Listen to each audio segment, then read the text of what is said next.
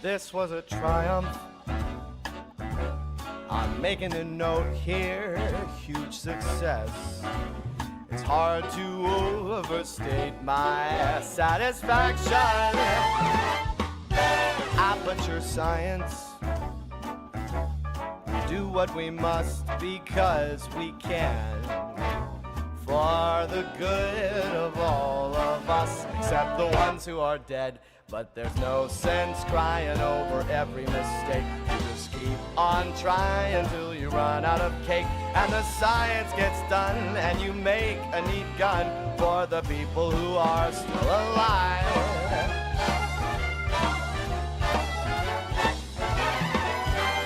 I'm not even angry. I'm being so sincere right now. Even though you broke my heart and killed me, tore me to pieces, and threw every piece into a fire. As they burned, it hurt because I was so happy for you. Now these points of data make a beautiful line, and we're out of beta, we're releasing on time. So I'm glad I got burned to think of all the things we've learned for the people who are still alive.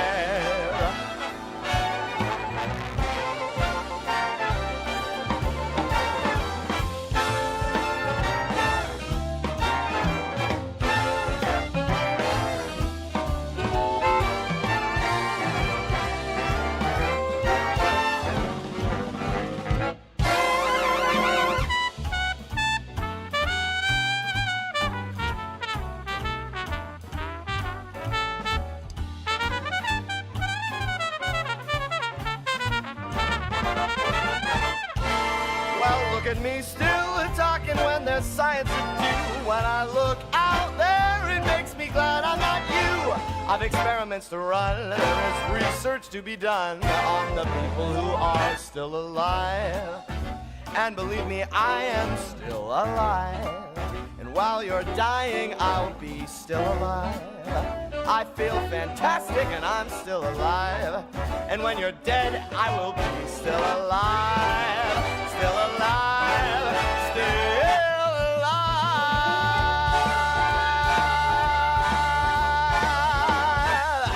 I'm still alive, baby.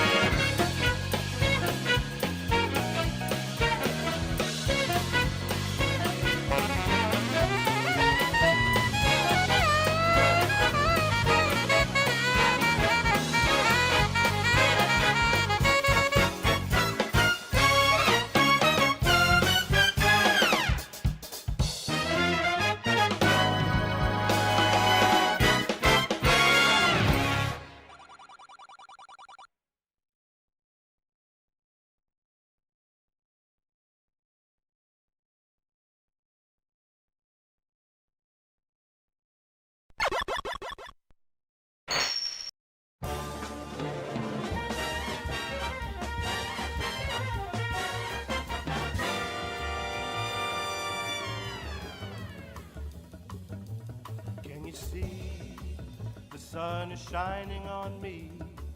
It makes me feel so free, so alive. It makes me want to survive. And the sky, it makes me feel so high. The bad times pass me by. 'Cause today is gonna be a brighter day. Can you feel the sunshine? Does it brighten up your day? Don't you feel that sometimes you just need to run away? Reach out for the sunshine and forget about the rain. Oh, just think about the good times and they will come back again.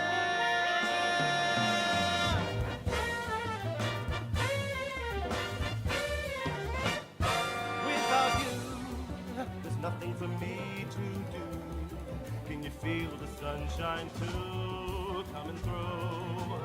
It makes me feel brand new. When you're here, I wish you were always here. 'Cause everything's so clear. And today is gonna be a brighter day. Can you feel the sunshine? Does it brighten up your day? Don't you feel that sometimes we just need to run away? Reach out for the sunshine and forget about the rain. Oh, just think about the good times and they will come back again.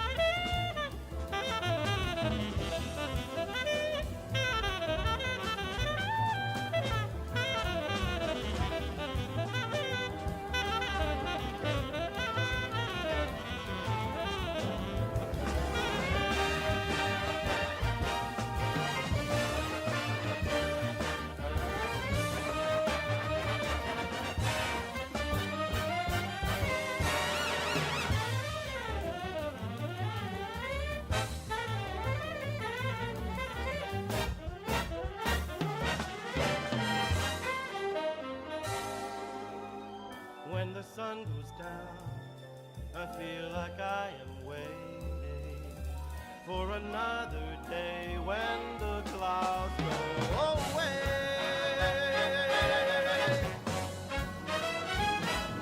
Whoa, can you feel the sunshine? Does it brighten up your day? Don't you feel that sometimes you just need to run away? Reach out for the sunshine and forget about the rain. Think about the good times and they will come back again. Oh, can you feel the sunshine? Does it brighten up the day? Don't you feel that sometimes you just need to run away? Reach out for the sunshine and forget about the rain. Think about the good times and they will come back again.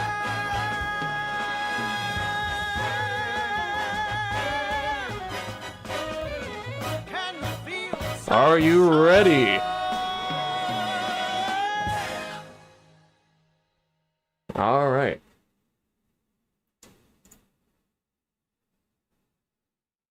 Here we are. We are live on the first day of the Arch Nemesis Cup. Let's go! This is gonna be great. All right, everyone.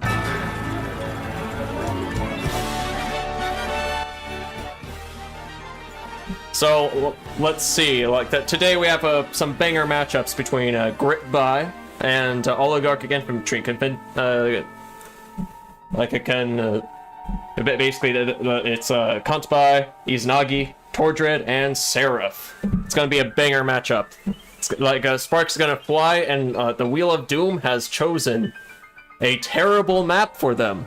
They're gonna be playing on a perma snow 2v2 map. That's the thing now.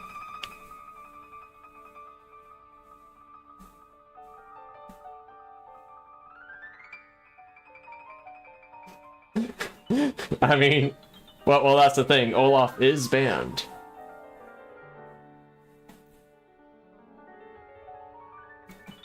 Alright. Oh, let's see. Can people, let's see, can people hear you? Let's find out. But yeah, oh yeah. Alright. Let me set application audio capture for Discord. There we go. Alright. Try saying something lovely. Something lovely. Hey, there we go. Alright. Wait, my girl has animations?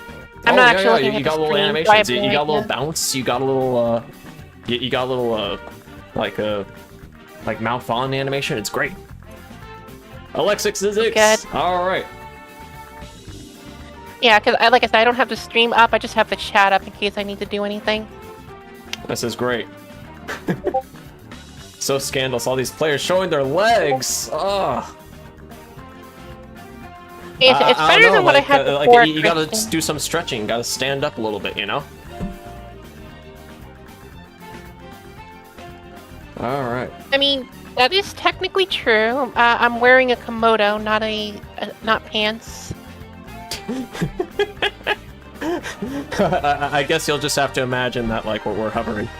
So, let's see. So it looks like everybody is ready. So for those of you who aren't familiar with the teams, like we got Izanagi and Kontbai, two very talented players on Team Gritby, and we got Seraph and Tordred on Oligarchic Infantry. Now, we got a little something special to introduce these players. Little intros, like some of you may have seen them before, but for those of you who haven't, they're going to be bangers. And yes, Grit is going to be allowed. Izanagi's going to maybe have a fun day, maybe not, depends on what he picks. Alright, so first, There must know there will be no Introducing fun days for anybody. Oligarchic Infantry. Let's go.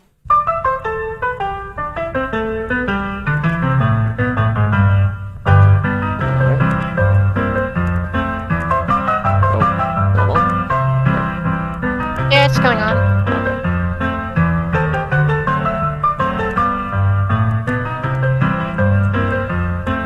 I wish I could have sound on so I can actually hear it.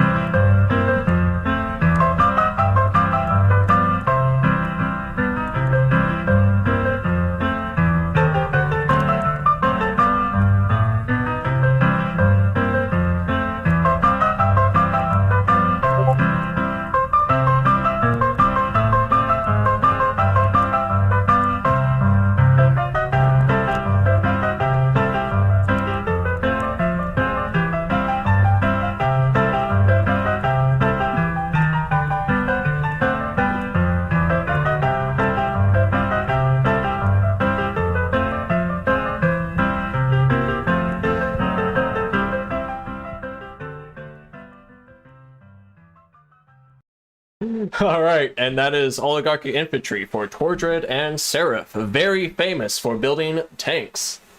And now, let's do a little introduction for Gritsby, for Halt and Izanagi. Very talented players. Let's see what they got in store for us.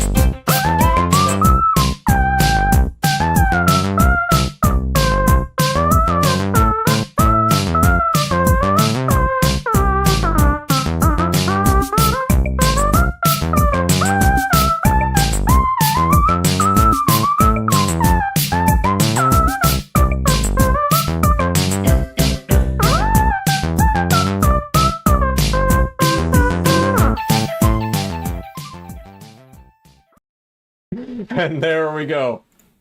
Like, we got some intros.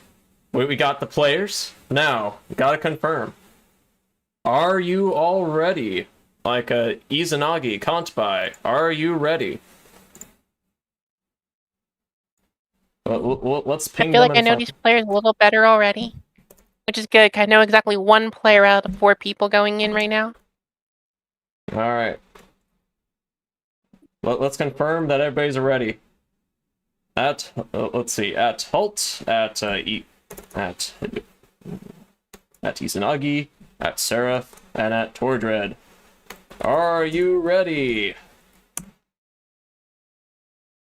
I'm ready, if that counts. I'm trying so hard not to just break into SpongeBob's "I'm ready" speech.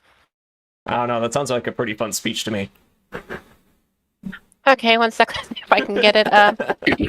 Well, alright, we have confirmation from Izanagi. We have confirmation from Tordred. 2 nuclear keys have been turned.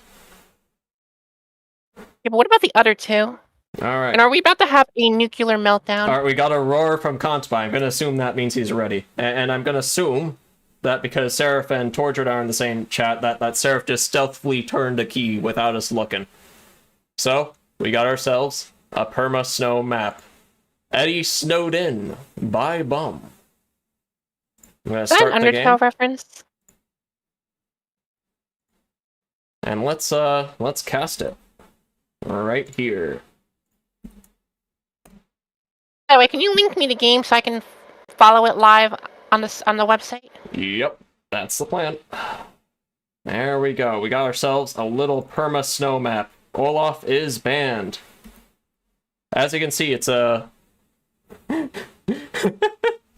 you were Interesting. right. All right. Izanagi did decide to play Grit. So I'm it not is sure a how I feel about T1 Grit plus T3 match, which is why we got a mixture of COs here. Looks like we got Grit and Sami versus Tordred and versus Von Bolt and Andy.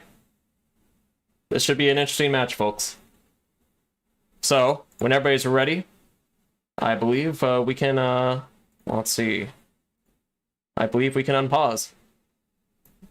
If you notice right there, there's a little special thing. Like, if you want to cheer for Tordred and Seraph, you spam the 100 emoji. If you want to cheer for Kantbai and Izanagi, spam the heart emoji. The YouTube live reacts, this should be a little fun time for everyone. They're spamming the heart emoji now.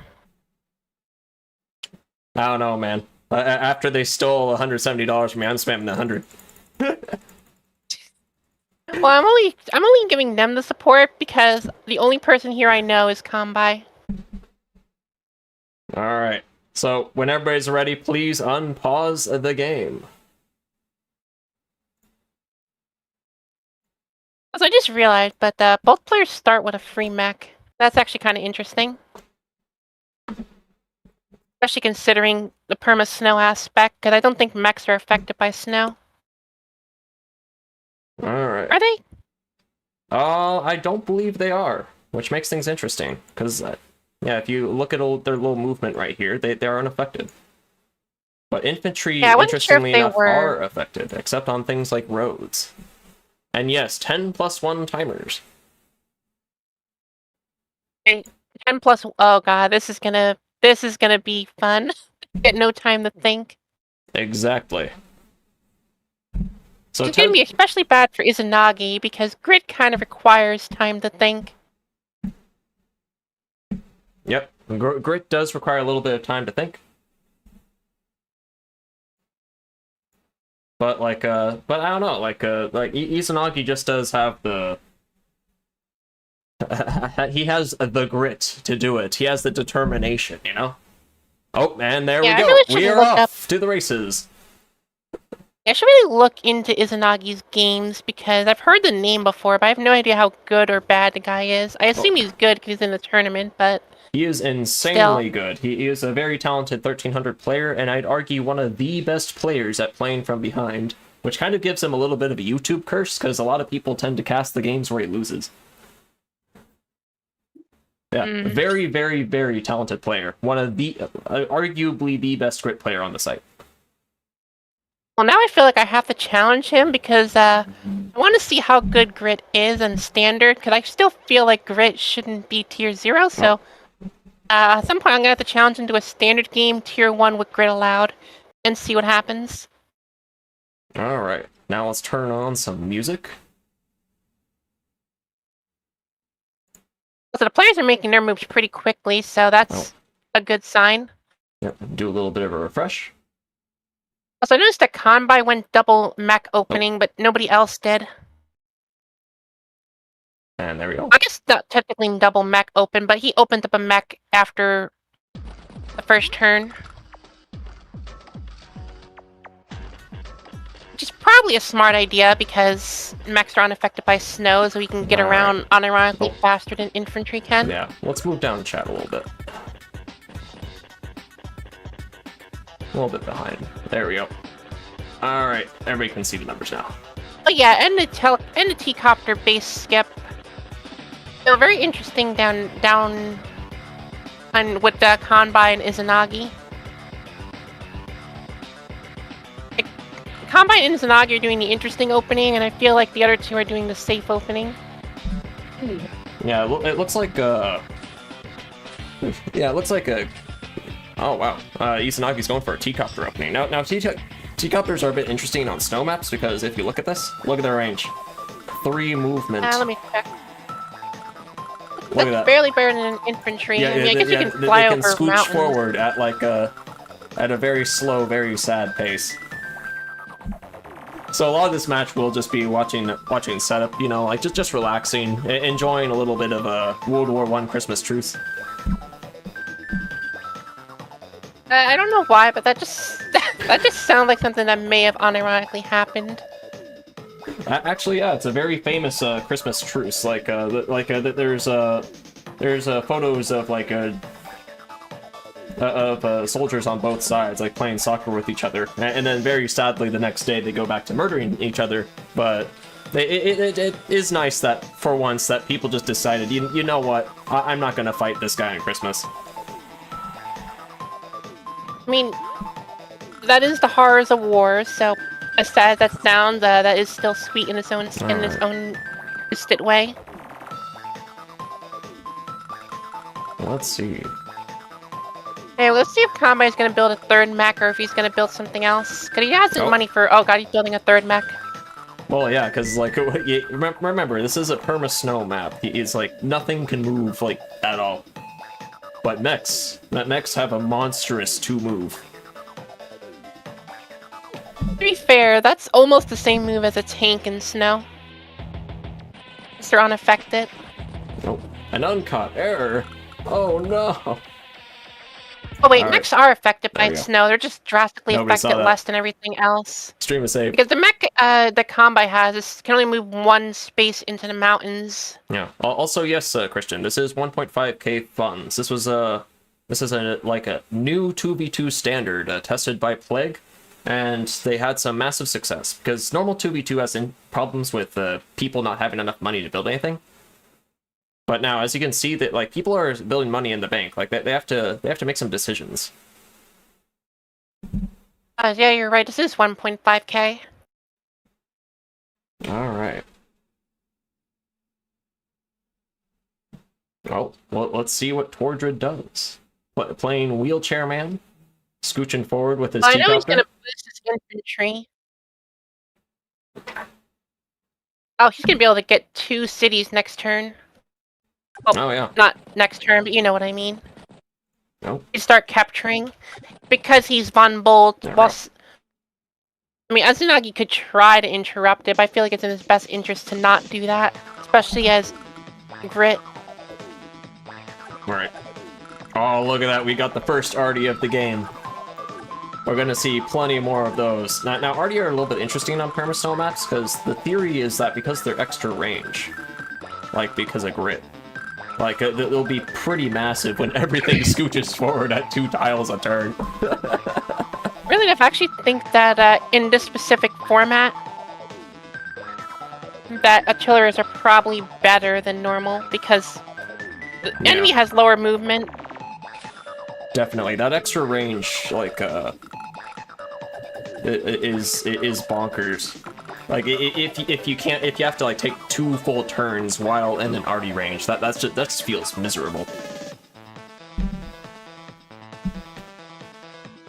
You guys heard my phone. I'm being asked a tech question, and I am not good with phones, so I'm just taking a wild guess and hoping I'm not making a bad situation slightly worse.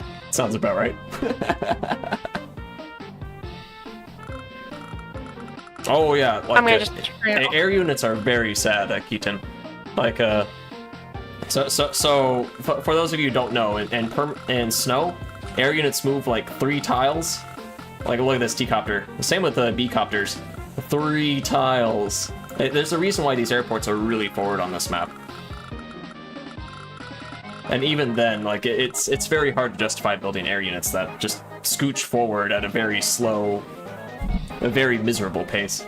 I feel like you still need a couple air units just because, you know, they're air units. They force anti-airs.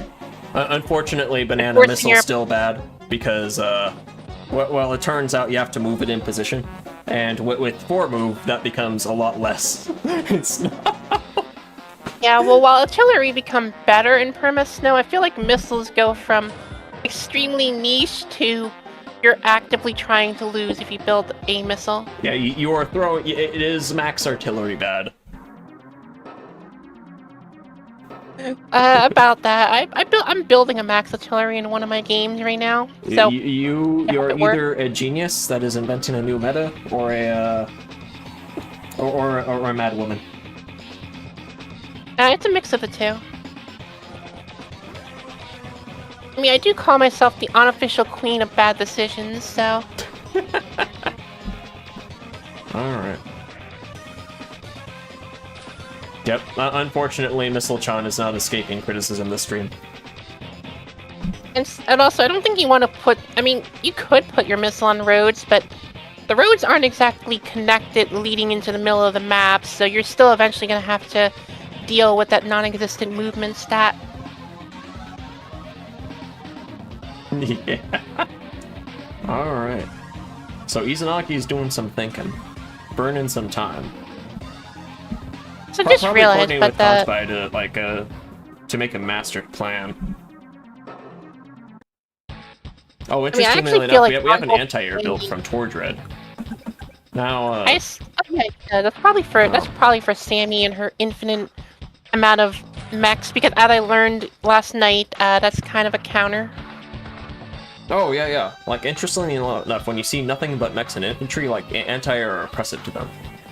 Like, there's a new map in the tournament coming up soon, like, Porto de Moreno, I believe it's called, the Humida's map, where it's like it has a very interesting mech versus AA dynamic, where, like, the way it works is that whoever gets the first strike wins the engagement. Just advanced wars in general. Yeah, but it is kind of strange to think about, because it is like similar to tank on tank, but like it's like you scooch around with a 2-tile unit versus an oppressive 6-tile unit.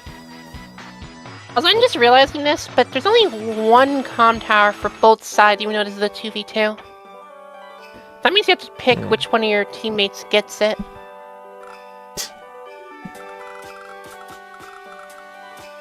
Alright.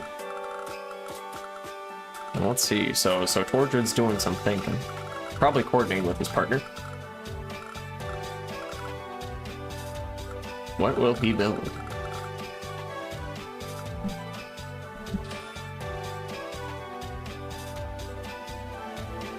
Oh yeah, that's right, Ghost Hunter Mike. Forests are not affected by snow, interestingly enough. So they have that one saving grace. Also, I just thought about how the COs combined together. I actually think that Von Bolt and Andy work together a little bit better than Sammy and Izanagi. I don't know. I mean, if their goal is to have an infantry mech wall in front of a with artillery backing it, like that sounds pretty oppressive. So it is interesting. Yeah, the reason why I say that though is mostly because Grit needs to like slowly move forward, whereas Sammy's more of like a control CO, at least from the way I play her. If you want to grab cities, move forward, get your tech up going, and just try to hit things with mechs. Right.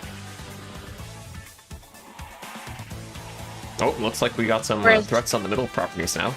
Will we see our first engagement after day 5?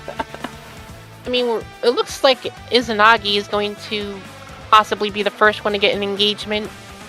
Oh, yeah. If Izanagi full sends this artillery, it's and does one of his famous positioning walls.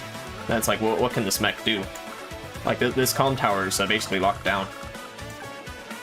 I got a question, because I've never seen this guy play before. What exactly is his famous positioning? Izanagi is very, very, very talented at arty positioning, which you kind of have to be as a grid player. Where you're like, if you face him, it feels like it feels like you're kind of always fighting into artillery. It feels awful to play against, but like it just goes to show that Izanagi's talent. Basically, he's the grit player I want to be. Exactly. Because Grit, my top 3 COs that I like playing are Grit, I'm bad with him.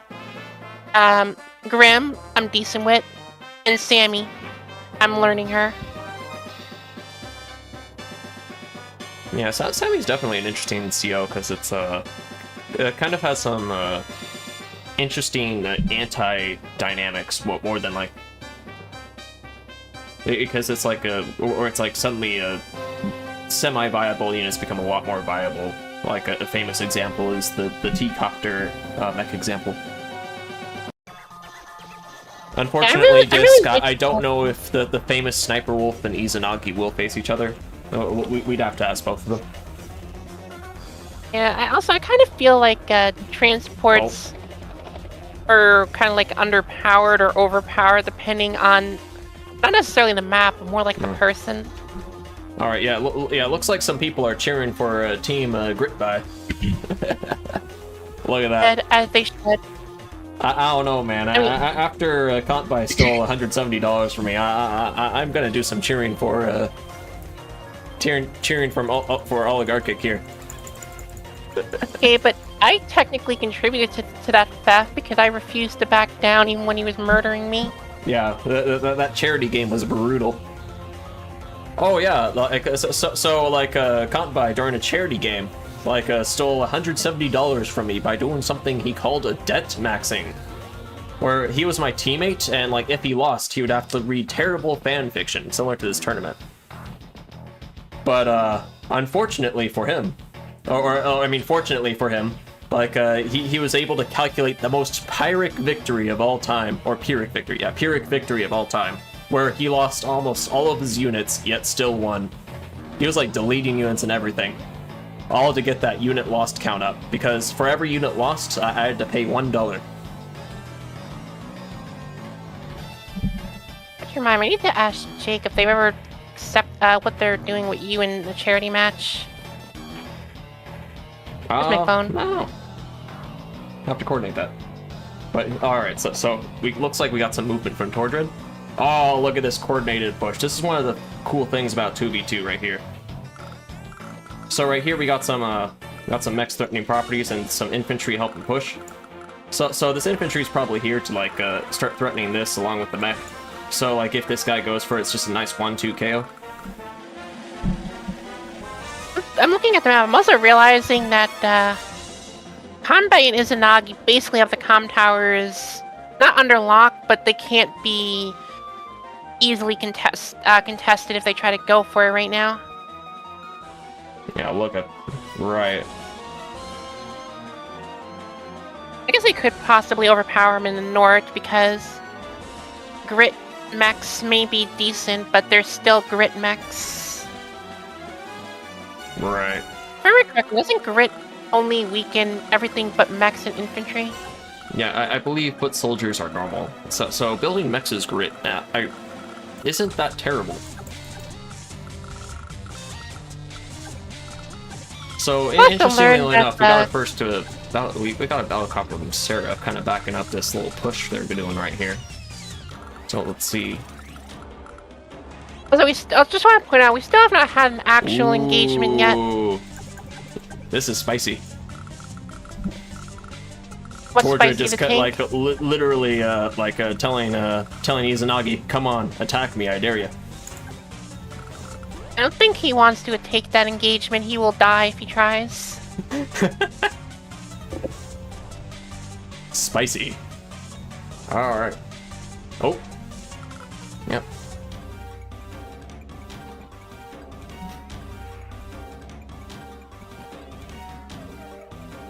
I assume Kanbai is going to try to take the cities in the middle. I think with the snow, they can't be interrupted. Yeah, actually with the snow, the only one I can interrupt would be Andy, and even if he hits the mech, Kanbai gets both those two cities. I wonder if he's going to do that or not.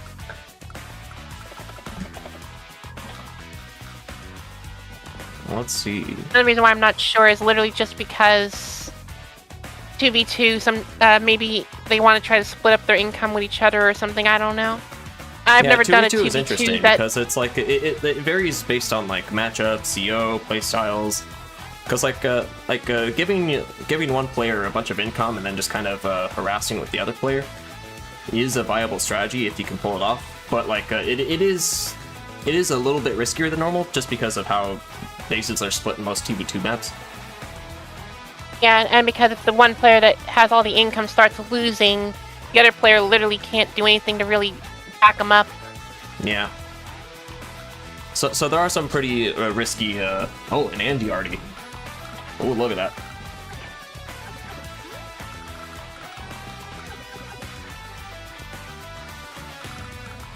Yeah, that's right hand. All of these glorious mechs. All of them.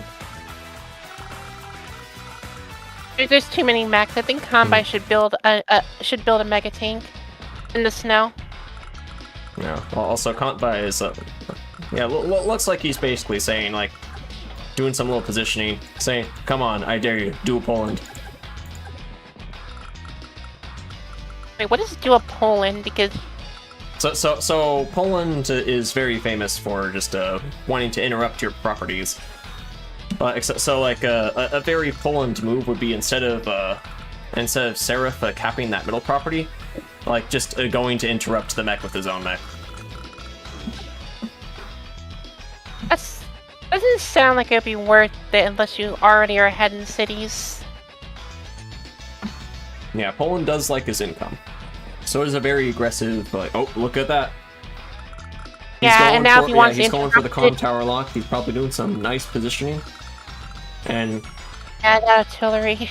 Also, I just want to point out that oh, Grid is look only at built that. a artillery. That artillery is beautiful because it's like it's locking down the a city and comm tower nicely. So like he can just kind of scoot forward. Look at that. Oh, it's like how do you even interrupt that without like just feeling the most sad ever? You don't. Yeah, this artillery is nuts. Yeah, very famous Izanagi positioning, where like anything you want to do is just covered. Yeah, but what if I want to get hit by the artillery? Well, then you'll be very happy facing Izanagi. I don't know why you'd ever want to be hit by artillery. I don't know, charge. You know what? Fair point. I had a game one time where Oh. where I literally just threw like I think it was like 4 or 5 tanks just into the void just so I can get my power. It was glorious.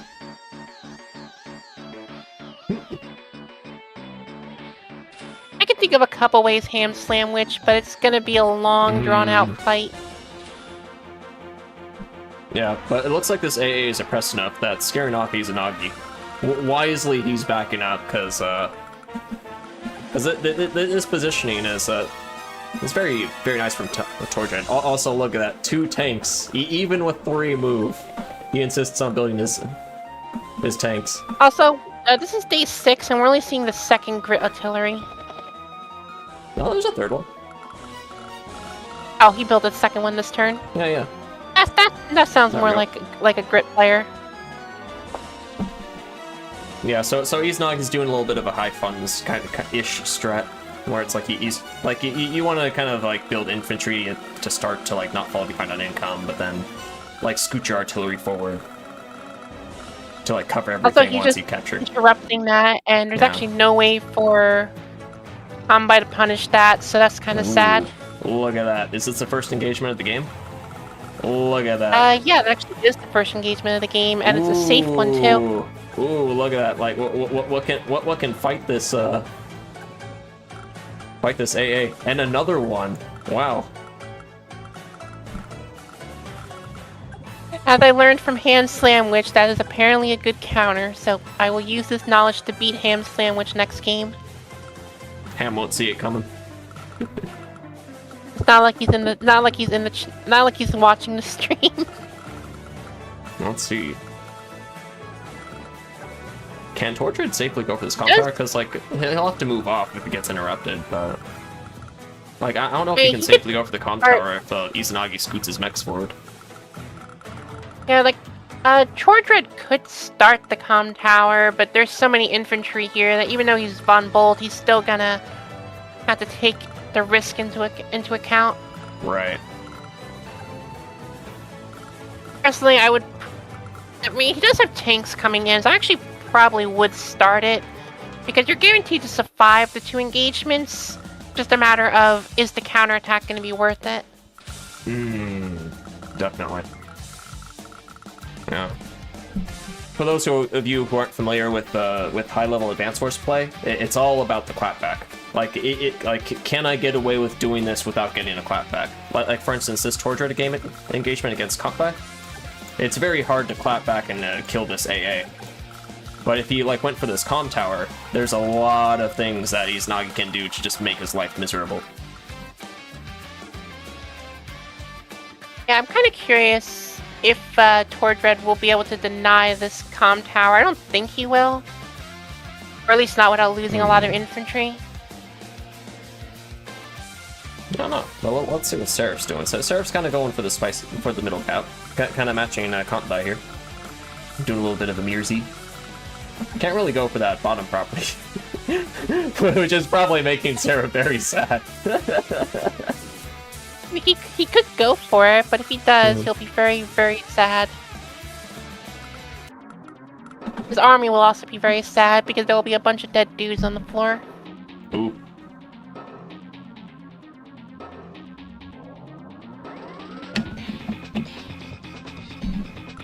Oh, the mech on infantry engagement is... yeah. I mean, he kind of... If he wanted to stop the comm tower, that was his only choice. I don't know if it's worth it, but it was a choice that he made. Yeah, I'm surprised that Seraph didn't go for the city with the mech right there. Because, like, a classic strategy is overloading the like artillery. So if you, yeah, like just I guess Seraph's just kind of like playing it safe a little bit. Oh, okay, yeah. He's moving in to like start harassing stuff. Yeah, the artillery may be pretty well protected, but it can be overwhelmed until it gets buddies. Yeah, I know right once now, Grit right has now like Iznagi built a very nice AA right here, like covering things. So it is a little bit hard to tack into, especially when all your movement units move 2 tiles a turn. Yeah, this game seems like it'd be pain. Also, I'm not sure how I feel about Combine moving forward, because now he's just giving Anti or more targets if they want to go for that. I mean, I don't think they're going to, but I could see a world where it happens. I don't know, but if you look closely, his mechs are doing the buddy system. So it's like if the AA attacks one of the mechs, like it's backed up by another mech, just to like making the engagement not worth it. Yeah, good point there. Yeah, so like a little thing with mechs, it's very interesting. It's like mechs covering mechs and like chaining down on certain maps is a little bit oppressive, and this is a very good example of it. where it's like a lot of mechs are using the buddy system, just because it's so like useful just to have them cover each other. I just feel like both sides. Yeah. Well, I feel like both sides actually should be doing mech spams because with mechs are able to move on almost everything, but I think they only lose movement on mountains. So why isn't everyone building mechs on this map? Like obviously don't spam them non-stop, but I feel like both sides should have more mechs than they do. Well, I mean, it's like if you want to fight in the roads, like building a tank or two isn't too bad. Like you notice like Tordred right here, like denying this comm tower very nicely. And like the copters, even if they're miserable, like they're still copters. Like they still triangle things, and they can still deal with the mechs nicely. So mechs are definitely one of the main forces, but it's not the only forces. Yeah, I guess you make a valid point there. I'm still surprised though that we don't see more mechs just because of the snow. Yeah. Most of the time, mech spam is just countered by fighting somewhere elsewhere. But when you can only move 2 tiles a turn, good luck fighting elsewhere.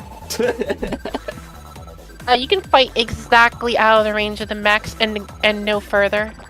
Oh, yeah.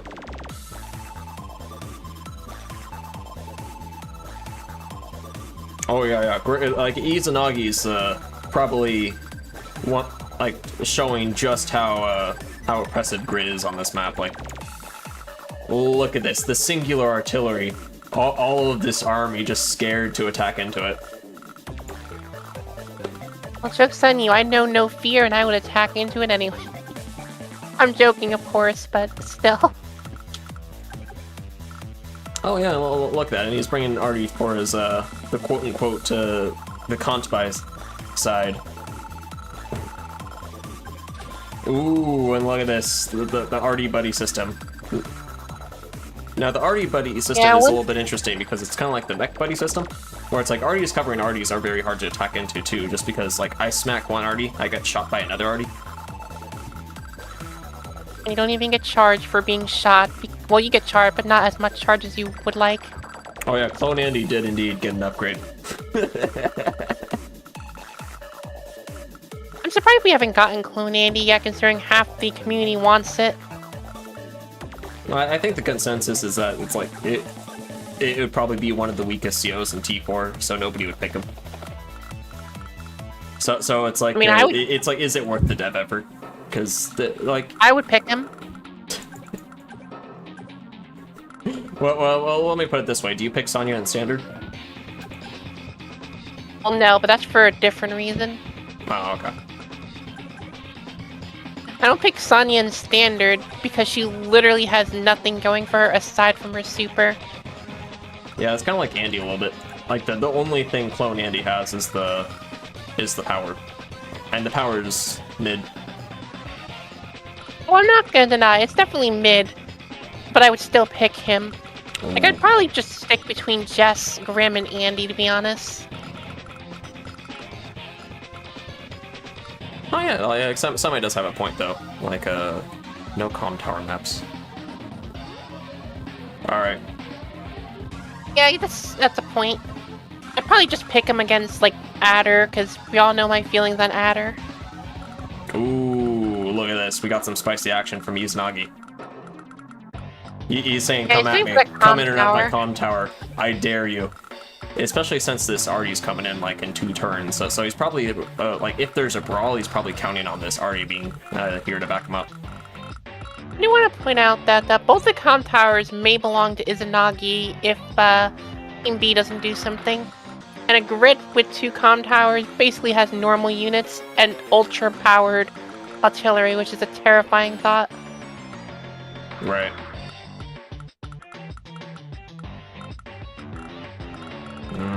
Let's see, what will Tordred do? Because like this is a little bit of a spicy situation. I feel like he has to interrupt one of the comm towers, because he can't interrupt both of them. Yeah, 2 comm tower grid is definitely a mood. Like the effort you put into making your units normal.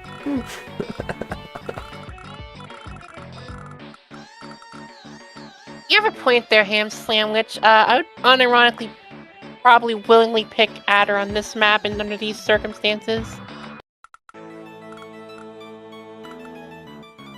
Yeah, I feel like Tordred has to interrupt one of these comm towers. And it's probably going to be the one in the north because he can't do more than 5 damage to that artillery to the infantry on the comm tower in the south. Yeah, he might be trying to do some positioning stuff, but then like looking very, very sad at all this snow movement. Yeah, if he decides that he he can't. If he wants to interrupt. Yeah, no matter what, he's getting the comm tower in the south. I just looked through all the movement, and nothing Seraphine has can hit the infantry catching the comm tower in the south, and only one of these infantry can hit it. No matter what, he's getting that comm tower, so you'd have to interrupt the one in the north. And if he does that, he'll get hit back pretty badly, potentially. But I guess the game plan is just going to be to basically have Izanagi just 1v2 the game, basically. With Kanbai just offering some emotional support and the occasional mech. Yeah, Kanbai is kind of relying on the Sami mech spam. And surprisingly, like, this mech chain, it's... How do you deal with this? It's well, like, normally, like, you just bring in a copter or two, but what copters? Well, I mean, one of the... Oh, wait, I just realized the Andy-copter can't even reach it because of the snow. Exactly. so it's like these mechs just, like, scoot forward, and like, copters are miserable, because, like, how do you deal with this?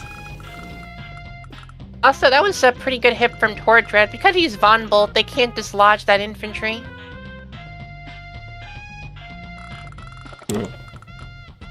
Yeah, Banana, I have no idea how Stealth would do on this map. Actually, yeah, they could dislodge it. If they use the... Let me check. If they use the battlecopter, would they be able to dislodge it and do stuff? Maybe. Like, a battlecopter just, like, kind of slowly harassing things would do things, which is probably why Kanbai built his own. But look at this spicy play from Tordred.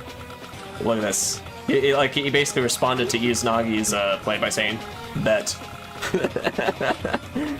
It's like, what are you gonna do? Smack my tank? It is a very tempting smack, I will not lie. Yeah. And I checked the damage values. Even if Kanbai hits with the battlecopter. A classy boy! Look at that. Wait, where? I wasn't paying attention. Oh god, in the north. Tordred tucked up. This is something for the history books. Why is he not normally tech up? Yeah. Tordred is kind of a little bit famous for, like, I see 5 tanks on the board. I build more tanks. I thought you said he was the one that supposedly made the tank meta thingamajig. Oh yeah. Like arguably, Tordred is very famous for like kind of slowly shifting the meta from like artillery and infantry to tanks. Very famous player, very, very talented. Because I guess like tanks and copters like are one of the best counters to infantry artillery spam. Can confirm.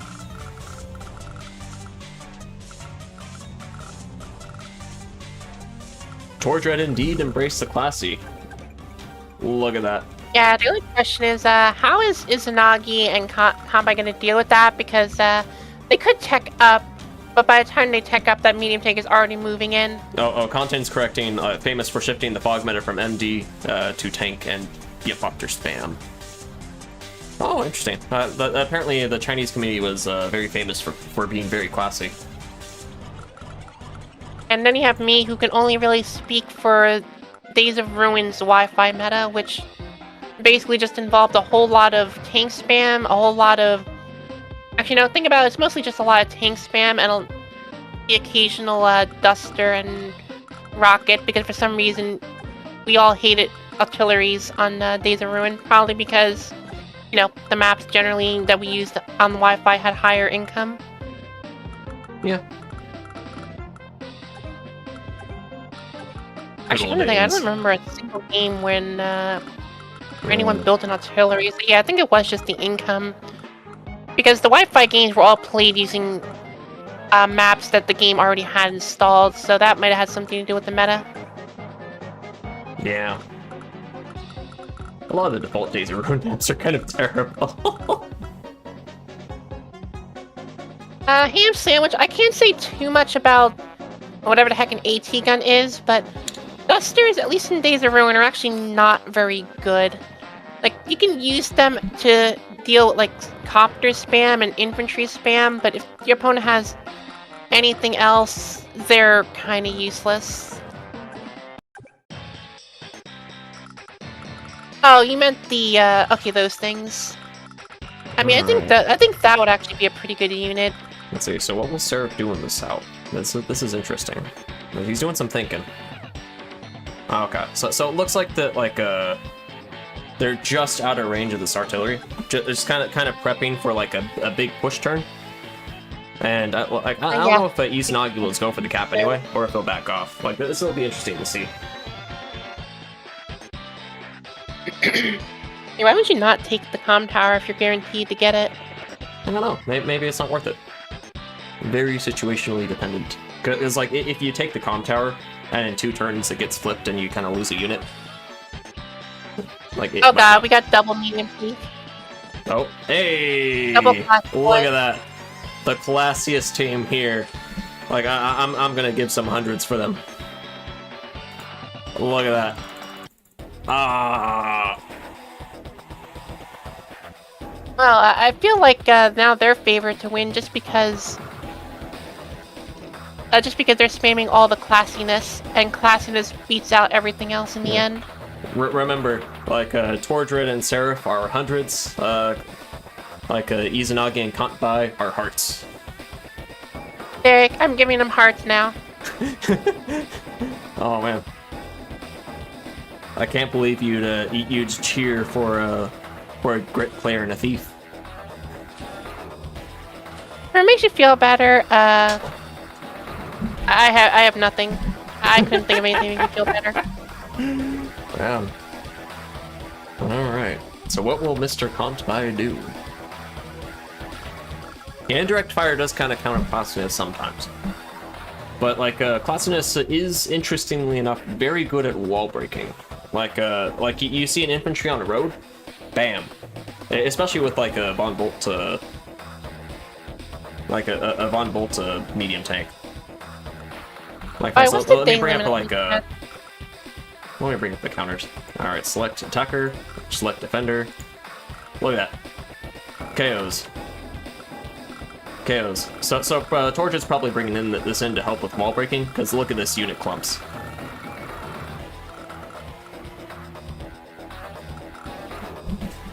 I feel like we need to see some tech ups from Kanbei or Izanagi, because if they don't, those medium tanks are going to just decimate them by the time they eventually crawl to the battlefield. We'll find out. And again, they could also not tech up right away because the medium tanks are going to have to crawl to the battlefield. Eventually. Which is probably why Kantbai is building copters. It's kind of like a prep for clapbacks when the medium tanks show up. Oh, look at that. Kantbai got scared by something. Got scared. So the way you beat Sammy mechs and infantry is your own buddy system. Because 2 infantry versus 1 infantry still kills the Sammy infantry. I'm using this knowledge as someone who wants to one day be a Sammy player. Yeah, you gotta fear the buddy system and use your own buddy system against her. Like, if you know the Sami matchup, you become a better Sami player. Which is good, because Sami is currently the only CO I consistently lose to. Yeah, very classy game indeed, Semi. Semi is crying tears of joy right now. I'm not even joking, by the way. Yeah, Semi's probably spamming hundreds in the chat, like tears of joy for Team Oligarchic Infantry. He is currently not spamming anything. I just checked. Hello, Tao. Never mind, he's spamming them now. But yeah, for the record, if you're curious how bad I am against Sammy, I've fought in about 12 Collins, and I've beaten 7 of them. Yeah, and that gives me a higher win rate against Collins than I am against Sammy. You have more wins against Colin. That's impressive. But yes, Steeler. Sami wants to learn every CO in the game. All of them. I do, in fact, want to learn... Well, not all of them. I don't care about some of the COs. Alexis the I don't care about Drake, for example. Ooh, look at this. Like, Izanagi saying bet to, like, this clump of infantry in the tank. Look at that. So I just noticed this, but the top is basically just a Tordred versus a 2v1, and the bottom is Izanagi 2v1ing. Yeah, Izanagi's really coming in clutch in this game, just like his famous arty positioning coming in handy, just like keeping this horde of this horde of trash like behind the wall.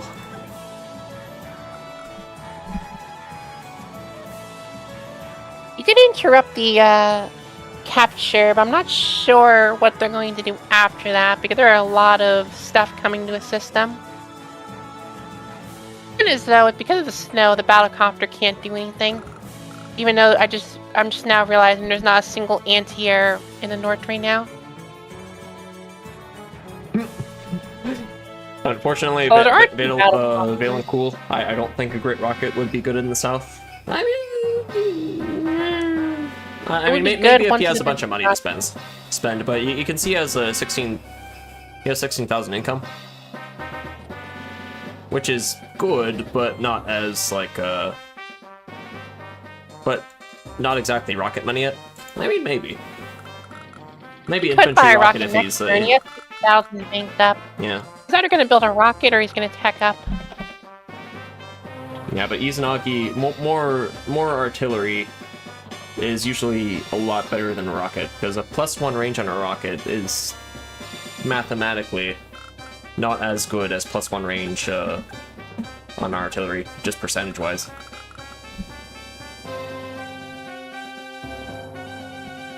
Okay, so what is Tordred doing? I'm curious too. I want to know is if Tordred will get the comm tower in the north, because that's what I want to see. I don't want to see the terror that is a grit with 2 comm towers. I mean, Wheelchair Man. Oh, look at that. He went for the kill instead. I guess Wheelchair Man doesn't exactly need the boost. He doesn't, but it's always nice to have it. Get those guaranteed 2-hit kills.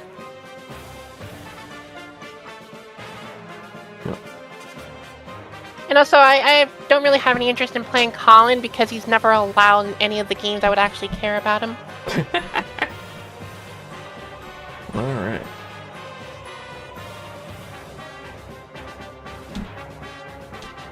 Yeah, Tordred doing some thinking, definitely burning some time at the 5-minute mark. So this they're all burning time. The only person that has time is Kanbei. I don't know, Ham. It looks like the engagements are very sparse, very nitpicky. So it's I mean, Sami definitely has an income lead that she wants. So Sami's probably just doesn't there? What couldn't Kanbei just murder that anti-air now? Oh, maybe actually. Question is, to be honest, he might actually go for it. Yeah. I don't see any downside to it. Like, you injure one of your mechs, but you kill an anti-air. Yeah, that's like trading 4K for an anti-air. That's pretty good. I mean, Seraphine is going to get a turn, but just looking at the field, Andy can't really move any units to go and protect the anti-airs. I think he just threw away an anti-air for not a whole lot of gain. I don't know. I mean, he is Von Bolt, so, like, did he do, well, let's do some damage calculator math. Oh yeah, I should probably do that. Maybe an anti-air can survive 2 mech strikes if you're Von Bolt. Alright. He cannot, I just checked. Yeah, okay. It's a guaranteed so kill I from... think, yeah, unfortunately I think Sammy does pretty well against this, unfortunately. So we'll see what happens to this poor anti-air. Yeah, I think he's gonna kill it and just move forward to prepare for the medium tank. Yeah, if there was ever a game that I feel semi-comfortable with, it'd be Purpose. Oh. I don't know. I don't know, Semi. It's like it depends on the premise no map. If there's a lot of roads, sure, but like if you're scooching like one tile a turn, it still feels miserable. I don't think a victory march is going to win the game via HQ capping. Not on this map, anyway. Yeah. It would be funny though, because both the HQs are literally right next to each other. So. Yeah, the HQs are could... deliberately spicy for a reason, just because like. Oh god, the medium tank is going up north. Oh. It's gonna be double classy, boys. Double medium. Alright, but if you look at this, like, okay, so Seraph has a little bit more time, but, like, Tordred's definitely burning some time. So, like, if you notice some questionable plays, just to remember that, like, Seraph is, playing an RTS right now. Although, like, there are definitely, like, the proper way to play 2v2 is you think on your opponent's turns. So it is a little bit interesting. Like they're just kind of hoping that Kontbai and Izanagi don't have any surprises that they didn't account for. Basically me, because I would be the one to think of a random surprise thinking it's a good idea, but in truth it's a horrible idea. Yeah, surprises are very good against people on the increment. I don't think they're quite, well, okay, I don't think they're quite on increment, because 5 minutes is actually a pretty good amount of time. Yeah. Yeah, but it is a 1 minute increment, so it is a little bit brutal. Oh right, it's 1 minute, not 2 minutes. Yeah, which is why they start with 10 minutes. So it's like you gotta keep the pace up.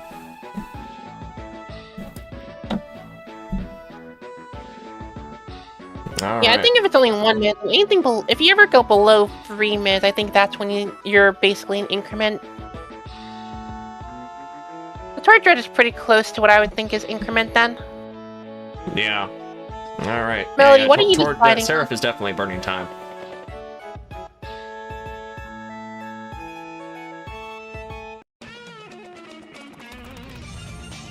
Oh, yeah. Well, yeah, Fluhfie. Like, increment is brutal. Like, in 2v2. And the reason why is... Yeah, oh yeah, go on. Sorry. Sorry, you can go for it. I wasn't saying anything important. I was just thinking. The reason why, like, the increment isn't 2 minutes is because of, like, the total time. Like, mathematically, like, even with 25 turns, like, 25 times 4, like, it is still, like, 140 minutes. So 2 hours. Yeah, so this is, like, definitely, like, a 2-hour game max. So it's like, if it was 2 minute increments, that'd be like, oof.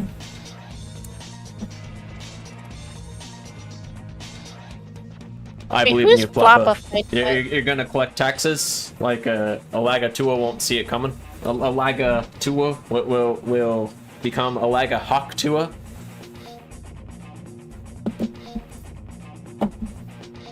I believe.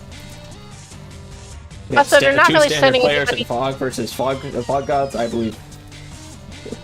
Yeah, also, I just want to point out that Seraphim did not move anything to protect that anti-air, so if Kontbai wants to, he can blow it up without any additional threat from Seraphim. Yeah, look at that. He just went for it. Oof. That letters are going to be have to sent to that poor anti-air's family, explaining that, like, we sent you to guard the city, but it wasn't enough. Yeah, the good news, though, is that Seraphim literally does not have any units that could attack those mechs, so it's basically free, aside from the 5 damage on the mech. That is indeed a noof. But I'm not faulting Tordred here, because, like, he probably realized he was burning time. It's like, oh, okay, I gotta do something. and like, usually parking units on cities is pretty good for Von Volt, so I don't blame his instincts.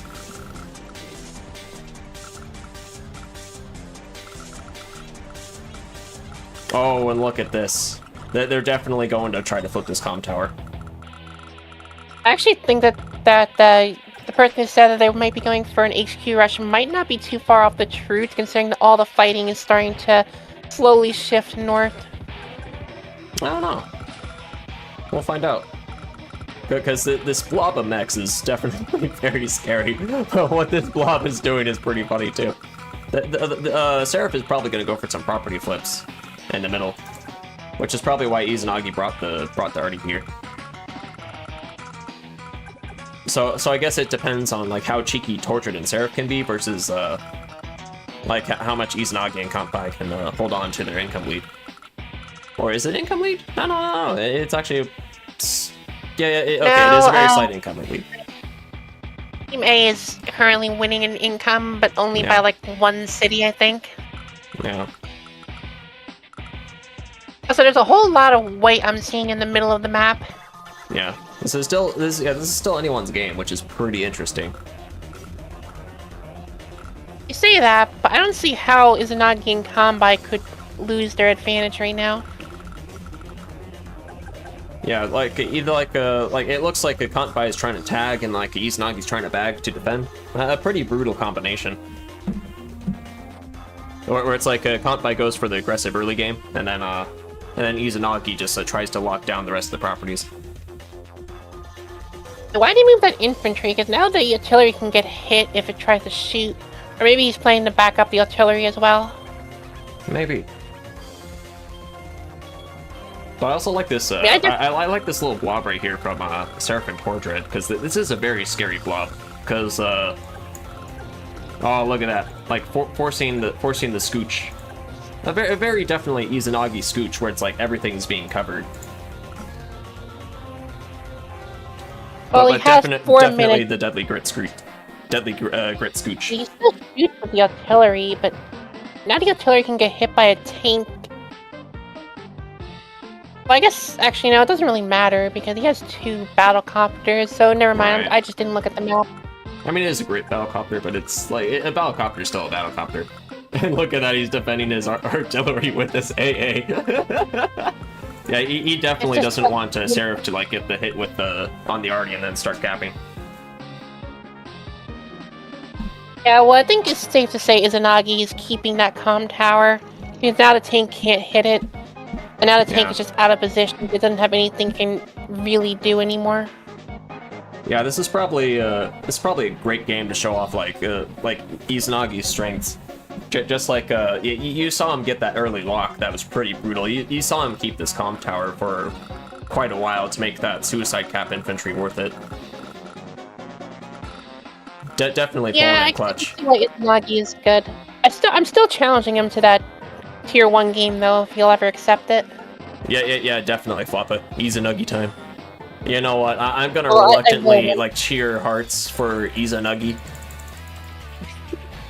But like, this is not me cheering for Kanpai. Kanpai can continue losing. The optimal situation here would be Kanpai resigns early and Izanagi pulls in clutch. Yeah. Poor Kanpai. He was just trying to help the was less fortunate than himself, and now he's forever cursed. Definitely forever cursed. One of the best players at playing from behind means that everybody casts the games where he loses because he always plays bangers. All right, so how will Tortured counter this blob? Yeah, so Torf and Seraph. Okay, so it looks like they're kind of like playing a little bit defensively. Trying to get some positions he knew. It's definitely trying to get this classy boy in. Oh, look at that. He went for the play. Like, how do you counter this? You can't even trap it. You can't, went for the nice, I mean, there is a battlecopter in range, so he can hit it pretty bad. Yeah, well, although there isn't really an infantry to cap this comm tower, so right now they're just trying to deny install it for maybe Seraph to take it. Or, actually, they might be trying to use a Seacopter to get stuff in position. Yeah, also, actually looking at the map again, there's not really a reason for him to hit the battlecopter, because even if he does, he can't kill it, and the battlecopter would just back off and the anti would get a free copter, so I think there's not really a reason to engage with the battlecopter right now. Right. Yeah, because it's like, you attack that battlecopter, you get clapped back with the AA. So these battlecopters are very, very sad. Also, Tortured is actually the furthest one behind in the game, because he's the lowest in unit count right now, and yeah, He's definitely I was playing about a to say very, the very lowest- aggressive on Bolt. Yeah, I'm curious what they're planning to do, because Andy has all these units that can't really do anything in the back right now. Ooh, and look So at if that. he tries to go south, He's definitely playing on he's increment. backing up. Oh yeah, he is playing an increment. Yeah, he's Or- backing up from the comm tower. Yeah, I'm actually curious what Andy's gonna do, because if he tries to move south, he can't do anything. Look at that. He's probably If he just moves sees right- all this infantry, and he goes, nope.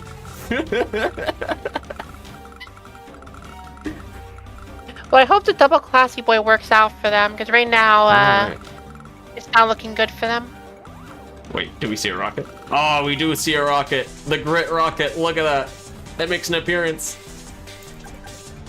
A great rocket covers basically half the map. Let's see. So if he scooches this forward, he covers this square, this square, this square, this square, this square. Oh, okay. So there's definitely... Like, he's probably gonna scooch it around. Because, like, scooching it forward onto the forest, like, it doesn't really cover a lot. I assume you'll probably want to send it south and then upward, because that gets him there quicker than going behind, I think. Let me check. 1, 2, 3. Yeah. I don't know. Yeah, I'm gonna cheer some hundreds for the rocket. Actually, no. He probably will send him Remember, right. folks, if you want to cheer for a team, like all you gotta do is just spam their emoji. You use the little live react feature, you'll see emojis coming up. Hearts for Grit. Oh, sorry. Hearts for Grit Bay and hundreds for Oligarchic. So I actually should be spamming hearts. There we go. We love that rocket. And I think Andy is looking very sad right now, because his units are not in range to do anything. Yeah. I think Tordred may be just slightly Yeah. too far forward, or like I'm not sure if I don't know anything about Seraphim, but it does feel like he's doing the least amount of things in this game. Hey, Blue says he's only gonna cheer if he sees a missile. Missile that outranges copter. Well, missile that can't even get in position. Get into position, but by the time it gets into position, I think the game will literally be over. Oh, okay. Wow. The death scooch from Seraph and Tordred are like kind of like scaring comp by a little bit. What's to be scared of? There's literally nothing Seraphim has that can even attack any of his units aside from infantry. I think he's just worried about like the constant 2-hit chaos, like 1, 2, 3, 4, 5, 6, that kind of thing. Because it is Tordred too. A coordinated push could definitely get rid of a lot of those mechs and kind of like make everything in the middle useless.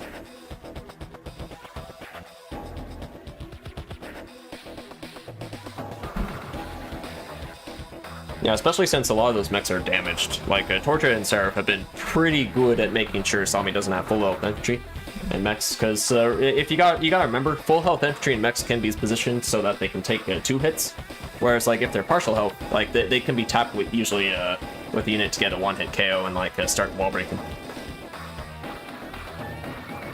Well, Kambi his it looks like it's going to be a massive brawl in the center of the map by the looks of it. Also, he actually Look does at go that. for the battle comfort that I said earlier. I didn't think he would, because now he just throws away the unit to an anti-air. All right. Well, it looks like we got people cheering for Grit by a little bit. People trying to, people cheering for the villains, like Kant by the villain and the hero Izanagi.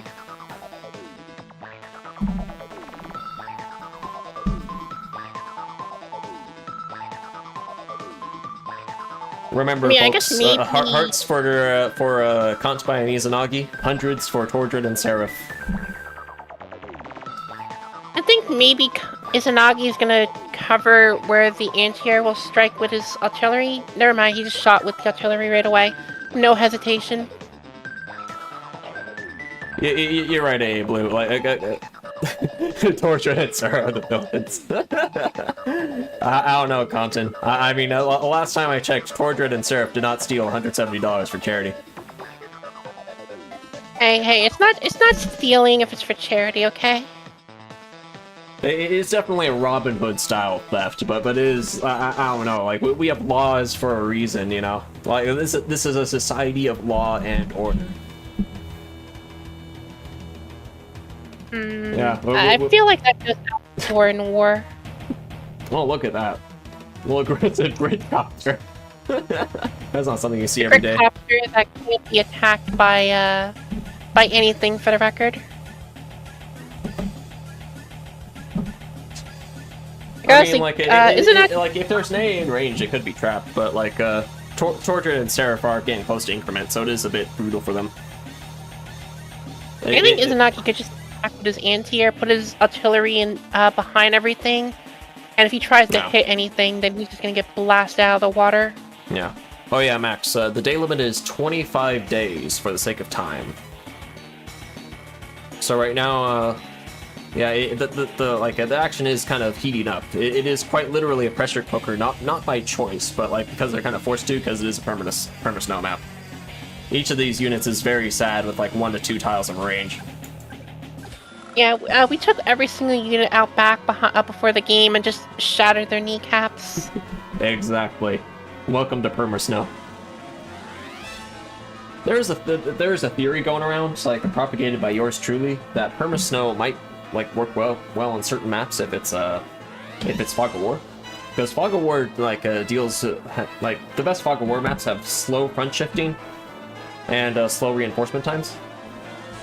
So like if you have strategic roads and silos and cities and stuff, and like and one tile movement places in places where you want them to be fast, and then snow where you want them to be slow, you don't have to have forests as the only slowing agent. Hey, I'll test that Fury. Send me a game leader. Well, the problem is that we still have to make the perfect map, and making a perma snow map is still miserable. Oh yeah, Cole would be strong, but you know what? Cole deserves it. I'm related to Abe, well, you know who to blame. Red is finally doing the brawl in the doing the brawl into Izanagi's army. Yeah. The trick about perma snow is that you have to find a way to make it not miserable, which is very, very, very difficult. Well, I guess we're gonna see if Tordred and Seraphim are capable of breaking Izanagi's defenses in the north. Indeed. Oh, Izanagi and a bunch of combat mechs. Right.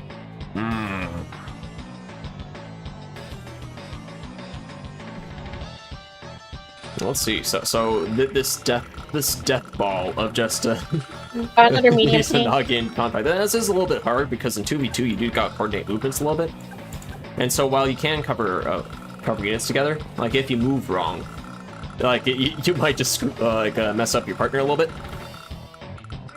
Ooh, yeah, A blue. Yeah, look at that. Look at that artillery. That anti-air, the copter. Oof. Oof, it's not looking good for poor Tordred. At least the medium boy, the classy boy. Oh, the classy boy isn't safe. Oh no! It is safe. Oh wait, it's not safe because the artillery in the back. Oh no! All right. Oh no, indeed, because I'm pretty sure that means that medium tank is going to die. All right, I'm gonna spam hundreds and consolidation in in sympathy for that medium tank.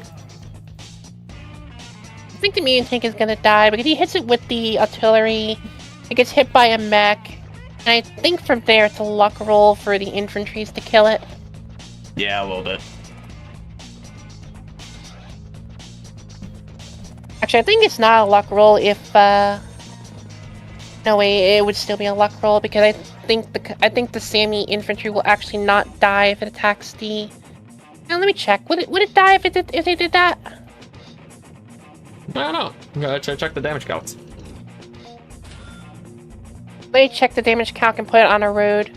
Actually, no, it would not be. If Kanbei does what they might do, then it goes from being a luck roll to being a guaranteed thing. Yeah, there is a world where this medium tank just gets murdered. Rest in peace, little medium tank.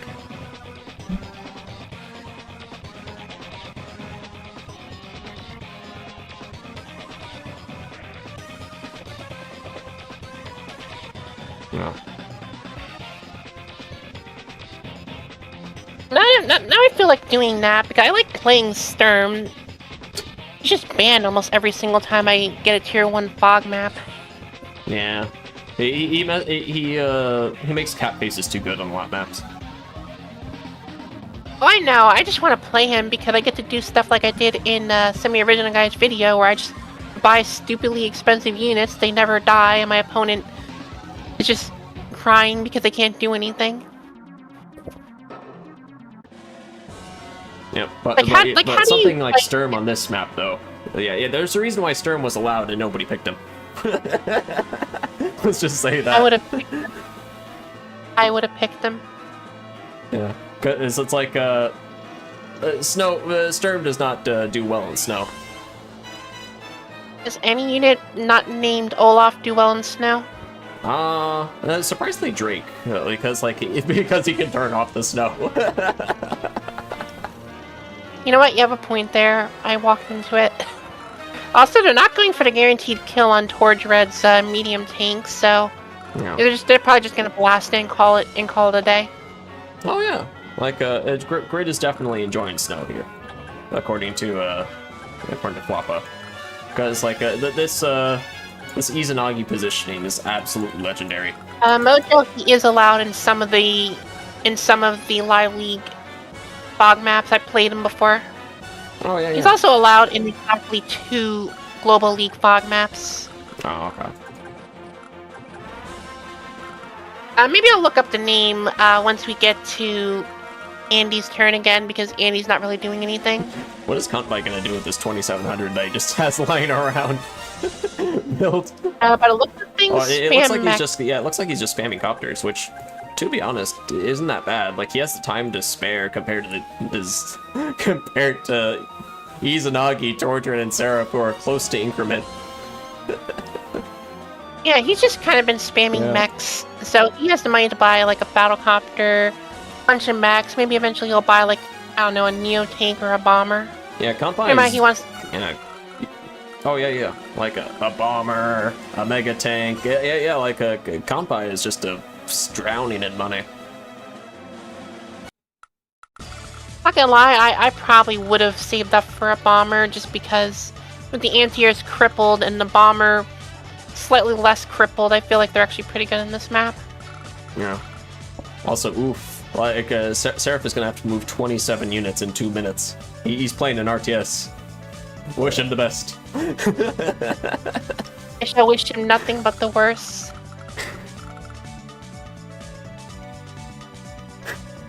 A 2-move black bomb or something. Oh man. One day I will play a map where black bombs are allowed and actually see how overpowered they actually are. Let's see. All right. So Izanagi's pretty close to increment, but but he has a lot of artillery already in position. So. Okay, Izanagi is moving his units at lightning speed. Oh, he's already planned out his. Yeah, so you usually want to pre-plan a lot of your moves in 2v2, just because it's you have so little time to work with. So you want to think on your opponent's turns and then just kind of pre-plan their moves. Yeah, and fun fact, Semi-Original Guy, because I came from Days of Ruin, I actually don't know anything about the Black Bomb other than you guys have it banned automatically. It kind of does an AoE blast, like, just no matter what the health is. So it just deals like 5, I think it's like 5 damage to all the units around it in like a 3-tile radius, and it moves like a fighter. And it can like move and blast in the same turn, so it's really hard to counter. It kind of warps metas around it, so people don't like it. Basically, it's only good when you're trying to wall break, because you just automatically put everything in range to just get killed by anything else. It's just good when there's a lot of units. Because, like, even if there's not a wall, it's just like a clump of units. It's like, oh, okay. Like, 25k, it's like, you can't ever clump units together, ever again.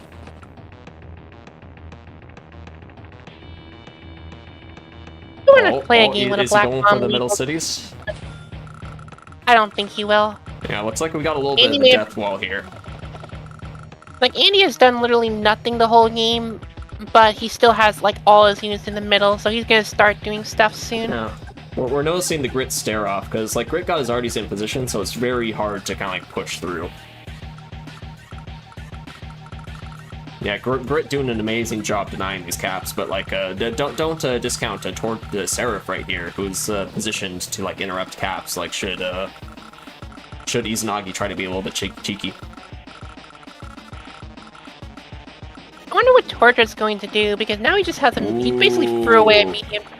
Ooh, yeah, like Tordred's saying no comm tower, none. Well, he's still fighting, but he's putting units in range of Izanagi's artillery, so this is not good for him. Right. I can see what you mean. It feels like every single time anyone does anything, there's an artillery to attack them from anywhere. Yeah, that is the famous Izanagi positioning. It's like anything you want to do, there's an artillery covering them. Very, very talented Grit player.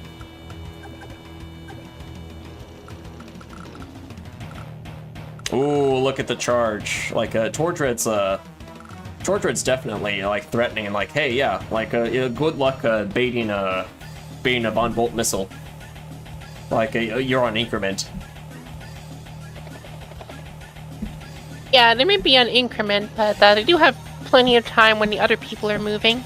Yeah, but Von Bolt, surprisingly, I'd argue, is one of the better COs on increment, just because, like, he's very easy to yeet with. You throw him on, you throw the units you care about in high defense terrain, yeah, and you just attack, like just a very, very like non-thinking power in live, where it's like I press it, I keep attacking. Whereas like somebody else on increment actually has to like think around, like maybe the missile, or just like, oh okay, I'll just like just take it and pray. Yeah, classy boys That's are what I best used boys. I'm very happy to see 3 classy boys right here. Well, I'd be more happy if we could see the classy medium tank. We already have like 3 classy boys, like 3 classy medium tanks. This is a great I game. meant classy mega tank. I'm gonna cheer some more hundreds for these classy for this classiness. As soon as you said classy, the cat I'm watching after has decided to wake up from her mid-afternoon nap. Oh yeah, looks like the audience is loving this classiness with the hundreds in the live reacts.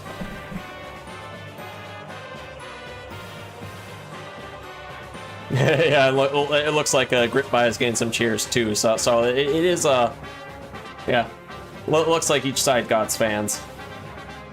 Indy's been playing passive the whole game, but it looks like he's going to put all his passively earned units into the middle, and now he's going to be a problem because I don't think they have the units to deal with this. Actually, they kind of do, because Izanagi's artilleries are unironically in range to murder stuff. Look at that. Yeah, because Izanagi's going to get his power, he can just blast everything. Yeah, this is not going to look good. Andy's going to lose, like, at least 4 units looking at the map. Maybe more. Yeah, this Grit theme that's randomly playing is definitely, like, setting the mood. Like, this artillery positioning, brutal. Very, very difficult to attack into. It was not random, was it? It actually was. Yeah, it's like the little improved tunes plugin, like a. By the way, I just noticed, but Izanagi built the second rocket. I just only now noticed it. 2 rockets. What a legend. I guess it does make sense, because like we already have a little bit of advance walls here, but that does tend to happen with Grit, just because like how do you attack into a Grit artillery without just feeling sad? Oh, look at this, we got a cheeky city cap. Will he get the city flip? So we got the arty saying no. But it's he like decided yeah. He is definitely trying to start to overload that arty a bit, like I think what Izanagi might do is just pop his power, blow up the artillery or the anti-air with his artillery, and then use the other stuff to deal with the infantry. Alright. Now this is interesting. What will Kanbai do with the 27,000? Because like, he's been sitting on money all this game. Like, just absurd, like Scrooge McDuck's level of money. Just This is definitely a very, very nice Sammy position. It'd be nicer if those mechs weren't all crippled. Well, you gotta remember, it's like people are starting to get their powers because the brawling is happening. And that victory march is coming up. A 1 HP infantry and mech is the exact same as a full HP infantry and mech for a victory march. That is true, but I'm not really sure Yeah. they're going to use victory march. There's no units right now that in range. Yeah, that plus move will like barely scoop to a single city. I mean, Yeah, it basically Kanpai goes is indeed the real oligarch right now. plus All one. right. I hate to do this just because of how spiteful I am towards Kanpai, but I'm gonna give him some hearts. Alright. I'm gonna cheer for him a little bit. But yeah, you're right. Three players are under 1 minute. Kanpai doing like legendary time management. Whereas like everybody's playing on increment. So like if you notice some really awkward plays, like you'll know why. Everybody's playing on an RTS. This is very, very stressful for all these players. The poor Andy, he wants to do stuff. All his units are just too far back. The poor Andy, he has 30 units to move on 1 minute increment. Oh no. I mean, you said Seraphim was a really good player, so I assume he can do it. I don't know. Like I've never seen it. Like I've never seen him play live. He is a very, very talented player. I will give him that. Oh yeah. Okay, so dude naturally plays on increment. All right, I believe in Seraph. I believe that he knows that his StarCraft muscle memory will come in, and he will make amazing plays that'll wow us all. Let's do it. I feel like he's about to get blown out by Izanagi's power, but we'll see. I hope I'm wrong. All right.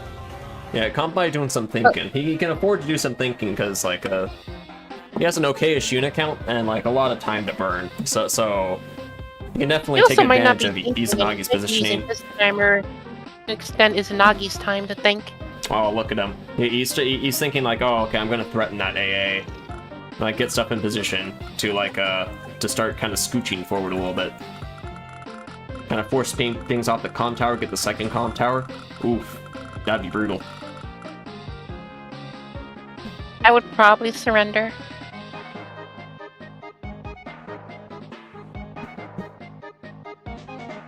I don't know, like Ham, it's kind of interesting because like yeah, because like if you got your Arties protected, but it's like Von Bolt Super is very, very good if you can break through it. But like you have to break through it. Alright, I just want to point out that not a single artillery has taken a single point of damage this whole game. Oh yeah, Oh, that fighter. A Blue has a point too. Like Kanpai can afford to coordinate a little bit with the Izanagi. Yeah, that's Yeah. what I think he's doing. More Yeah, than just- whereas I didn't- Tordred and Seraph are just kind of panicking, probably going like, oh gosh, we're on 1 minute. Oh gosh, what is happening? Just yeet. Oh wait, we got a fighter? Yep, we have a fighter. We have a fighter. All those battle copters are now terrified. Kanpai finally spent his money. Well, let's see what the range on this fighter is. This is gonna be really funny. It's sad range. Look at that, the 4 unit range, or 4 movement. This is a very, very sad fighter. Hey, that thing has the most range of anything on the battlefield It right might now. as well be an anti-air, because look at this. Anti-air can at least move, like, fine on roads, but this poor, poor fighter. What is Izanagi going to do? I don't know. Oh god, he's going in. Oh, look He's at that. going in. Look at that. Izanagi knows. Yeah, okay. You put your units in arty range. I'm gonna show you why that's a bad idea. Will he use his power, though? This is the interesting question. I don't think there's a point in using it anymore. No, yeah, he's probably saving it a little bit, because, like, he knows that they're probably gonna plan a push of some kind. So it's like... Like, the only reason I would think to use it was could have used it to hit more Ooh. vehicle. Yeah, also they're noticing the Bond Bolt Super coming in, so he's definitely positioning for that. Oh, he has 30 seconds to do it.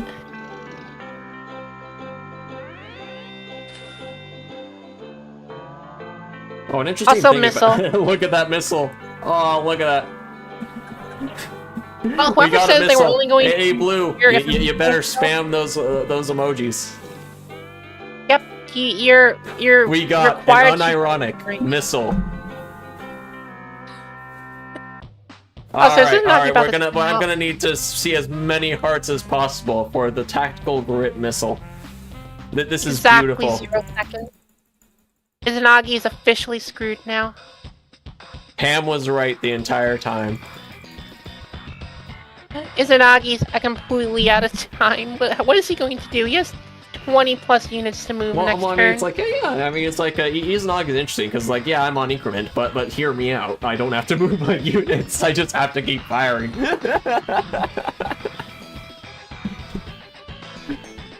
He already got, like, a lot of his positioning done. So it's like, yeah, the live, do not underestimate the live artillery. It is very scary. Kanpai just has to do wall math with his, like, 1 or 2 minutes. And, like, as long as these arties are safe, like, Grit Buy is very, very oppressive. But this missile, though, I am so happy. Probably the only missile we'll see in a competitive in this tournament. And maybe even in, like, one of the few times in competitive setting that, like, it's somewhat decent. I'm not liking how threatened Kanpai Izanagi are starting to look. Hey, Blues ain't gonna type because Dad's too busy spamming emojis. I can confirm he was spamming emojis.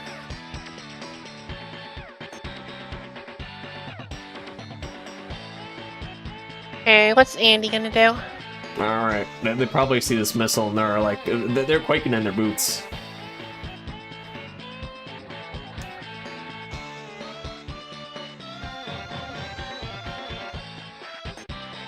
Look at that.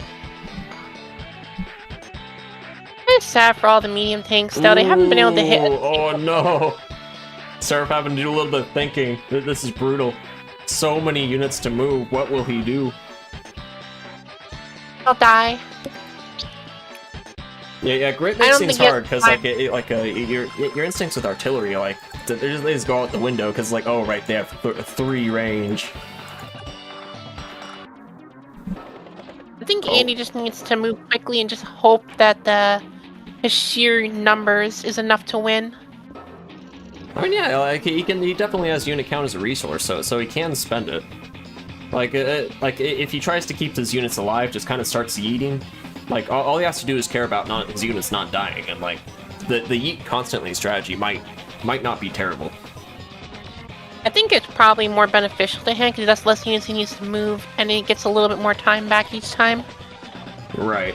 Yeah, just And like time is move not brainlessly, hope your units survive, like and then just like pop your super. Is he gonna be able to And move all his continue units? eating. Oh, he ran out of time, and he was forced to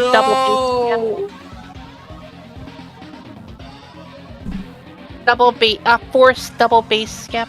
Yeah, you definitely want to keep the classic boy safe, but the other units, it's like, alright, what will Kanpai do? This is definitely brutal for a lot of the players. Yeah, I think Andy's only game plan is, if you see an attack, don't think, just do it, because you don't have time to think anymore. Oh, look at that. He's spending his oppressive 2 minutes. Kanpai is basically rich right now because time is the most valuable thing left in this game. There's something about that, you know. It's like we have limited time with our loved ones, our friends. Like spend your time wisely, folks. There's a lesson to be learned. What I'm hearing is we should not be playing Advanced Wars by Web. We should be spending time with our family.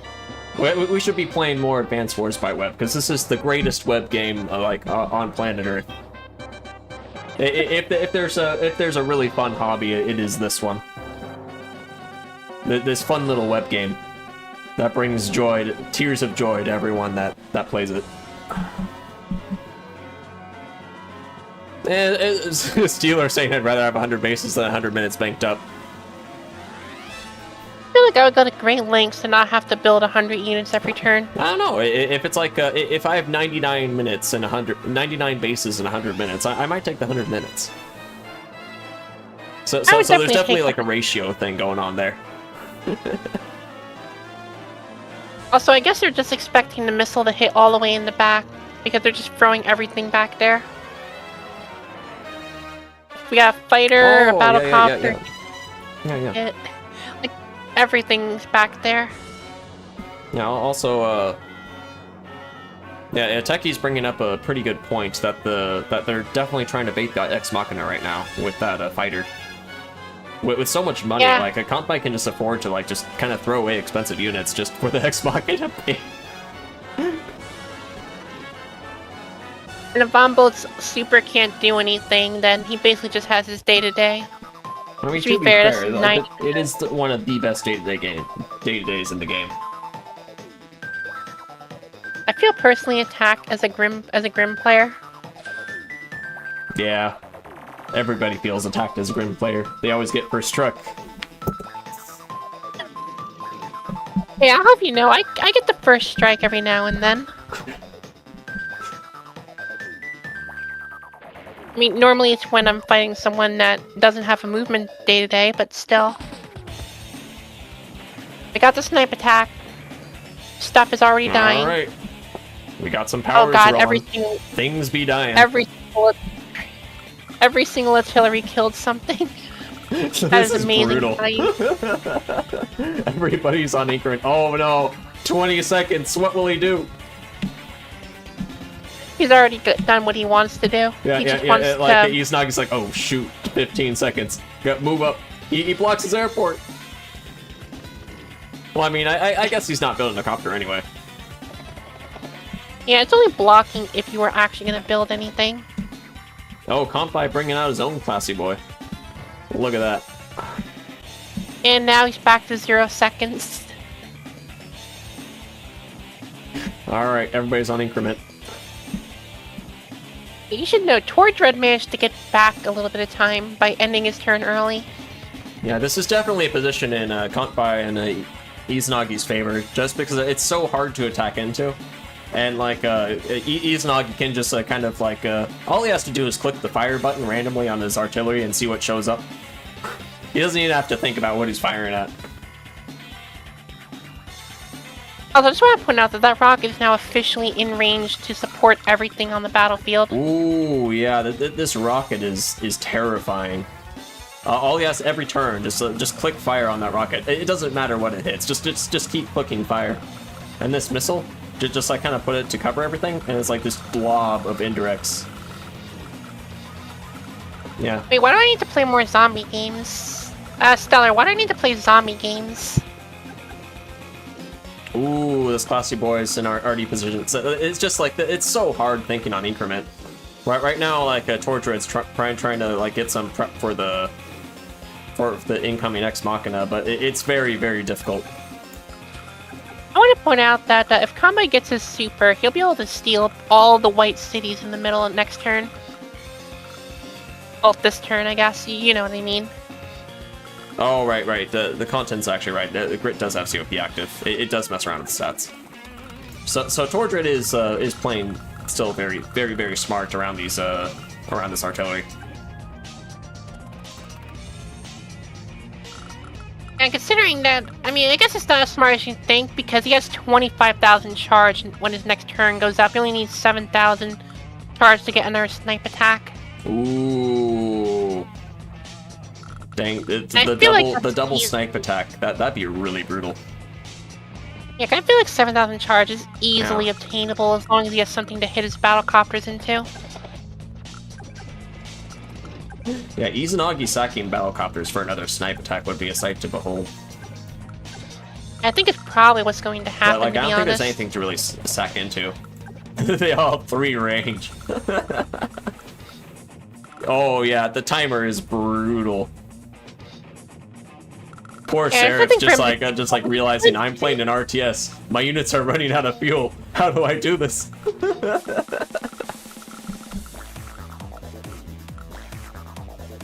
Yeah, A Blue is right. Playing against Grit, like he can't get charged very easily. Like he can get charged sometimes, but like, oh, victory march. Oh no.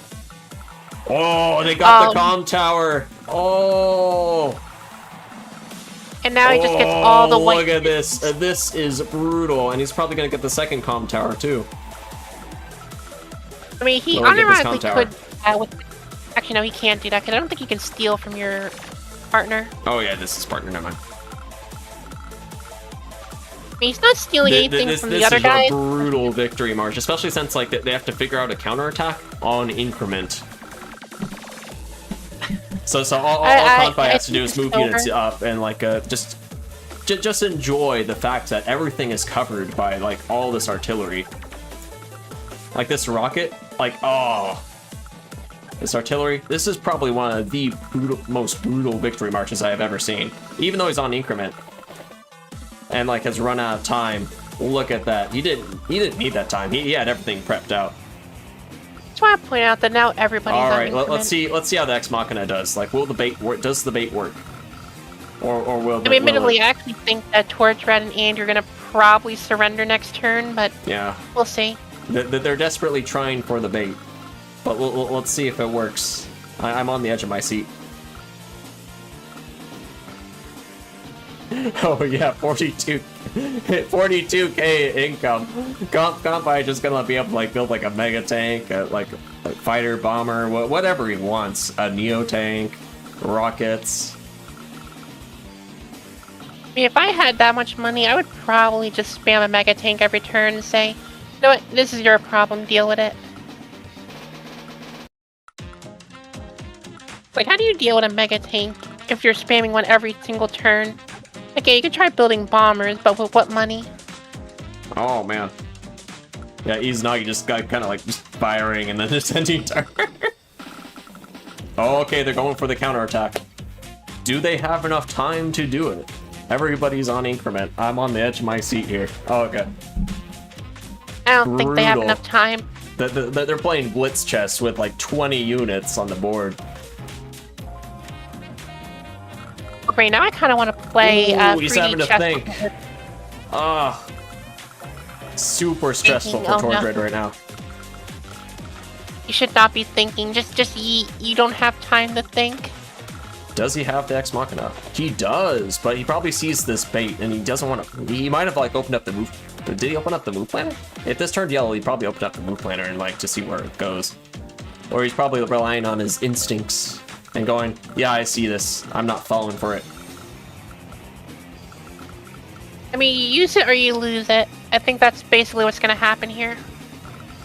Oh, and Seraph does have the super. No, but there's a few damaged units to repair, so that's not too bad. There's not really that much to repair, though. It's basically just the medium tank. Ooh, we got the hyper upgrade. All right, Seraph. I believe 24 units on increment. Go, go, go. Fire, fire, fire. Oh, look at that. Look at that. He's going in.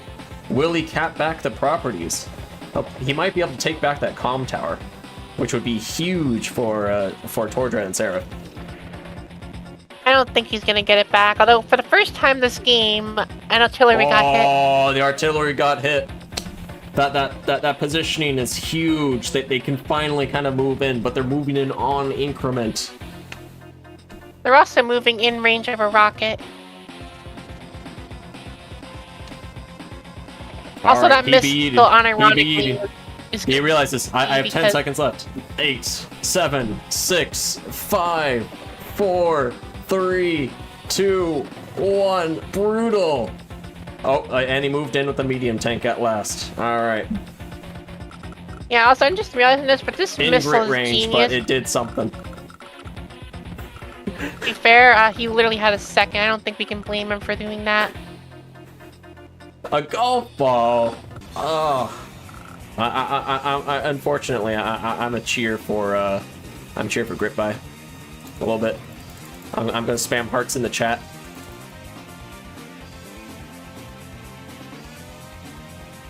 Yeah. Also, Combine now Izanagi has his power again, which means he can literally hit everything but the units all the way back by the airport. Everything that's not next to the airport is basically free game to get hit. Oh, yeah.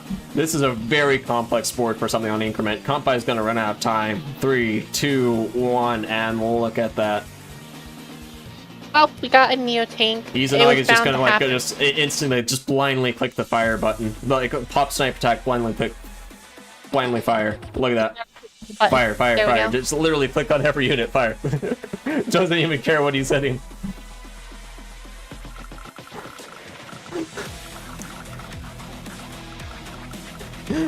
Everything Blue brings up a good point. We hope the site is moving smoothly because lag at this state would be brutal. I think lag at the state might unironically be an automatic defeat. Yeah. Hopes and prayers to the A Mariner servers. Although they did recently get upgraded, so that's huge. Oh, Izanagi murdered a bunch of people, crippled a bunch of classy boys, and lost the comm tower. Yeah, he's trying to get that arty back, but oof. Alright, Tordred, will he pop it? Will he pop the missile? He does it. He did. Ah, the bait worked! The bait worked! Look at that!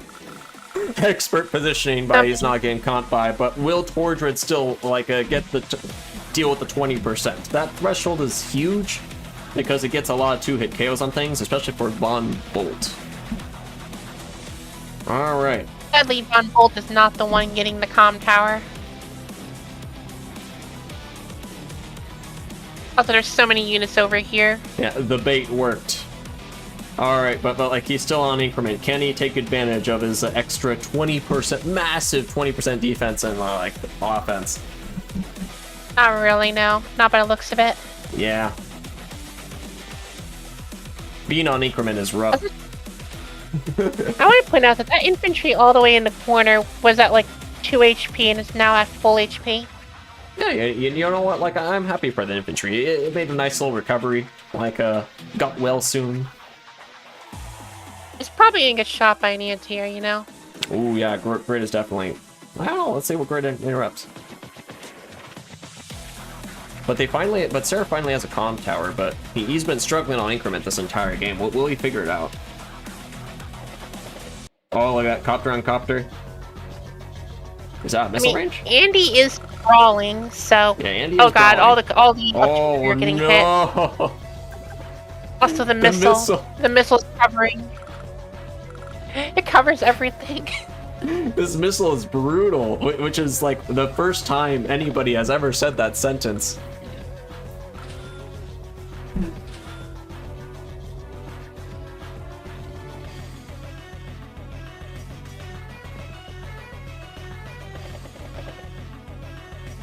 Alright, will Seraph be able to, like, do some brawling? Oh, okay, he's pulling back injured units, like, trying to get in position for some nice clapbacks. Sami has a massive 41,000. Why does Combi have 41,000? He just bought a Neo tank last turn. Look at that.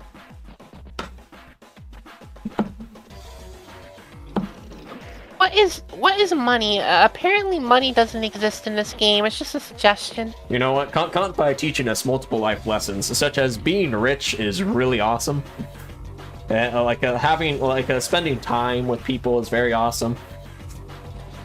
You know what? So basically, I guess Kanpai is teaching us all like multiple life lessons. So like wealth is health.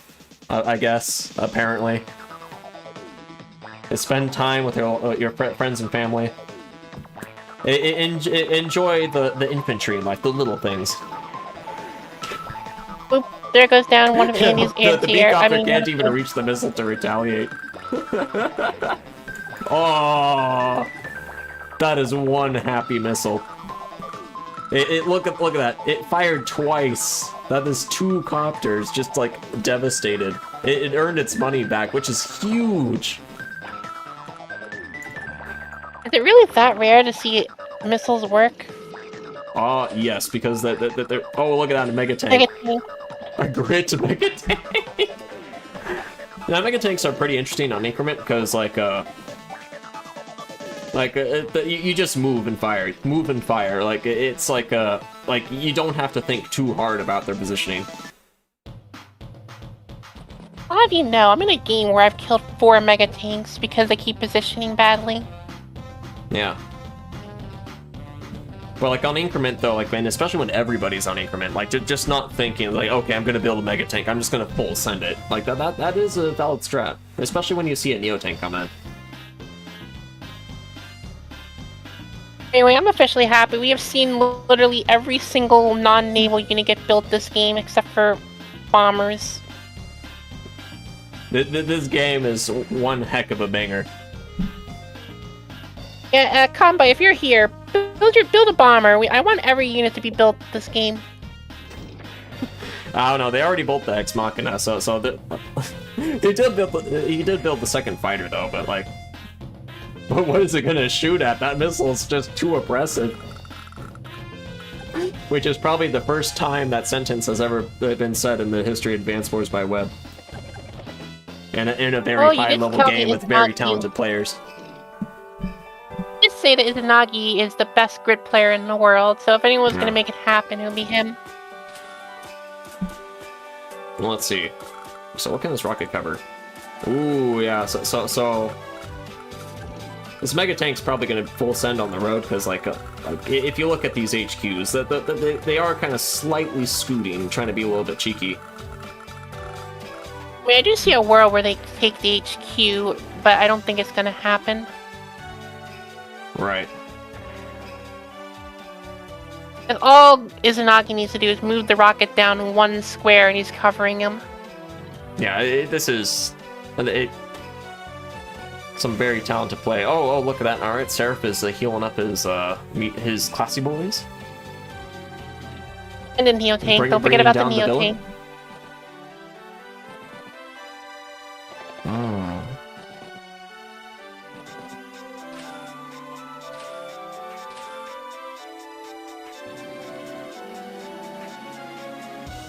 Okay, let's see if Combe is going to do what I want him to do and build a bomber, just so we have every unit in the game built in this game.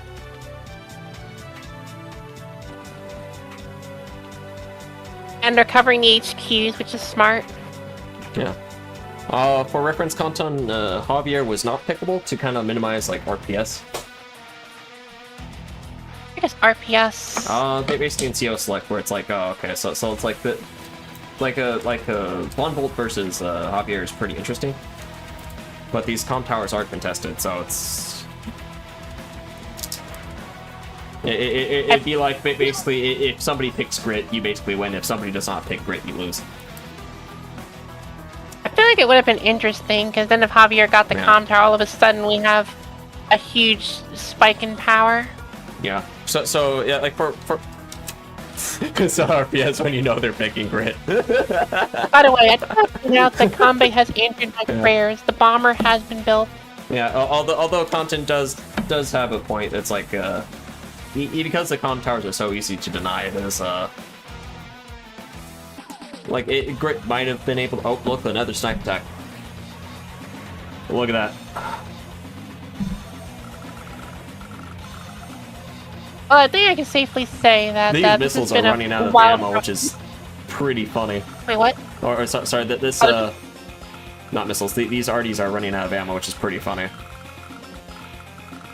I've only seen it happen a couple times where they unironic. Like I was in a game one time where I literally ran out of ammunition on artillery. I killed that many units, and I literally had to give up my position because I killed too much stuff. Yeah, can't buy do it giving you your crowd pleaser. On increment.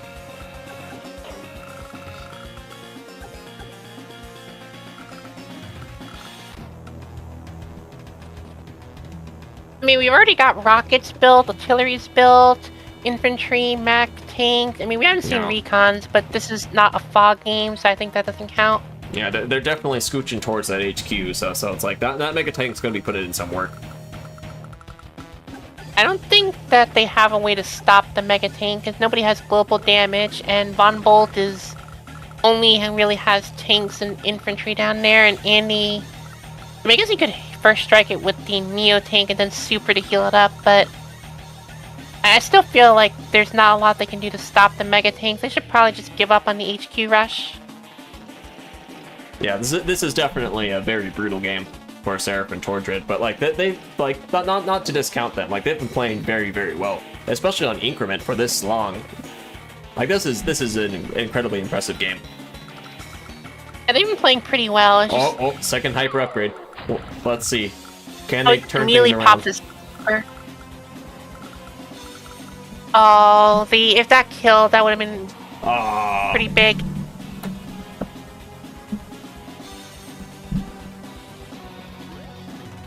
I mean, Well, admittedly, they're if they capping back choose- some of the Sami properties.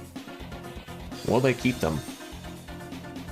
Well, we're on day 17, so they don't necessarily need to keep it permanently. Just keep it until day 25.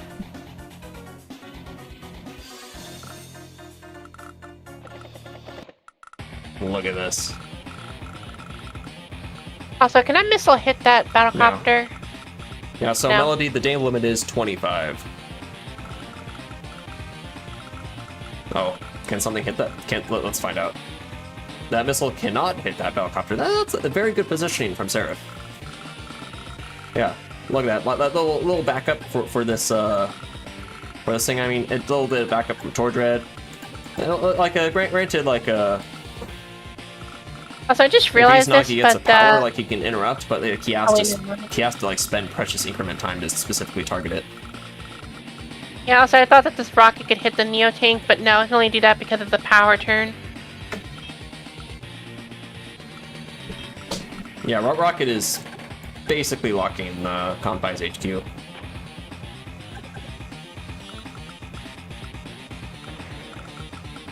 Oh, But I look think at this is that. the longest I've seen a rocket go without getting hit. Oh, Izanagi's gonna park this on his own HQ, get that free hit. Oof.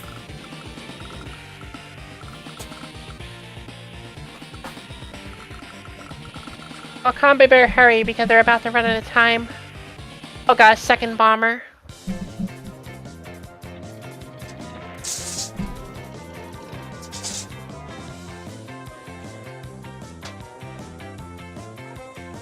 Oh, hi, cat.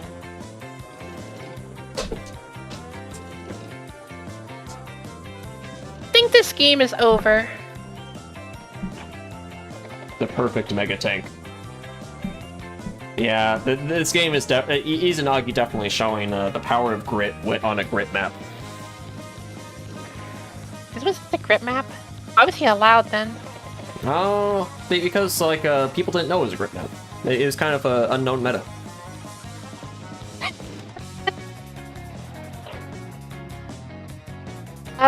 The correct way to cover up your screw-ups.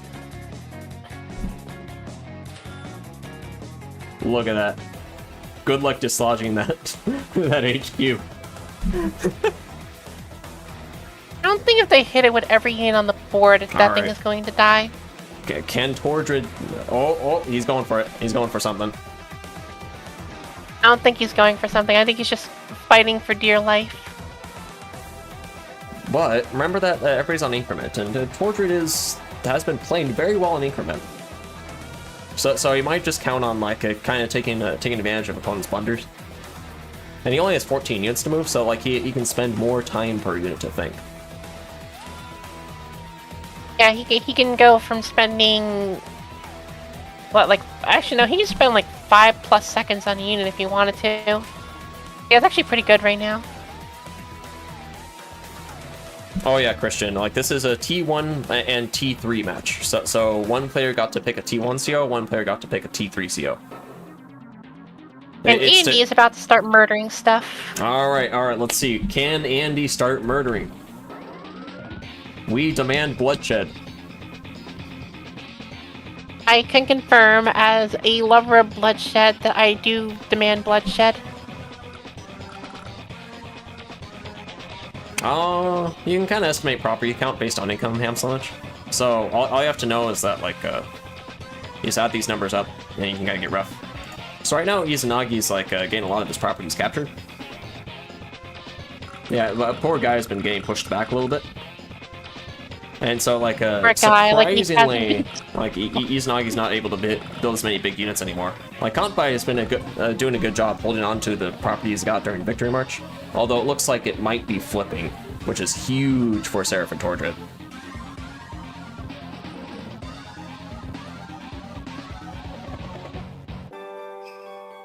Looks like they are, in fact, giving up on the HQ rush and moving their efforts to the middle of the map. No. Also, I just want to point out effort, that but like that mega tank did its work. All right. I wonder if Andy's planning to build a Tekka. He didn't build a battlecopter, even though he could have. Or maybe he just literally didn't have the time for it. By realizing that there's, like, what can you do? It's like, I'm gonna destroy your AA, I'm just gonna park a fighter here. Block off everything important. Hey, Eldegard is there, the guy that everyone keeps telling me to watch the 5-hour fog video on. Oh, you like it too. Wait, what'd you say? A Lagatua. Yeah, it's been a pretty close game, Lagatua. Like, I'm surprised. Because it's been super back and forth. Like, it's been a banger. There's a bit of a lead from Izanagi and Kantbai, but, like, Tordred and Seraph have been holding on pretty dang well.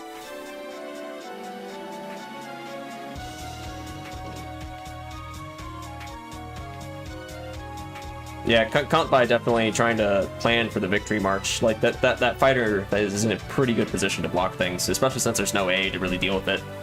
There's the Tordred, the Tordred fighter. Oh wow, this is actually in position. Interesting. So Tordred might just, like, send us down. Oh yeah, you are right. I didn't even realize that his fighter could so hit Banana, that thing. like, the tiebreaker is a wheel of doom spin. So quite literally. Basically it's like it'll be decided by coin flip. Both players do not want to go in. Oh, look at this, he's being spicy. So what I'm hearing is avoid the tiebreaker at literally all costs unless it's your only chance for victory. Oh yeah, make them play actual make them play actual RPS for tiebreaker. Look at this rocket's running out of ammo. Oh, this rocket's fully out of ammo. They might be able to push in. I have never seen a rocket live that long before in my life. This is big. We got an unironic missile. We got a rocket out of ammo. We got a huge variety of units. This has been a great match. Fantastic play from both teams. Really neat. Tordred is running out of time, so he needs to be careful.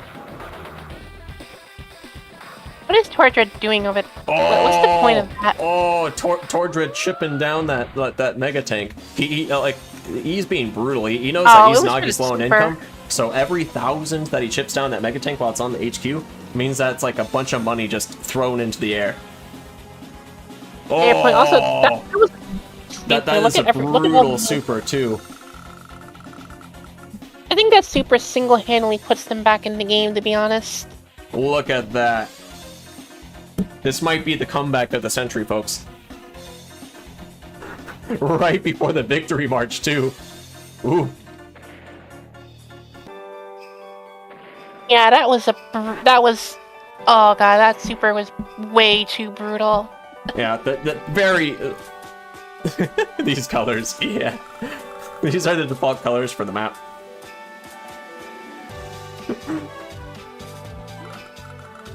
Oh, wait. No, it was great infantry, never mind. It wasn't Sami infantry. But, the Sami mechs, like, there's not really a lot they can flip. Like, they're doing some pretty good, defending of their property. Honestly, I feel like a semi-normal power might unironically be more impactful than a super right now. Yeah. Yeah, it looks like Seraph's kind of getting in his groove playing on increment. Like, he's not, like, running out of time as much. So good for Seraph. Like making like a comeback mid game, because like Increment was devastating him, and now he's kind of doing pretty well. So basically, what I'm hearing is Seraphim is Goku, where the longer he fights, the more he improves. Basically, yeah. Seraph charging his power indeed. All right, so I went for the super anyway. Well, let's see if he can flip anything.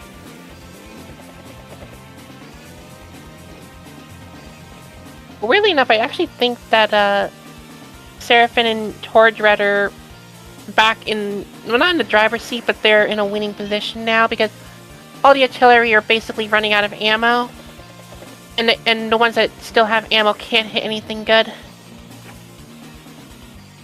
On top of that, the push in the north has basically been stopped because they can't do anything up there now, so he doesn't even have to focus there if he doesn't want to.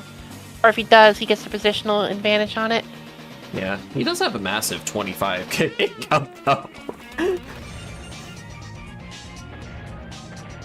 Alright, so there was a slight income lead from Izanagi and Kanpai. And they are definitely still leading on unit count, so they are definitely still winning. But like, Tordred and Seraph are putting up a massive fight.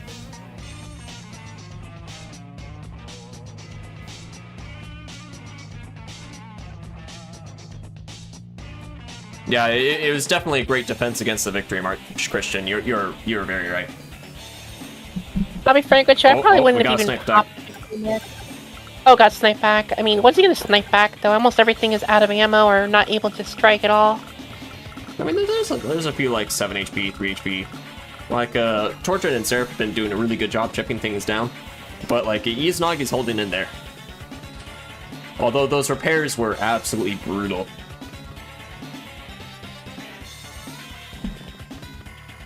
Look at that, an anti-air and an infantry. Oof. Izanagi be broke. Oh yeah, it was resupplied. I didn't even realize the APC. Now we've literally, at this point, someone should build a recon because then we literally have seen every unit built. Well, except for pipe runners, but no one's building a pipe runner. I think a recon would be absolutely terrible on this. I mean, maybe on the roads, but like that's only if there's a bunch of infantry. I don't think anyone's gonna build it, but I'm just saying if a recon's built, then we go from seeing basically every unit to literally every unit but the pipe runner. And we definitely aren't seeing that here. Yeah, it looks like we're playing to day limit. 5 days to get a flip. Like, Seraph and Tordred are definitely playing for the flip.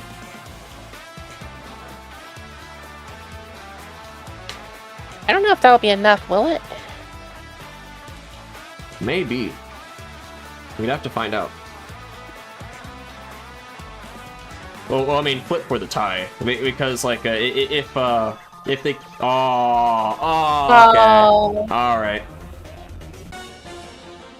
Oh, that means the game's over. Tordred's probably gonna surrender once his turn comes around. Yeah, they did a great time.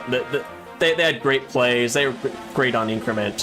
Fantastic play from Tordred and Seraph. Yeah, Kanpai playing his turn normally because you just kind of wanna. Even though like you know there's Zion's coming, it's polite to respect your opponent, you know.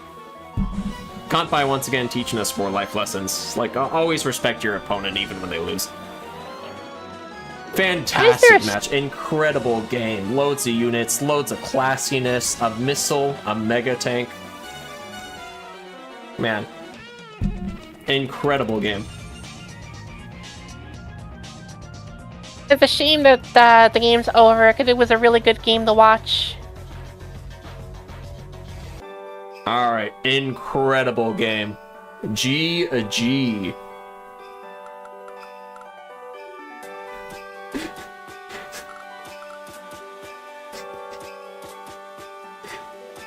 Caught by saying missile and rocket, either is good. Like he'll never get to say those words ever again.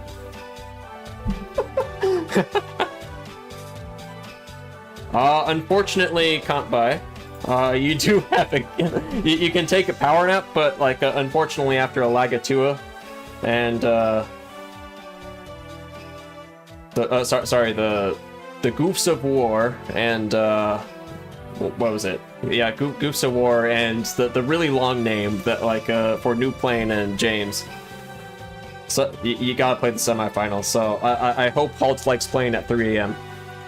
Poor guy's been playing at midnight. Wait, who's been playing at midnight? Combi. Or Combine? Alright. We underestimated the meat shield strategy. Oh no. What? Alright, well. Yeah, it was definitely a great game from you two. Right now we have Seraph on the call. Oh, that's who was talking. I was wondering why I didn't recognize their voice. Yeah, enjoy your power nap, but like, apologies for making you play a 3 a.m. game. Alright, so I'm gonna change this to just chatting a little bit. I'm gonna take a 30-second bathroom break and require Alexis to entertain you all. Hey, how am I going to entertain however many people are here? You're gonna entertain 42 people. Tell a joke or something. I'll be back. How do I entertain? I don't know. I don't have any good jokes.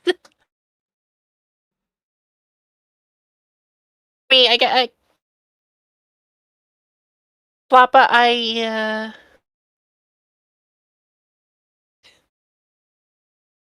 Blood God, the circle is complete. I once almost burnt down my high school, if that counts as a story.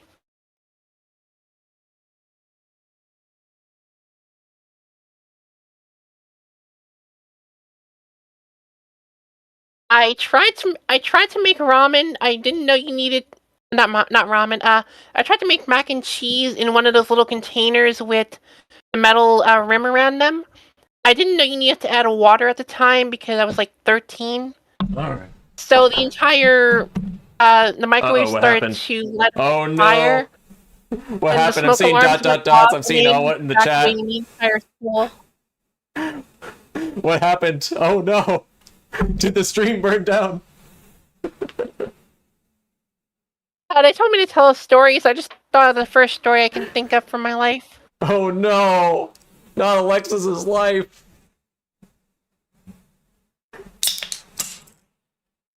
The house burned down. Oh no! The fire background is fitting. Alright. So now let's see if people are ready.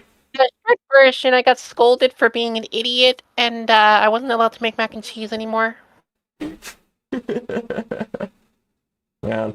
Alright.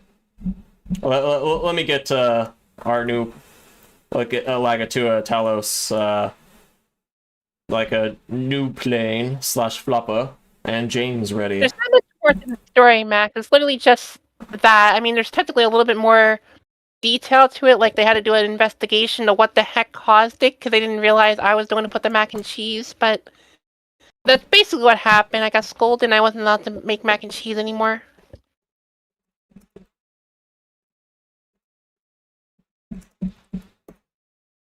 I have some other stories, but that was just the first one I can think of.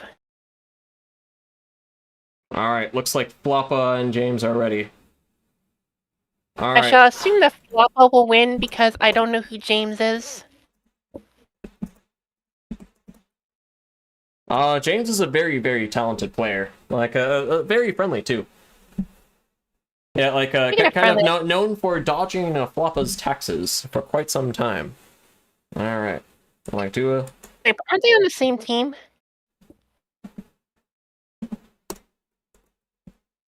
Mac and cheese as counterplay stays in tier 1. What's the counterplay to accidentally causing a fire with mac and cheese? Alright, looks like everybody's joined their team chats. Alright. Team A is just stacked with like halt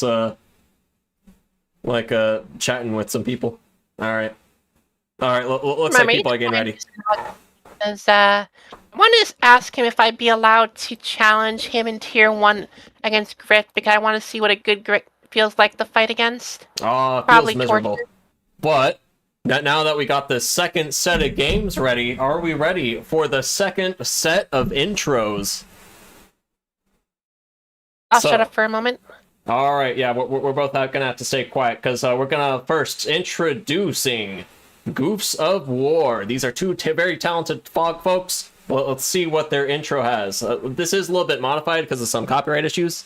I guess, Can You Feel My Heart?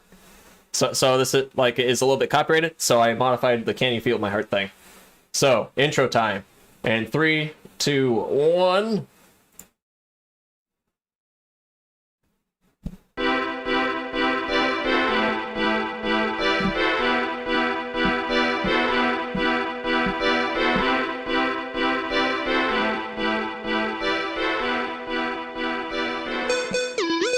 Pizza.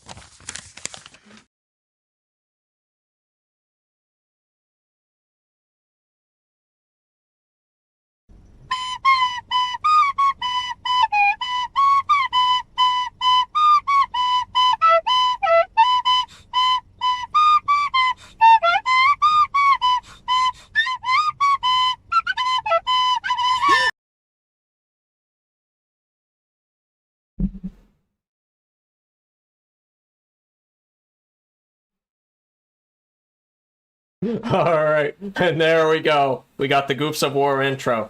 As you can see, that they're pretty good at some game modes, but there's a few unmentioned game modes. I'm gonna point out that the stream glitched and I did not get to watch the intro. The only thing I can see is the stream chat. Well, let's hope you enjoyed the next intro again, then, because we're introducing Floppa and James, the taxer and the taxed, here with their intro in 3, 2, 1.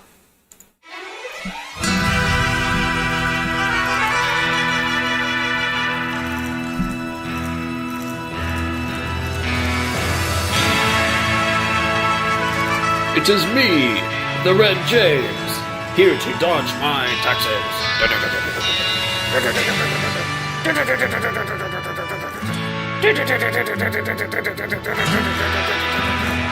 You'll never take me alive.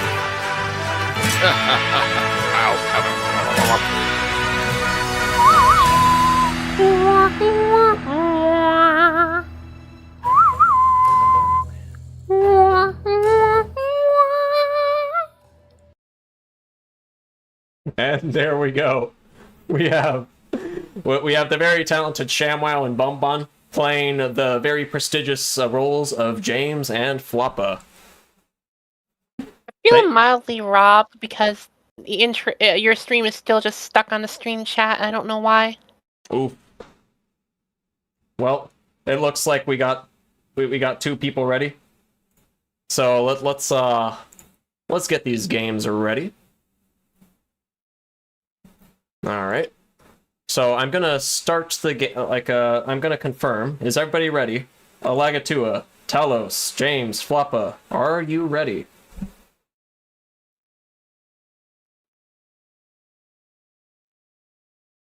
Okay. Yeah. Well, the game starts with the pause timer, Alagatua. Don't worry. All right. Starting game with a pause timer, and then once let's see.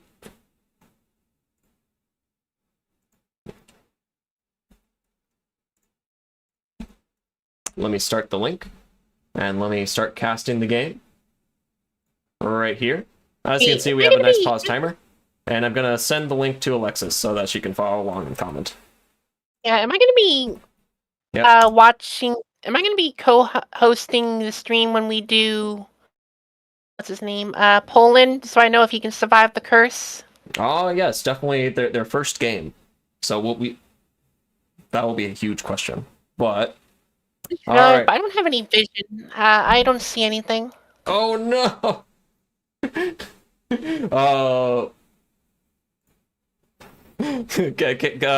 Let's see. Hold on. 1 second. Let me ping some people.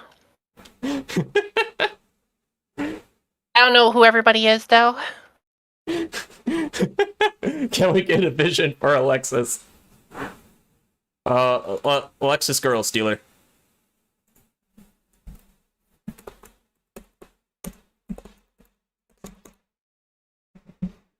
I mean, I think you'll be okay, Conby, because according to my tier list, you are one of the strongest people in the community, so you'll be fine. My tier list is totally scientific, by the way. Very scientific, based on games. Alright. Oh, I think Steeler's doing, being the greatest person of all time as usual, going in the scenes, like, taking his Allen wrench and giving Alexis vision. In a sec, let me try to add... I think I have New... Do I have New Plane as a friend? Because I know we had him on my old account before I lost the password. I should really ask somebody to get me my password. Yeah. You're on the Alexis Girl account, right? Yeah, that's the only account I have. Alexis Girl. I guess technically I have access to one other account, you know, the Andy official, but I only use that when testing the AI. Anyway, I sent friend requests to all 3 people in there. Oh, yeah, I just got someone to pay the card as well. So Compton, we're doing not Compton. I saw 2Ks. Compton, we're doing the honor system because this is a casual tournament and nobody would cheat, right? Right? We could stream snipe, but we're gonna just hope that people here are honorable. Yeah, we're gonna hope that and they're both kind of like streaming in their own chats, so like I can see what they're streaming. Yeah, cheating is very immortal. Yeah. That's just stream sniping. Snipey is very stinky, very unclassy. Like these are the classiest players. They would never stream snipe. By the way, all the players are giving me vision, so I can now see. All right, perfect. Although I did cheat against semi-original guy, and he still beat me. I can't believe you would admit to being that unclassy. All right, so I think everybody's ready. Yeah, we did a game where he got to play Combi, I got to play Grim, but I got to have perfect vision. He still kicked my butt. All right, so let me change the teams right here. We are no longer cheering for Grit By and Oligarchic. We are cheering for Goofs of War as Hearts. And we are cheering for the day I became the sidekick to a Caracal meme overlord for hundreds. And if you're listening to the stream, Caracals and Goofs, please leave the stream now. Alright. Please unpause and leave the stream now.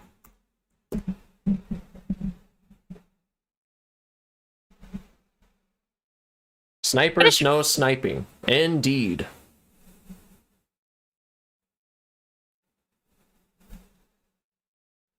Alright. Map looks weird, but then again, I'm not used to 2v2 maps, especially in the fog. Oh, and here we go, and they're off. Elaga 2 going in with his famous openers. Interesting. Okay, so there is kind of a little interesting chain right here.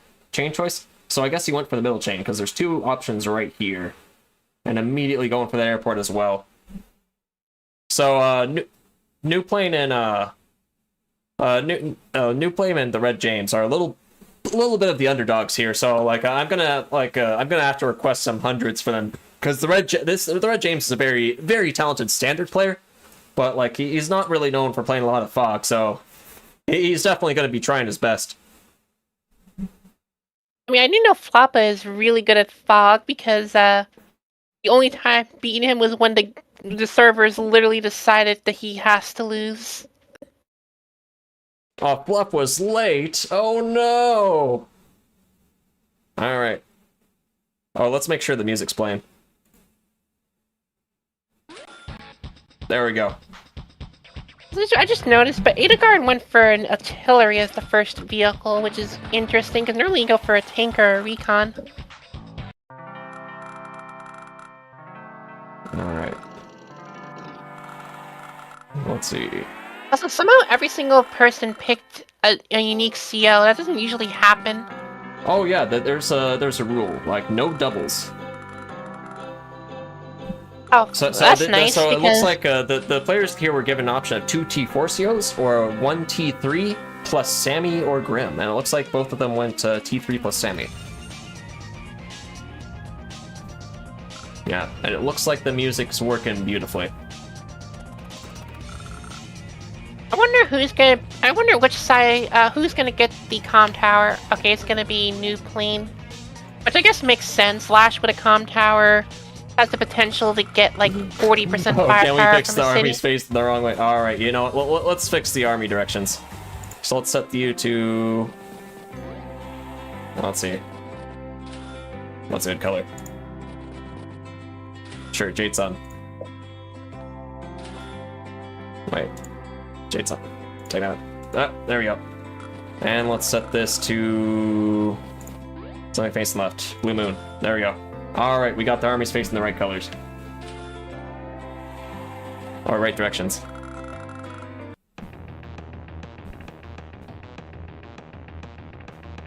All right, Alagatua coming in. Double already open. This is a very interesting thing because he's probably trying to lock down specific properties. Both players going for already opens. Yeah, I mean, I wanted to learn Fog, so I guess this will be the closest I can get to getting Edelgard to watch. I mean, to help me learn. I don't think it's Edelgard. I think it's Alagatua. Help! We keep getting Edelgard. Look, I've been playing too much Fire Emblem. Okay. All right. Just gotta remember, Alaga Hawktua. All right, so they're probably going already opens because there is going to be a lot of infantry and a lot of a mech. Interesting with the nice TT copter in position.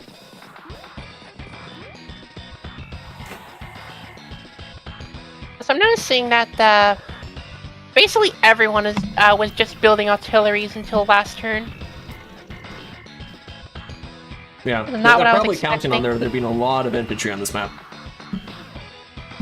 Oh, there's definitely gonna be a lot of infantry. I just wasn't expecting 4 artilleries before a single tank. Ooh, a Neo tank. That was a lot faster than I thought it was gonna be. Ooh, Bum has a theory. Alagatua sees something. He sees the opener. Oh, actually, yeah. Like, will he move up and deny this comp tower, or like, will he? Already coming in with the Neo tank. Look at this, a day 4 Neo tank. To be fair, you did give each player an opening of 2 cities plus the base and HQ, so it makes sense that they can get it early. Yeah, for everybody wondering, like, this is 1,500 funds, because like it is based on the plague play testing. So openings are very, very aggressive.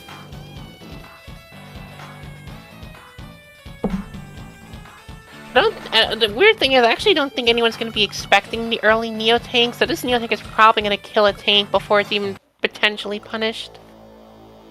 All Or right. even spot it. Yeah, interestingly enough, you also see some early copters in game modes like this, because you just want to have more infantry. You don't want to follow behind on income. And building from a base light, building vehicles from base light just always feels oof. Like when you really want to build infantry. I'm a big fan too, Bum. The original guy, No. give New Plane a break. He wants to win, and you need a Neo tank to win. You know what? They are the underdogs. They need to have any underhand attack that they can get, even if it's building a stinking Neo. I can forgive the Neo tank. I absolve the New Plane of his sins of the Neo tank. Yeah, that's how it's supposed to be. Anyway, let me actually look at the players. Oh, I did not. Why'd you say they were the underdog when the Red James is like a 1650 level player or something like that? No. I absolve them of his sins. Like, they are the underdogs. So if they have to bring a gun to a knife fight, then so be it.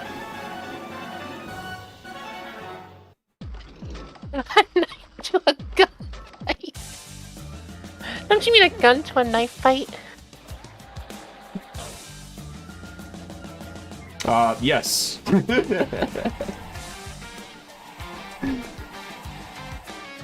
We don't need soap yet.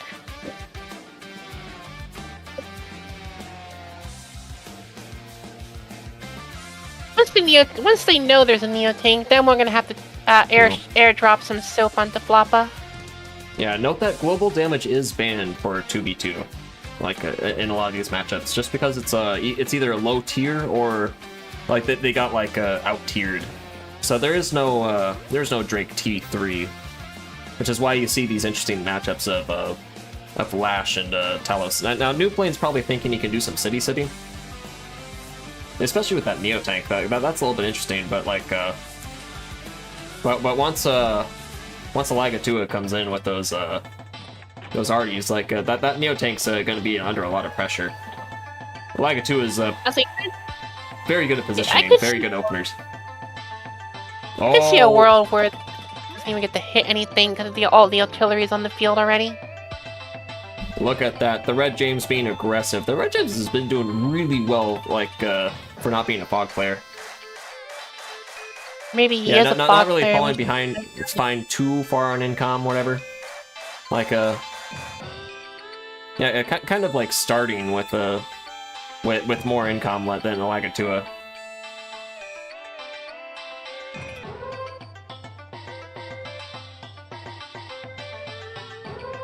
Yeah, it looks like they haven't spotted the recon yet, so... Let's see, what does this recon see? Not a whole lot Let's right find now. out. Alright, it doesn't see the Neo. The Neo has remained hidden. Alright. Alright, what will Talos do?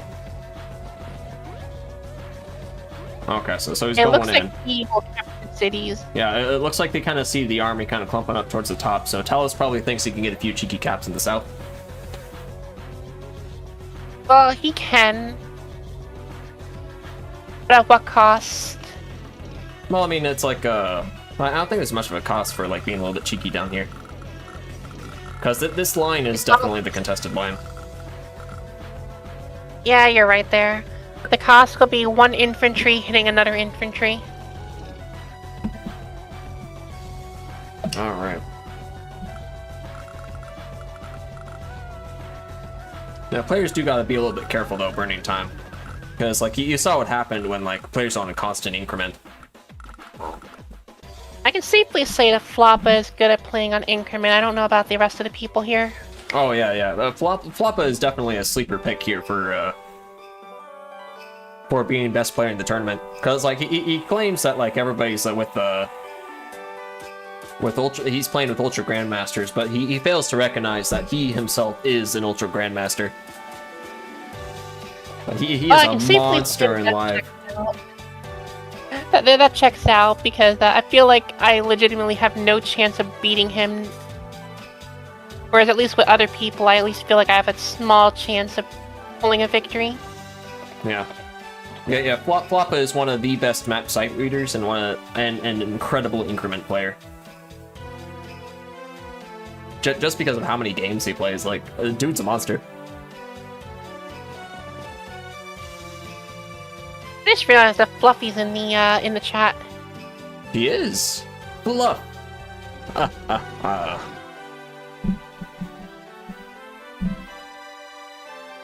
right.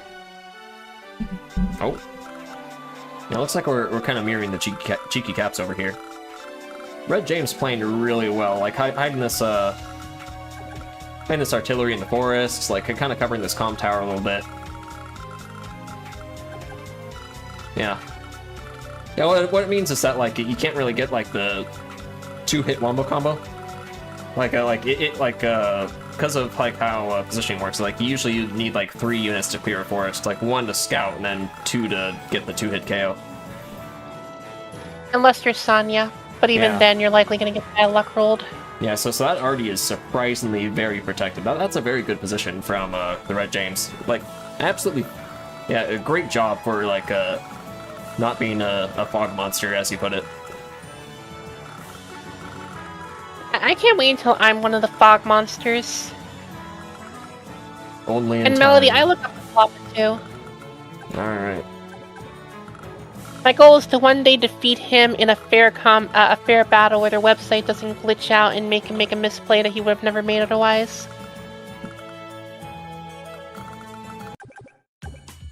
And I want to see what Floppa does with the Neo tank.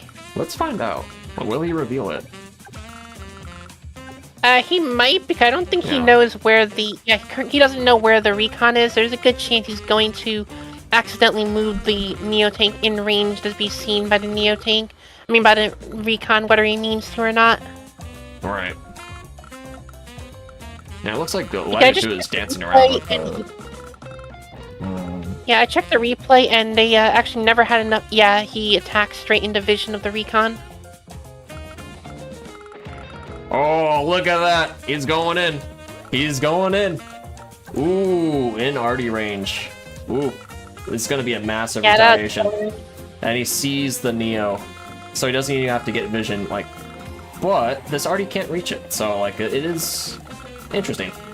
Yeah, this is kind of like, it's kind of like showing some of Floppa's strengths.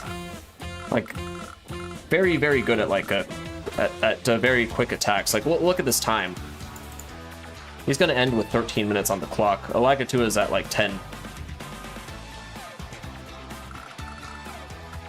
I'm thankful that increment isn't normally a problem in Live League, because the 2 times I fought him, I never got close to that, but if I ever do, I don't think I would hate to be that person fighting him on increment. Very talented player. He's a monster.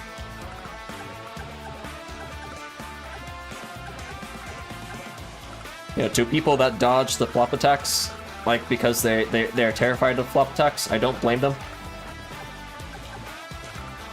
I'm not terrified. I'll fight Floppa anytime I meet him on the ladder. I'll lose, but I'll still fight him. Let's see. Oh, looks like the looks like the Red James kind of going for a little bit of a mech chain over here. I just want to point out that artillery on that infantry on the comm tower makes me get blown up. Yeah. Yeah, the Red James kind of But the good news like taking is- advantage of his arty positioning. And the good news here is that they never saw the artillery enter the woods, so they have no idea that there's something there. Knowing a Lagatoo and Intellis, they probably can theorize something because they don't see anything else going into that woods. Like, I never 'cause actually thought about that. Yeah, like they probably know that there's an artillery there. Like I'd say it's a 50-50. Because like if you don't see anything go into it, like you can kind of intuit it. But this mech chain. Well, I mean, you're a CME, so mech chains do make sense. Yeah. But like Lagatoo are definitely doing the rip style like a mech and T-copter shenanigans. But what will he do about this mega tank? That's what I'm wondering. Wait, there's a mega tank? Oh, sorry, not mega tank. What will he do about this Neo tank? Okay, because there was a mega tank. I think I can expert commentary from yours truly. Oh, I found out why I never got to saw the intro. For some reason, your stream is just stuck on the 14-minute marker and not naturally progressing. Oh, that would do it. Alright, what will Okay, I Talos moved do? it. Now it's actually progressing. Okay. Look at that. Anyway, let's... And I'm pretty sure they're going to artillery strike the infantry that's catching from New Plane. Mmm. The sad part is that there are so many artilleries over there that I don't think New Plane can even do anything with his Neo tank right now. Yeah, definitely complicated board state. Because it's like Lagatoo definitely sees this, so he's definitely going to cover all his stuff. So it's going to be very hard to push into. Let's see. Maybe it's mistaking the Neo tank early because it can't do anything. I think he'd rather have a bunch of tanks right now. Ooh, the free strike. I wonder if he didn't Talos didn't think there was an arty in here, or he might be gambling that there might not be. I think it's probably gambling because I definitely would have Alright. just hit with the artillery if I knew it was there. Yeah, remember the fog mantra, folks. Every tile you can't see, there's a mega tank hidden there. Oh, look at that. He's going in. He is going in. I guess he doesn't... Oh, yeah. Well, Leica 2 doesn't want his arties covered, so he wants to kind of like create a little clump. Gambling that there isn't really any AA in position. Which currently there isn't. Well, I mean, there's this one. 1, 2, 3, 4, 5. Oh, no, there isn't. Wow, this is great positioning. If he intuited where this AA was. Fantastic play from Lagatua. Oh yeah, and free vision. Look at that. Look at that vision. So we can actually see what their vision is. Yeah, Melanie, he's also showing why I really need these tiles, all of this vision. He knows everything except what's in the forest. But like, also they're fighting in range of the Neo-Tank, so we'll see if Floppa decides to take that. I mean, he doesn't know about the artillery in the forest protecting the anti-air, but yeah, we can actually see their vision. What do they see? Yeah, they might Floppa definitely knows like that there's an artillery in here. So he sniffs the tax dodging. But like the problem is that he has to find the tax dodger first. So he has to find something to scout it, either like by moving this recon forward or. But even then, it's very difficult to attack into. Great positioning by Lagatua. Ooh. Going That's for the clear 1-2 it, interrupt. Okay. I wonder if question is though, is James going to hit the tank or is he going to hit the recon? I guess it depends on the value. Because like well, let's see what they see. Because like if they see that there's no anti-air here, they'll definitely just full send the copter. Let's see. So player B. All right. Yeah, they see the tank, so they have vision on the tank. Oh, wait, do they? Wait, They don't right now. They'd have to move something in to get vision of it. Yeah.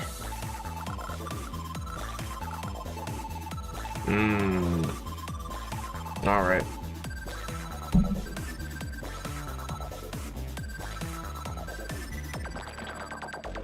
Not as sketchy as you might think, by the way, they put the anti-air there because it is protected by the artillery. Like, obviously losing an anti-air is not amazing, but you would get a strike on the Neo-Tank on a zero defense terrain, so that would probably be worth it in the end.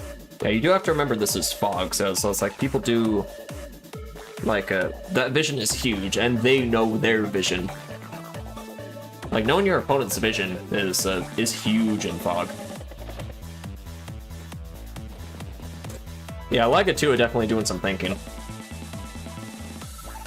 Well, let's hope that he doesn't burn his time too low, or he might regret it in about 15-20 minutes. Yeah. He has been shown to be very talented at fog life play, but like this is 2v2. Like 5+1 is brutal. Or sorry, +1 increment is brutal. So it's like it's definitely like a marathon. Like you gotta keep the pacing up. Think on your opponent's turns, move immediately. Think on your opponent's turns, like that kind of thing. Luckily for me, I'm decent at doing that. I'm just not skilled enough to make it work. Hey. Alright, so what will the Floppa do? He's hunting. Ooh, he sees the recon. I guess he is hitting the recon then. Which makes sense. Get rid of the vision is usually a good play. Will Lagatua dodge the taxes? Yeah, Pennsylvanian. I'm cheering for a new plane in the Red James because they're a bit of the underdogs. And to cheer, and reminder people to cheer for a team, either like spam that 100 or spam that heart. So spam it for your favorite team. One sec, downloading an auto clicker now. Oh yeah, go for it. Yeah, You think I'm all is joking. fair in war.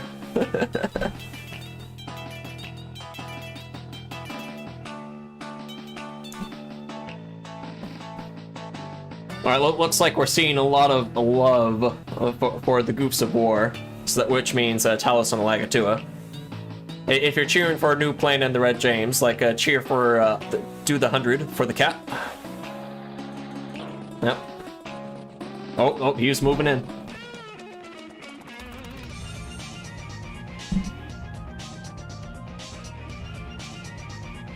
The Floppus is definitely thinking. He's stalking his prey. Will he discover something, or will he have to back off?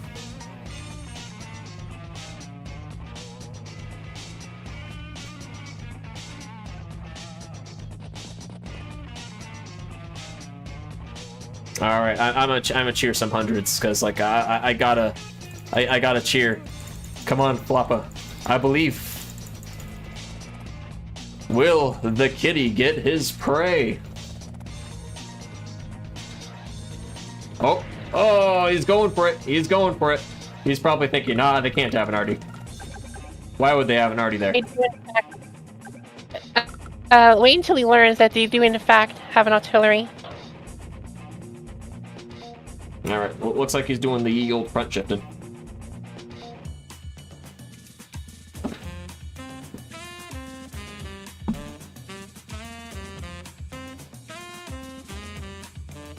Looks like Fluff is cheering hearts instead of hundreds. You don't want Floppa to win.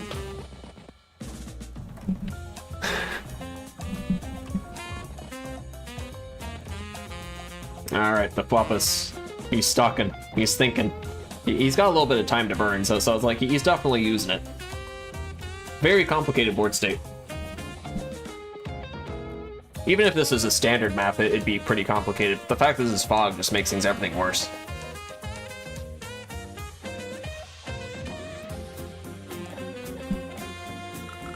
Okay, well I can't figure out how to make the auto clicker work, so I'll do that later. And by work, I mean I accidentally destroyed my computer. Oh no!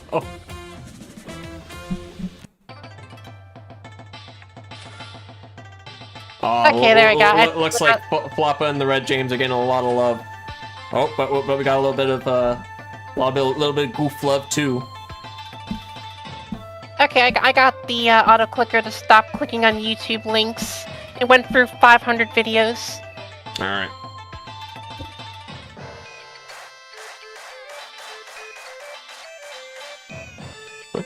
Anyway, We're what gonna did I go. miss? Oh, I missed a lot. The new plane does not realize that he is in range of an artillery. Ooh, yeah. That is probably a huge thing. Like, it is very hard to like know where your opponent's artillery are. And Talos and Alagatua are definitely fog monsters, so it is an uphill battle. But I'm rooting for the cat. Oh, he's going in. Wow. He's going in. He's going in blind. How I'm surprised that aggressive. there's not actually an anti-air to punish this.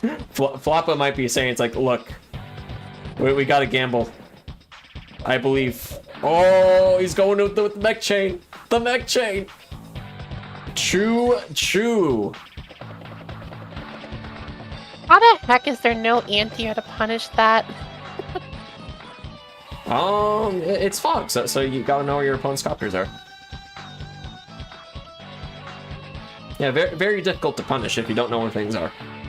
But now that he knows the copter, they'll probably buy an anti-air. I just realized they actually don't have a single anti-air between the two of them. Oh, that's probably why Floppa went to destroy this anti-air, because the anti-air was covering a lot.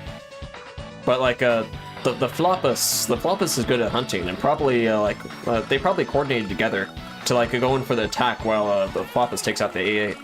Unfortunately, Talos will get the free shot, but this copter did kind of like get a little bit of good hunting in. Well, let's see if they can capitalize on that.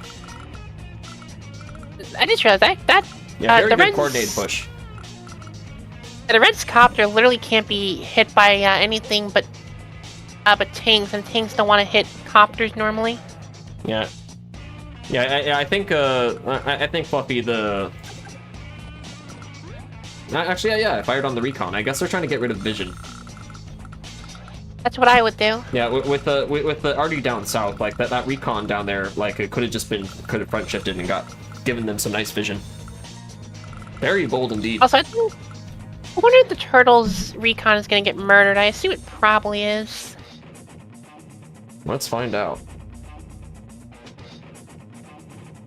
Well, did she say turtle? I assume that his name is Tortoise, right? It's Telos. Well, like the Skyrim god. Alright. So we got evil guarded turtle. Do I know how to pronounce the names of anybody in this game? Yeah, let me try. We got I don't know. Alex is girl. You know what? To be fair, that's what everyone seems to call me. I have no idea why. I don't know, because it's like because Alex is a feminine name. So it's the same with Alexis. So I'm not surprised. I mean, Alexis is a masculine name, but only in Europe. Oh really? Oh, interesting. I only learned that after I picked my name. Which one are you, Christian? I think it's Christian. Oh, Christian 1. Yeah, Christian with an L, and. Hey, let me go watch the Master of Fog take a critical error. Melody is Melody. Let's see. Melody is Melody. Alright. Melody. Oh, he covered with the copter. Oh no. They managed to hit the copter that I thought was free. And they're coming in with a spicy bomber. Look at that. The only problem is, though, is that New Plane... Oh, wait. Because New Plane is the first player, he actually can't punish that without giving up the capture. Which he can't even do because... Actually, no. There is a way he can do it. If he just has his 2 infantry team up, he can kill the infantry and then kill that anti-air from the city. No. Yeah, the Red James is making a fantastic fog debut. Yeah, I'm really surprised. Like, I guess it goes to shows that the fundamentals kind of stick with you. So good for you, Red James.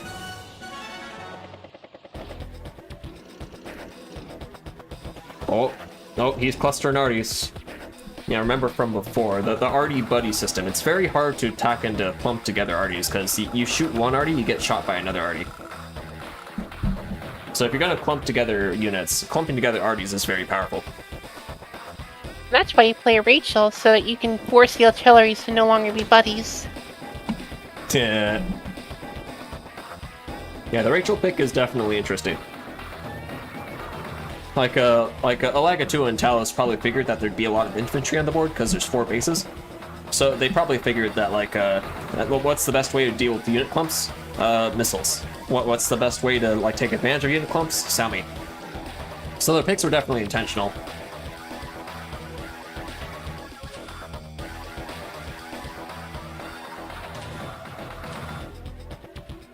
No.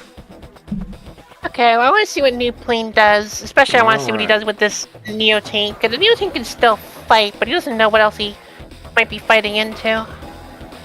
Let's find out. Yeah, it looks like they're threatening to take away his vision too down here. Well, luckily they didn't get the luck roll, so they didn't get it. And yeah, it looks like he is going to do that and kill the battlecopter on the mountain. Ooh, now. Oh, going in with the anti-air. Oh, look at that. I think that's a favorable trade. Oh, he went in to get the arty. Look at that. Well, he now sees the copter, so he's like, oh, okay. But the anti-air is covering it, so if he can clear this tank. Yeah, but that anti-air is gonna kill because he also sees that they have a tank plus a artillery that can just effortlessly kill the tank. Right. Oh, okay. So he's backing off with the Neo. He saw it got shot by an arty. Yeah, that's a good choice, I think.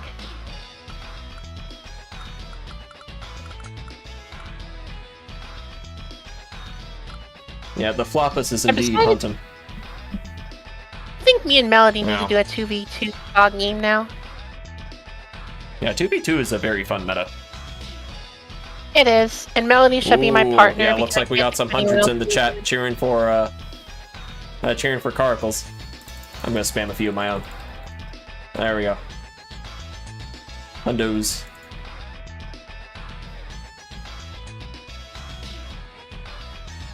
Melody, you're not that bad. You need to be less hard on yourself. We have objective proof saying otherwise. Also, Alright, is it so weird that definitely- actually... Oh snap! He's going in. Okay. So he's going in. He's attacking the mech with the recon. That was a nice little hit. Going in to probably back it up. Yeah, I think between him and the Red James, they can definitely make that work. Like, the tank could kill the recon, but if he does that, he's in artillery range.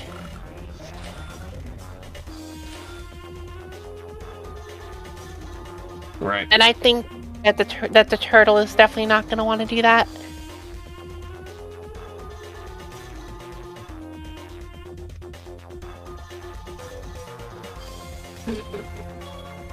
That is true. There are more artilleries and tanks on the board for Ooh, some reason. look at that. And they're just crawling into that. I feel like they might be pushing too far forward over there. Maybe. But it's definitely fun to watch. Let's see where it goes. Oh, they're going for the comm tower. And they got the mech chain to back it up. They also have the artillery, so they The could mech stop chain it. and if they- artillery. Like, good luck stopping that comm tower attack, Cap, unless you want the clap back. They could stop it, but it will cost them heavily. Yeah, To be everybody enjoys exact, good the 2v2. cost would be... To be exact, the cost would be 1 tank plus 1 infantry. Yeah, look at that. Oh, it looks like, yeah, it looks like Goofs of War is getting some support. Also, just real, but now they actually can't do anything to kill Oh. that recon, so now they Ooh. and now I think it's real They interrupt up too. and run. I can see what James and Alagator are streaming. And like, James has a spreadsheet open.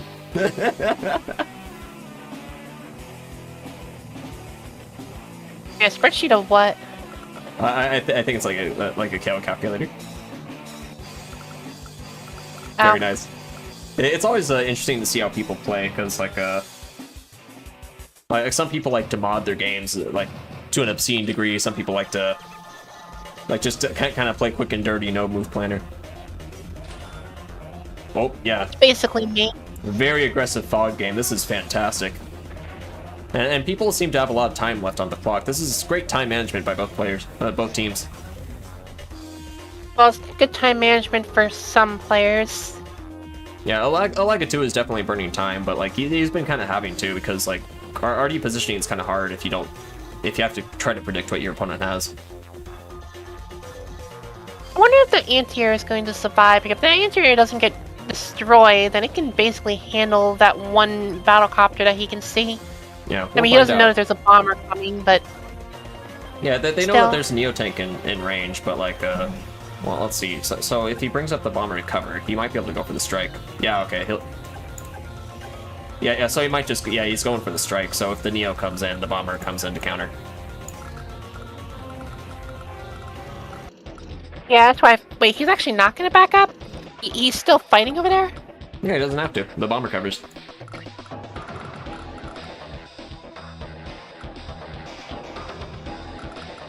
Alright. What is Talus doing? It's going Like, I right feel here. like he should have backed up over there, because there's just way too many use. He's not going to get the comm Yeah. tower. He knows it. Yeah, you have to like know what he sees though, because Hey, like, hey, he look, doesn't see he these does- two infantry. He saw that there was... One sec, let me check, because he sees... Where is he in... His player... It's in Yeah, A? you can definitely see people's. Yeah, vision. he sees 3 infantry, a recon, an anti-air. Yeah, I guess he and sees he the knows recon and there's- stuff. So he knows there's other stuff in there. Yeah, and he saw one of the 2 red infantry, so he shouldn't continue fighting over there. He has to know that this comm tower is not going to happen.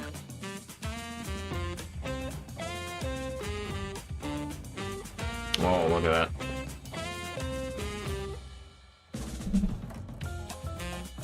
Yeah, they did cripple the anti-air, so this bomber is gonna go crazy because they have nothing else to deal with it right now. Oh, Alaga2 doing positioning. Doing some very tactical brawling. Very safe brawling. Yeah, look at him using like, will he move the T-copter? Will he just? Oh, look at that! Oh, some coordinated push between Talos and Alaga2. Congratulations! This is fantastic play. I think overall that Team A is winning. I think. No.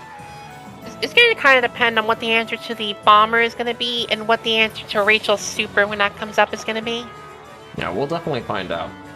Also, Victory March might be a bit scarier than people account for it, because like for instance, like these chains on the sides, like some of the infantry can reach them. It could be, although Yeah. the only one that's close to that is out the goal. Yeah, Whatever the heck, Yeah, whatever the heck his name is. Christian is right. There's definitely not an answer to a bomber right now. So when that bomber gets revealed, it's going to be a surprise for sure. Well, let's see if let's see if Noob Plane goes in. I mean, I think he is going to go in, which is going to be really bad for him. This poor copter is trapped. Oh no. Because last time he had vision in that area, he saw that he basically hit everything that could threaten the Neo team. Will he try to free the copter? I don't think there's a reason to. Oh, it's just out of vision too. But this recon is definitely pulling its weight. This poor little guy just like hanging on for dear life, like in its last dying breath, just like I will gather intel. Wait, which units? The 1 HP recon in the center forest. Oh yeah, that moved one. Up. Yeah. Okay, it moved up. Yeah. Also, it looks like Red James is going to be the only one with a comm tower for the foreseeable future. Yeah. Yeah, very good play by New Planet. Very good overall play by New Planet and Red James for keeping the comm tower denied for this long. An even better play for actually being able to get the comm tower. Yeah, but that's just contested comms. Look, I have literally not gotten a comm tower in my last 15 games, so I'm impressed anytime anyone gets a comm tower.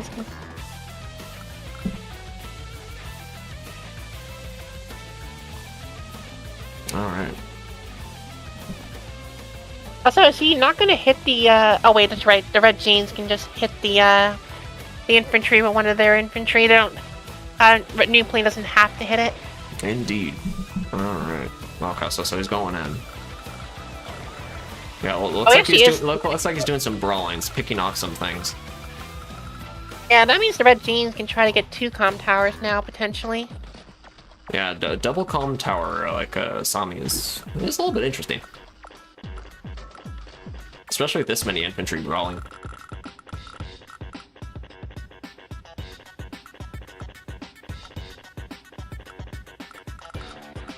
Yeah, these T-copters have definitely been putting in weight. If you look at Alaga2's moving them, like he's definitely positioning them pretty well.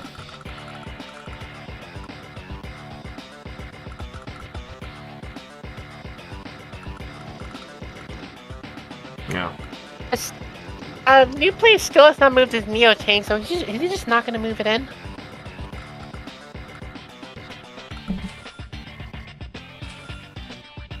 I feel like if you were going to move it in, you would have done it by now. Okay, so he's not moving. I guess he wants it at full HP, which I guess respect to that. Yeah, fair. And he probably like the flop has a good sense of smell. Like even though he can't see things, like he smells the bait. Yeah, very good call by New Plane. He smells it. In unrelated news, they're probably stealing that city. Like they could stop it, but then they're gonna lose. Then they're gonna lose the infantry. They're gonna lose vision. Gonna Yeah. lose an artillery. Like, I don't think it's worth it for them to continue brawling in the south any further. Yeah. I think they should have backed off that turn. The neck chain is moving down. The Three Stooges becoming the Three Goats. It makes sense for them to move down. They've already gotten Alright. everything they need to in that little corner.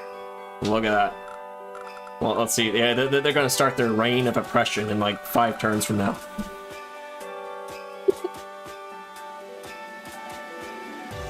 All right. Yeah. Okay, let's see what they do with the bomber.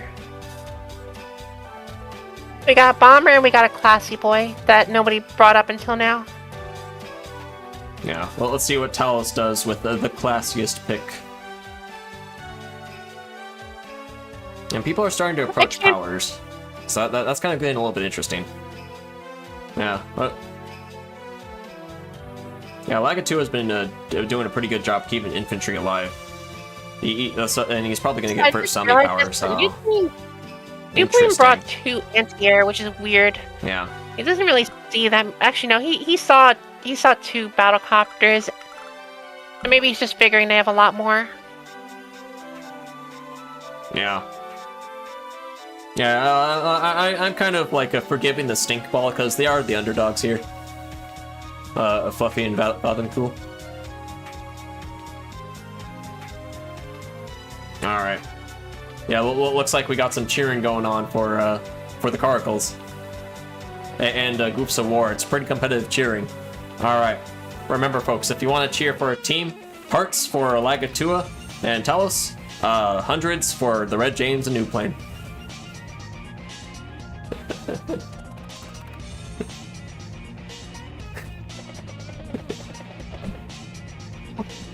An unpunishable hit.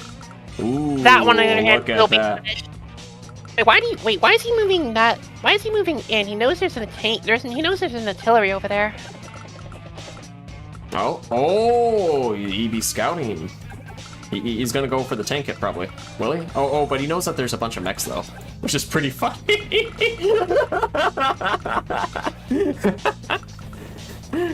He probably went in like expecting like, oh, okay, I'll strike this artillery, but then he sees like the 3 mechs. To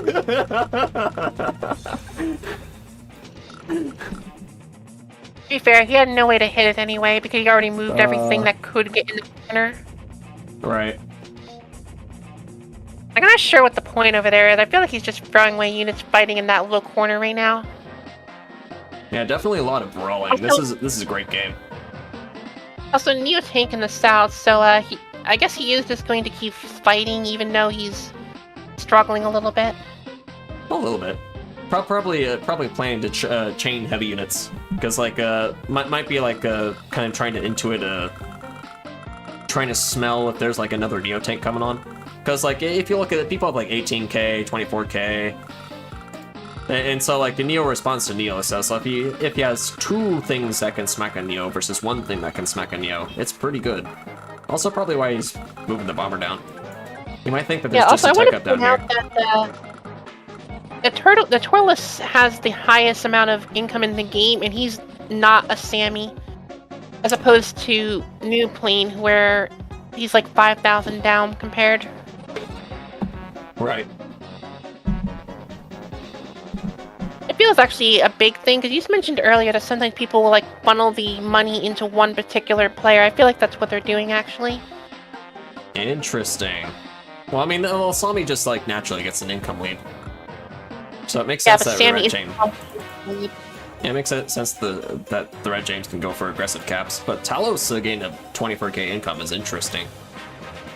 Yeah, that's what I meant. Team A is funneling all their money into him as opposed to Sammy. Yeah. Lagatua has been stuck doing a bunch of brawling. So, I don't know if that's a strategy, but oh, look at that. Yeah. Interrupt and just a kill. 700 Perfect. funds.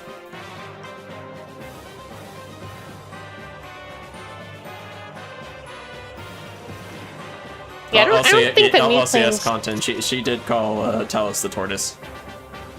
So also, it's a tortoise and Edelgard. I don't think that I don't think Floppa and friends are gonna have any response to all these tech ups once they see everything. Yeah, we'll find out. 'Cause they've been putting up a really, really good fight, though. Like, very Like, impressive. how do they respond to this? Yeah. Ooh, they finally hit the artillery. Ooh. Brutal. I mean, you got the copter and anti-air. So at least they can kind of do a bit of a coordinated push, but, like, they've been actually doing a really good job with time management, so, like, good on New Plane and Red James. Alika 2 has been, like, been forced to burn a lot of time thinking. That is the price of playing artilleries. Also, after we're done streaming, I feel like I'm gonna do a live game in Fog. Watching this is making me want to play the game instead of watching it. I know, right? Let's see. So it'll be a little bit of a okay position. I'm loving these coordinated pushes beat with the players.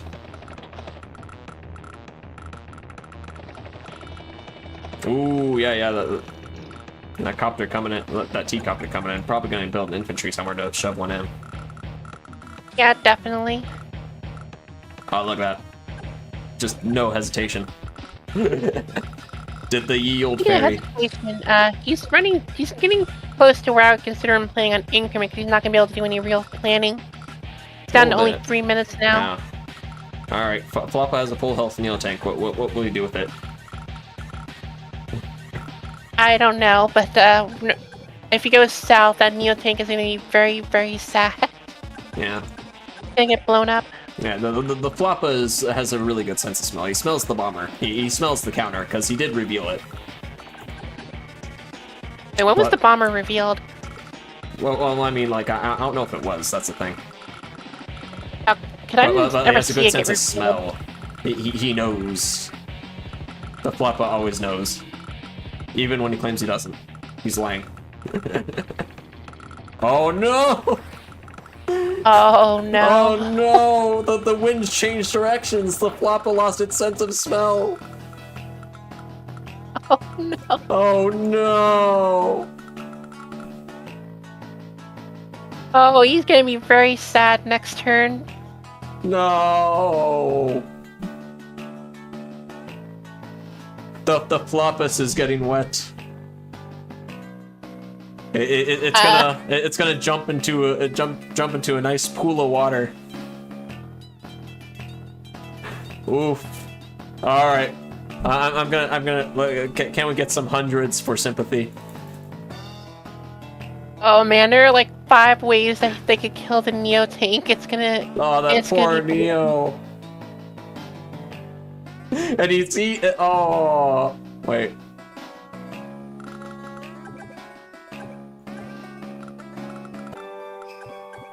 Wanna know what kind of makes this worse is that that's what Floppa sees now.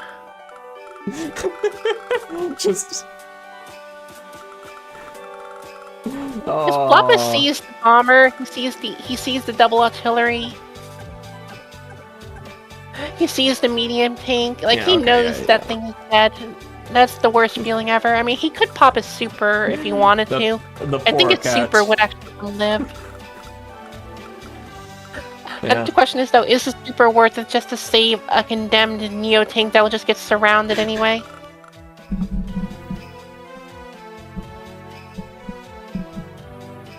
Alright.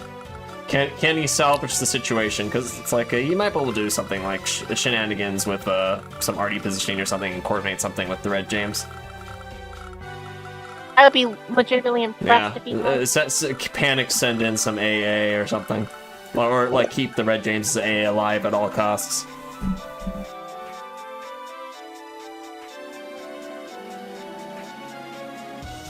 I almost fell over my cat's box. Yeah. Yeah, speaking of which, if people are wondering why my VTuber model is all over the place, it's because I have a very needy cat right beside me. You realize that I need to see a picture of this cat later. Oh yeah, ShamWow. No, okay, he was in one of the intros. Oh, he's activating prime tactics. That is definitely a desperation prime tactics. He's like, although like with the prime tactics, that golf ball might be a little bit safer than like people give credit for. Like it's gonna need a lot to get rid of it. So he might have saved the golf ball. It's just gonna get surrounded and killed though, isn't it? Oh, but the medium tank. So there is a lot that like can still maybe destroy it, but like it's gonna hang on for dear life. The cat is very Fluhfie. Yes.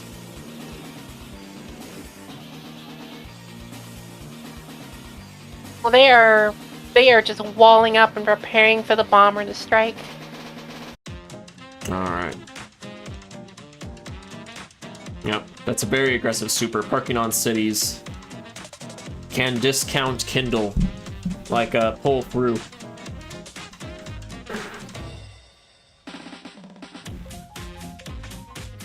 Oh. What's he gonna do with the arty? Alright, yeah, he's gonna position... We'll support the infantry a little bit. Make it kind of hard to attack into.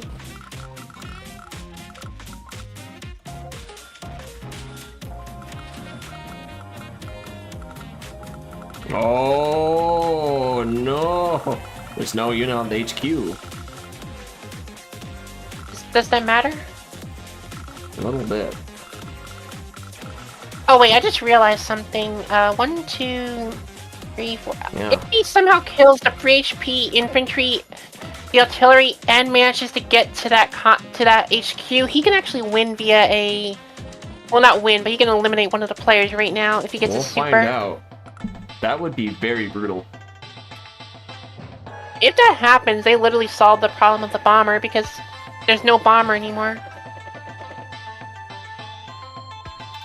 Oh. It's gonna be close, but I don't think he can get the power. Will he start sacking? No. Yeah, Yeah, he's not gonna get the power.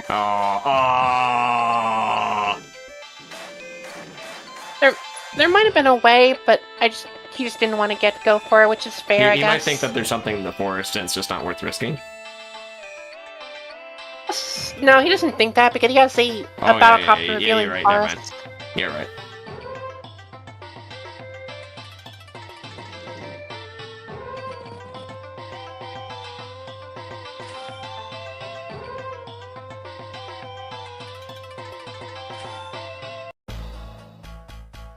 Alright.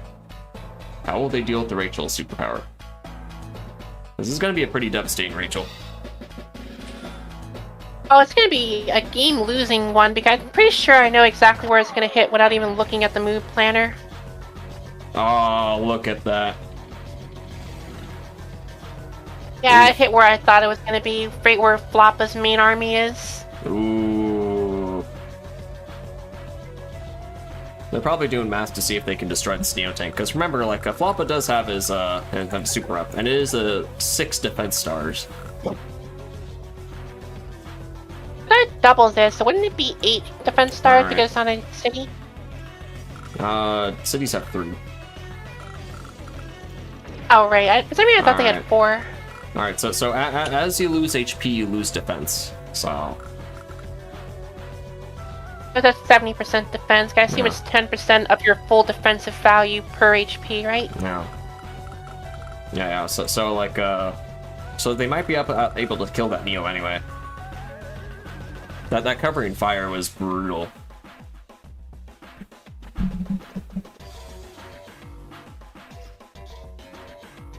Let me check the damage calculator.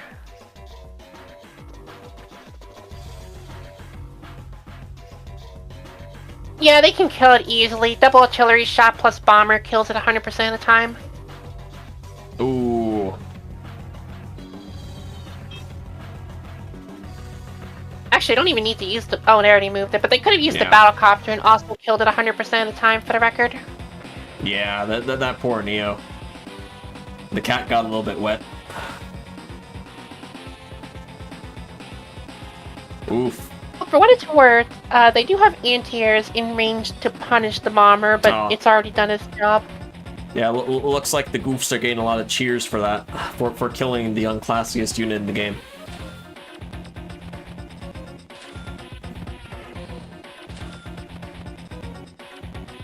Alright. Ooh, yeah, they're going in. I think this might be the beginning of the end for Floppa at this rate. Indeed. Oof. That poor cat. Ooh. Oh.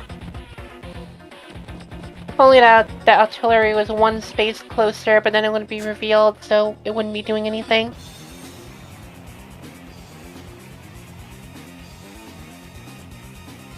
Yeah, semi-original guy has a point. This is what happens when you put your faith in the very unclean.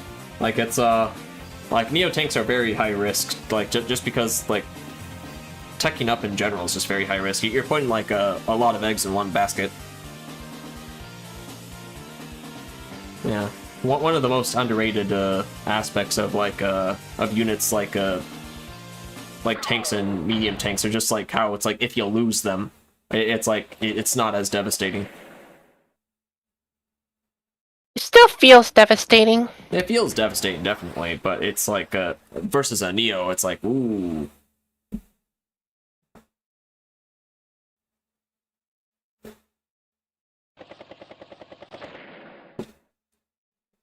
Uh-oh, the music died. The music died. Alright, music has been resurrected. Alright, he's going for the victory get march. A copyright. What would be sad is if you get a copyright strike from you singing that one verse from a song. I don't think that's how the YouTube Content ID works. I think it'd have to be the actual recording. Alright, but can Alagatua capture anything important? I don't think so. Yeah. Unfortunately, actually, I no. don't think no. Looking at it, he could potentially take a city, but only if he somehow manages to remove everything he needs to get the thing from it. Definitely. I'm not sure if the super was really worth it, because he's not really getting any cities from it. Okay, well now he can get a city if he's willing to have the anti-air kill that infantry.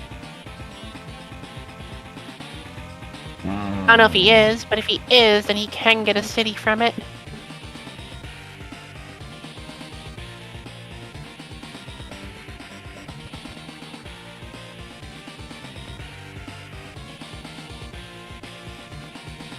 Yeah, unfortunately, Laga2 is showing why Sami is definitely tier 4 in Fog. It's very difficult to, like, kind of fight into a bunch of vehicles. Well, I just realized this, but there's actually no anti-air to stop the bomber, so the bomber killed a Neo for free. Yeah. Yeah, I think the game is over. As sad as it is. Yeah, like, Alag2 didn't need much from the super, just like, some nice infantry, great engagements here and there, so some nice 10% attack on some units. Yeah, very talented play. But, like, a very good showing from the Red James, though. It's like, I'm not discounting them.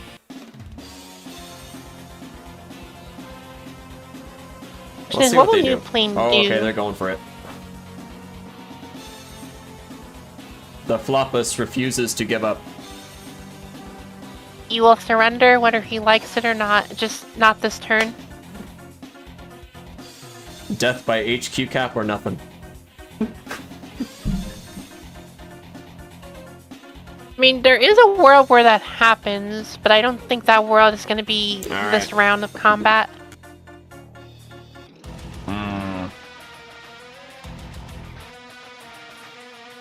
Yeah, the Floppus and Olaga2 are running out of time. Like, they have exactly one infantry, and in order for that infantry to win via an HQ rush, they have to, one, get that infantry closer, because even with super it doesn't reach, but also they need to fight through 4 tech-ups, because... Ooh, yeah. It's definitely an uphill battle.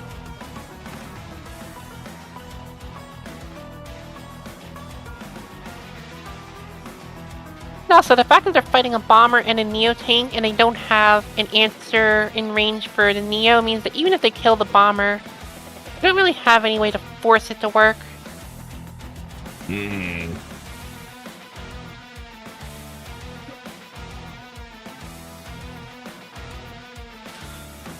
I guess for what it's worth, if New Plane decides to hit the battlecopter with his battlecopter, you know, actually no, I just realized they have anti-air, so yeah, there's actually no good place for Floppa to be here.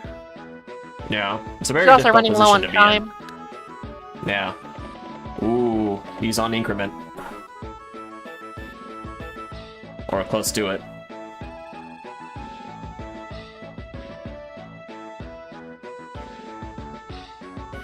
Hmm.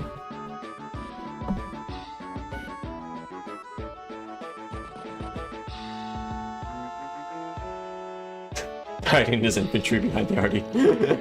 Alright. Can he recover with the victory march? I don't know if he can. I don't even know if he's gonna pop it. He might just save it in hopes that he can find a way to cheese the HQ rush or something. It's definitely a threat. Yeah, it looks like they're pulling back. That they see all the tech ups and they're going up. Uh-oh.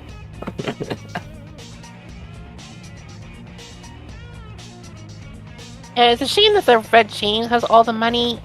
Because if New Plane had the money, he could make a little bit more pressure because Lash is a little bit stronger than Sammy generally. Yeah.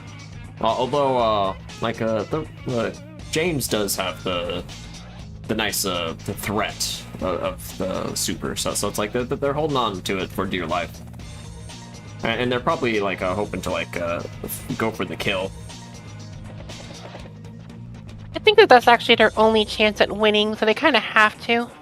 Also, I just realized, but the Red James literally has all the time right now. Hmm. Yeah. Talus is definitely parking a recon on that.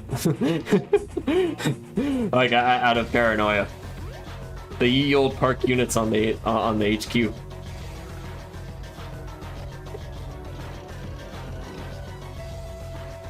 Yeah, parking units on like cities, HQs that like can't really go for the attack when there's the potential threat of like just a flood of infantry. And even though they have some vision, it's not perfect vision.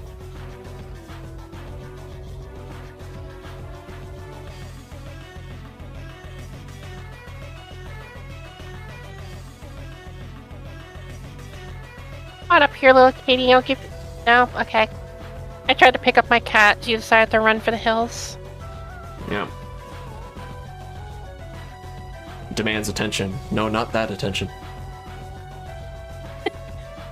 I will say one thing though. I would have probably surrendered once my Neo tank was blown up, and I saw that they had a bomber and a Neo tank, and I had nothing to stop either of them. Respects to them to still fighting on. Yeah, they do have the threat of the super, so they're definitely playing it out. I can give some respectful hundreds in the chat. Alright. I'm a spam. The hundreds of respect. So how do we spam disrespect? Oh, like so YouTube has like a live react thing. Like it's like the big emoji button.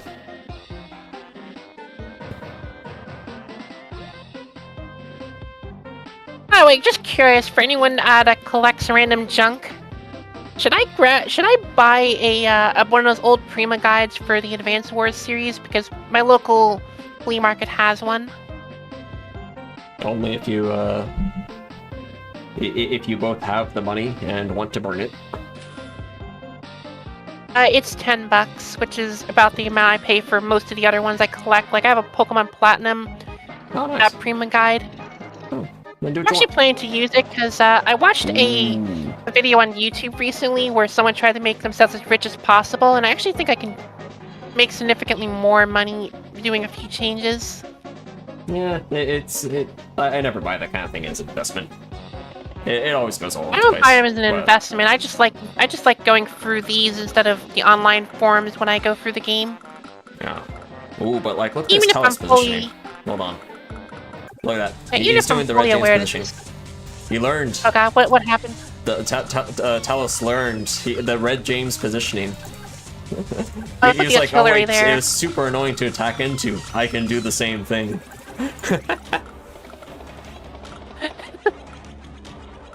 Oh god, the more they move on, the less likely it's that the Red James is gonna find some way to just Alright. accidentally win the game.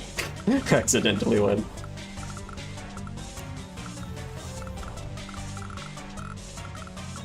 Ooh. But yeah, I just like using the guides, even if I do know that there are a few inaccuracies in them. Yeah, if you enjoy it and you can afford it, then yeah, go for it. Well, I can't afford the ones for the games I actually want the guides for, but some of them are cheap, yeah. and those are usually the ones I buy. Yeah, the collector's guides get really pricey. Like, I really want to get the one for Pokemon Mystery Dungeon Explorer Skies or for Fire Emblem Radiant Dawn, but they're both like $50 or $90, and I just don't have the money for either of them. Yeah, that's brutal. Wouldn't be as bad if I could figure out how to download them online, so I at least pretend I have them, but I can't even do that much. Also, unrelated note, New Plains HQ is starting to look dangerously exposed. Uh-oh. Well, I mean, like, the Sami doesn't have the super anymore, but it's still a little bit at risk. They're pushing it. I mean, no super, but yeah. it's never a good sign when your HQ is crushed. If your HQ is being pressured, it is never a good sign, even if you're not fighting Sammy. Yeah. Yeah, Laga 2 is on increment though. Same with Floppus. Like so they're definitely doing yeeting. The ye old yeet. We'll say one thing though, I respect that they're both playing on, because I would have pulled a melody and surrendered by now if I were them. Oh. Yeah, they're putting up a really good fight. Definitely. Although I do think it's a fight that they are destined to lose unless they find a way to get the Sammy Super to be the winning kill blow. Yeah. Ooh, yeah, that counterattack, like, got a few vehicles. That was a pretty good counterattack on increment. Like, props to Floppa here.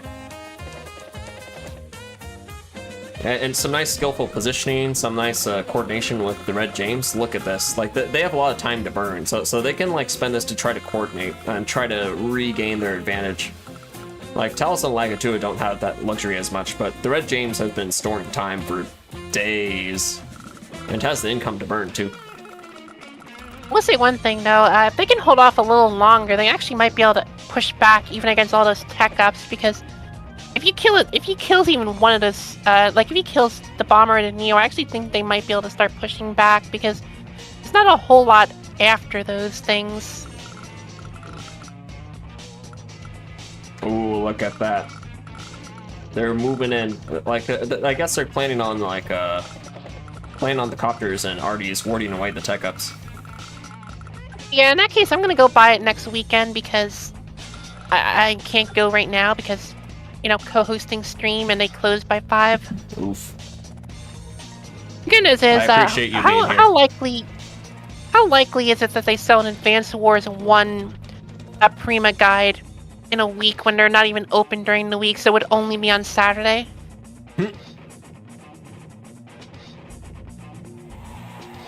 Not even joking. The place I buy these things from is a small little, like, hole in the wall type of shop where nice. I get most of my stuff. All right. Okay, so Talos is moving in. Ooh, being aggressive.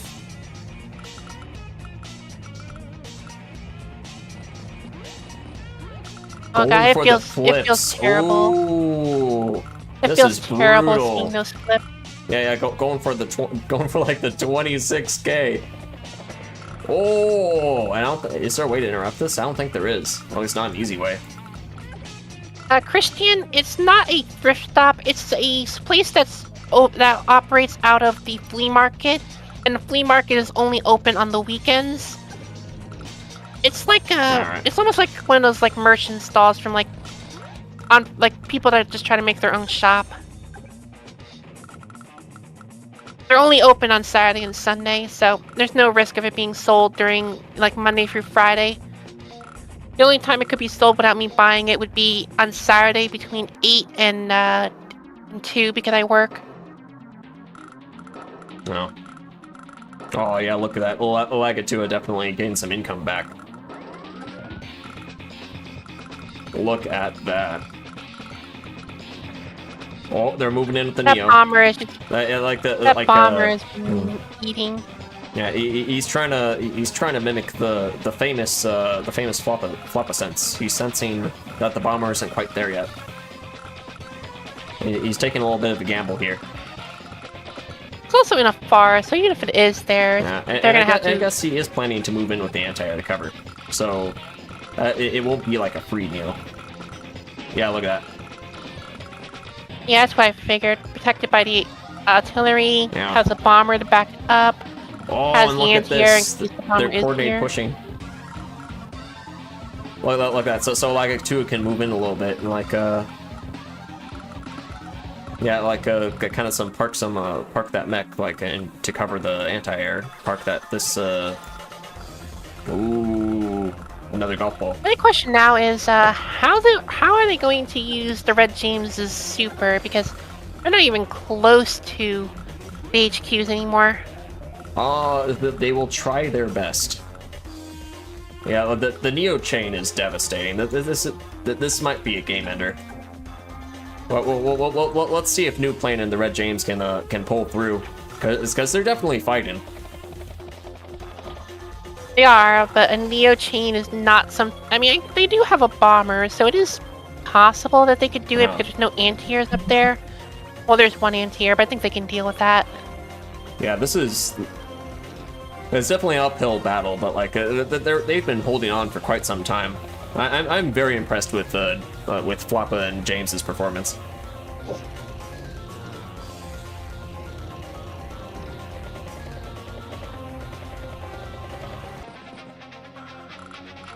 Oh, look at that. I mean, unless you're in Delaware, it's not going to do you much good, Christian. Let's see.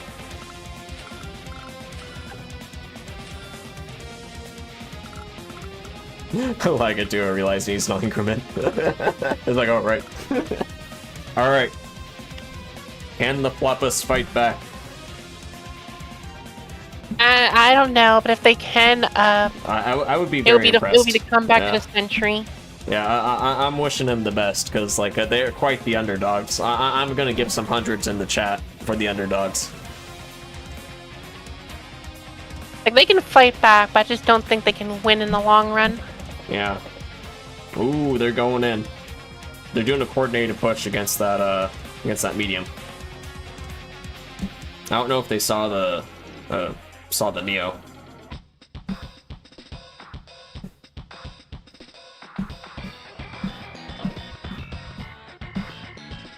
Oh, they're definitely going in.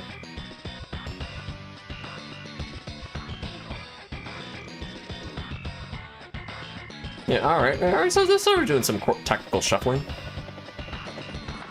Yeah, okay. So the Floppas is definitely doing a valiant defense of that HQ. Like, you got the Artie covering it, you got that, that medium tank in there. Got a dirty boy and an infantry. Yeah.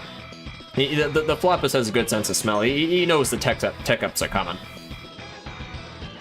I don't even think it's a sense of smell. He literally sees the huge glob of units coming his way. Yeah.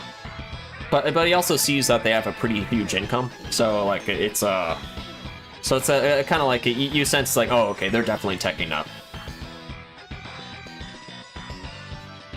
Yeah, and they both have a lot of income now. It's not just Turtle that has all the Wow. money. Oh yeah, Christian. So the selection process was a combination of two things. One, I invited people that I thought would be funny, and two, like the players that were invited chose their own teammates. Yeah, regrettably, I was not invited to join. I would have loved to fight people here. It would have been fun. Yeah. Unfortunately, I did not have infinite slots. A very sad day.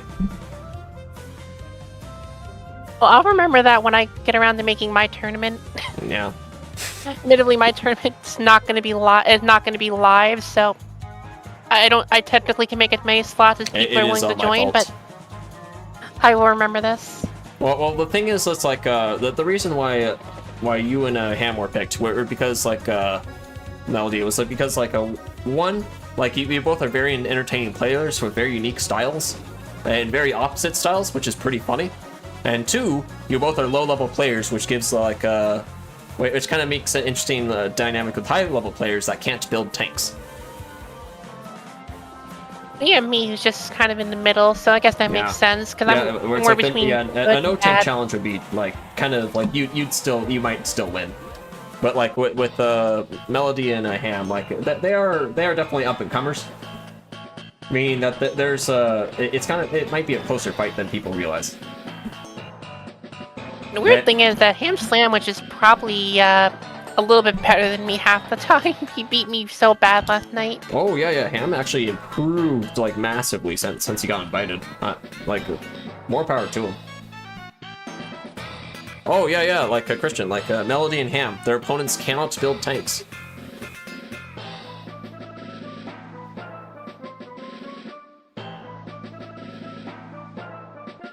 I'm kind of curious how what Turtle is going to do with the bomber and Neo, because if he pushes forward, there's a chance that they could get blown up.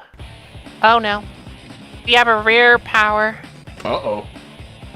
We have a rare lucky Rachel lass. power. So, they're probably going in for the kill. They probably look at the kill death ratio and go, all right, we're ending this.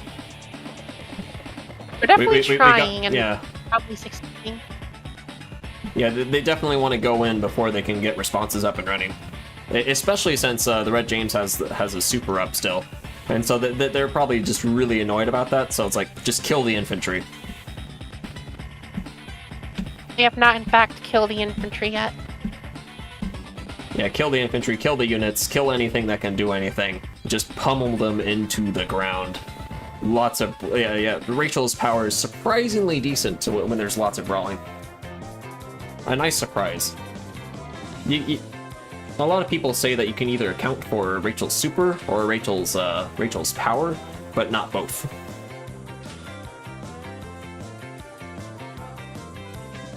Oh, look at that, another T-copter, which is very brave on when you're close to increment. A lot of clicking.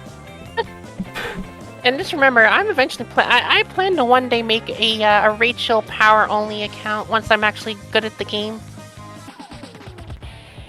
Oh, double time. Whoa, double power. Okay, so they're definitely going in for the kill. I think you're right. They saw something. They saw something. I don't think Floppa's gonna like what they see. They are going for the oppression. Oh wow, this is brutal. Absolutely brutal. I don't think this can get much worse. Both HQs are being the threatened flip. now. Oh, the flip with power. Oh. So a little bit harder to interrupt with that 10% defense. Oh. The nice T-copter in range. That T-copter running out of fuel, meaning that it's done its job nicely. Look at this. 15 fuel left.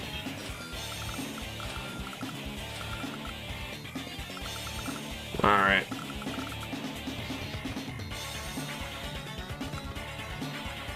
What's Floppa's turn gonna be? Because Alright, will the Floppus recover?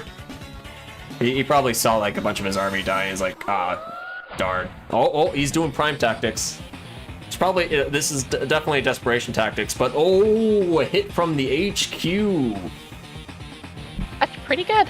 All right, That is pretty good. and he sees the army coming in.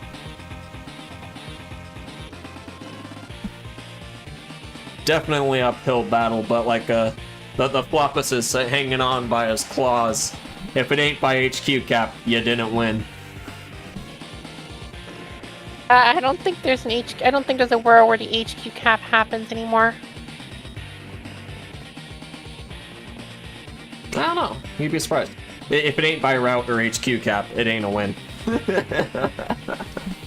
Especially with the small army of Neo tanks that is coming forward. Oh. Uh-oh. Hold on. There we go.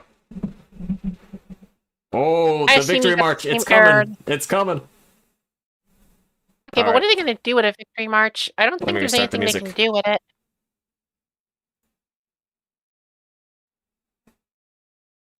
Oh no, the music. All right. Oh, there we go.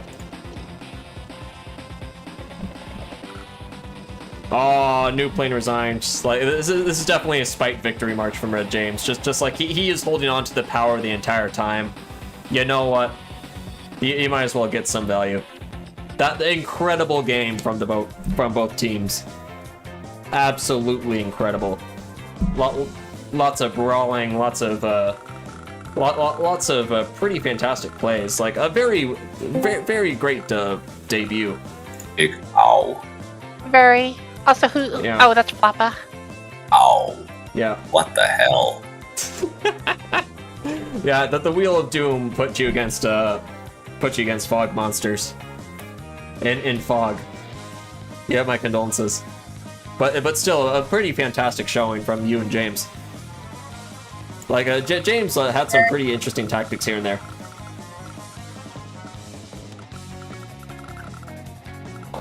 No, the issue is that James is not a fog expert, and I am the. I'm fighting like against fog experts. Like, damn. Yeah. You're still absolutely Yeah, fantastic playing on Almost Increment. You're kind of like the hidden grandmaster, really good at sight reading and really good at playing on Increment. Nah, I don't belong in the Grandmasters. I'm just a tax collector, and pay your taxes. The wise lessons from Flappa: pay your taxes, people. And Pay your sorry taxes, for making we'll you find play you at a like live 2 a.m. It's 3:47, by the way. Oh, So 3:47. Oh, poor Gonbai Yeah. is gonna play at like 4. yeah, I'm freaking tired. So Enjoy your rest. You earned it. all right, yeah. Good night. Thanks Have a for good the night, game. Flappa. Yeah, thanks for showing up. You did great. All right. Melody, you don't need the train. I'm gonna become. I will one day reach the greatness of fog Alright. and become an unstoppable monster. Yeah. On that, like, I'm gonna put this on intermission to give this team a little bit of R&R, and then after 10 minutes, we'll be back. So let's start the intermission now.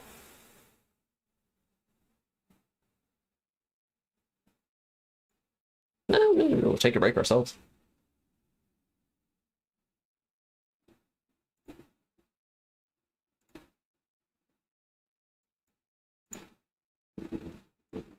Nice. All right. I'm gonna take a break myself. Enjoy the intermission, people. We'll be back in a bit.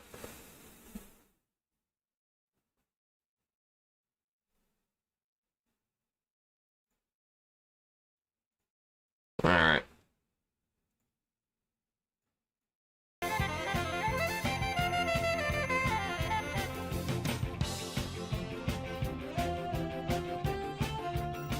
All right, I'll be back.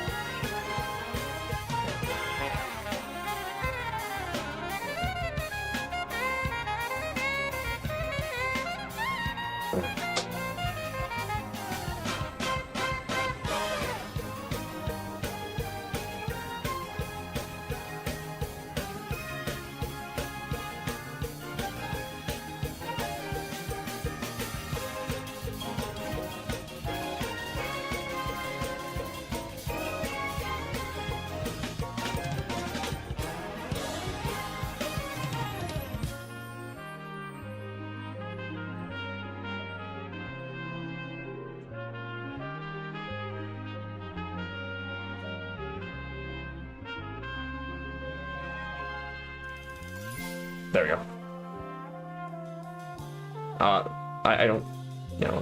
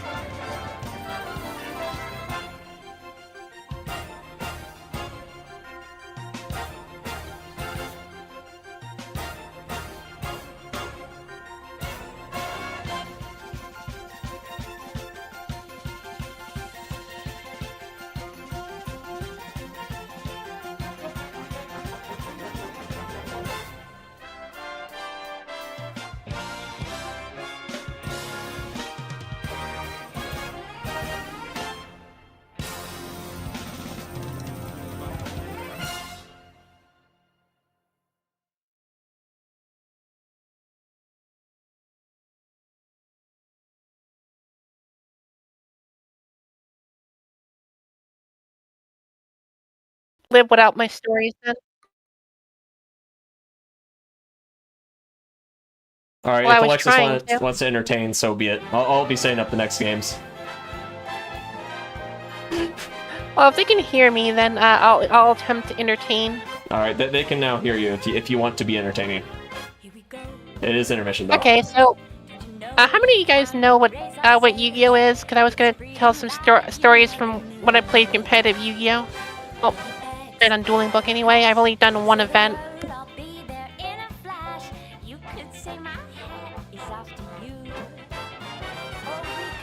Yeah, he is a professional VTuber. We just need to get him a higher quality model. But yeah, I was playing against a meta deck known as Goki Extralink a couple years ago with a deck known as Karibo. And to put it simply, the Goki Extralink did two things at the time. The first thing is that they would throw your entire hand into the graveyard. The second thing is that they would make it so you couldn't use the extra deck.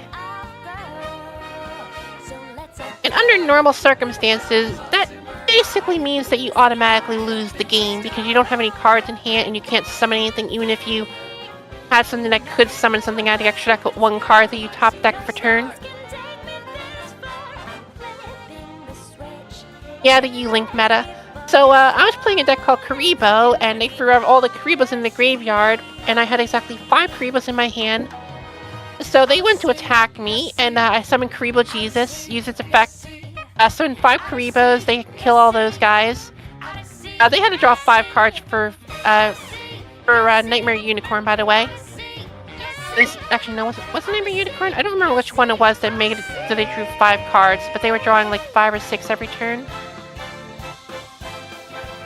So next turn, I draw into another Karibo. Yeah, another Karibo. Set it. They attack. Summon out Karibo Jesus. They drew 5-6 more cards, and they literally had to break their own extra link because they were gonna deck themselves out. And the moment they broke their extra link, I did the Karibo Jesus one more time because I opened up all 3 of them, and then just proceeded to kind of style on them by just turning one Link Karibo into a Borosword Dragon, and then just killing them through the extra link because they had to break in order to knock deck themselves out. I really wish I still had the replay link because that was one of my greatest victories ever. And sadly it happened when I wasn't streaming, so it wasn't caught on my old YouTube channel before I got hacked.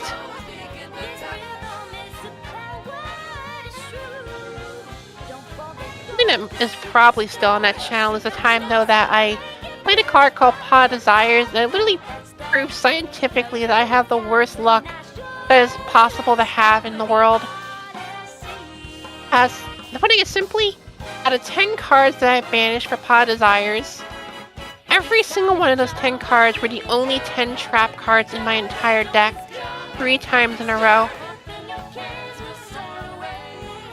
I don't know the math on that, but someone in my stream at the time did the math, and to give you some rough ideas, that put me roughly in the same odds of finding, I think it was like 3 or 4 shiny Pokemon back to back at full odds.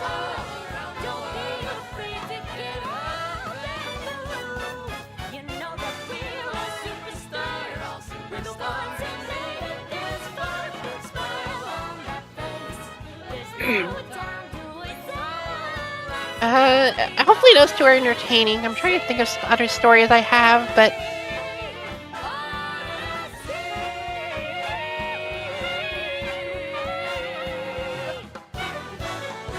I mean, I guess I'm doing a lot of stupid gaming challenges for fun. If you guys want me to talk about any of those, I can't think of what else to really talk about.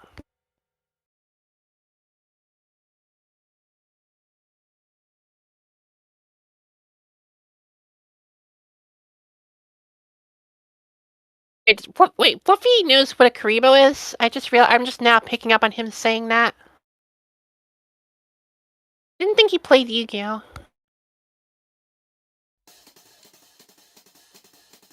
Oh, we should play a game sometime. My Karibo as well. Oh.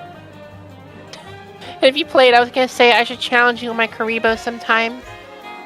I'm still trying to make them work. Yeah, you have a fair point there. It does relate to fluffiness.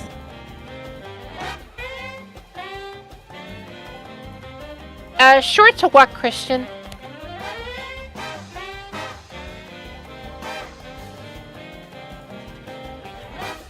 It is true. I'm just not good at it because I haven't done it since since my house burnt down actually what year is it now?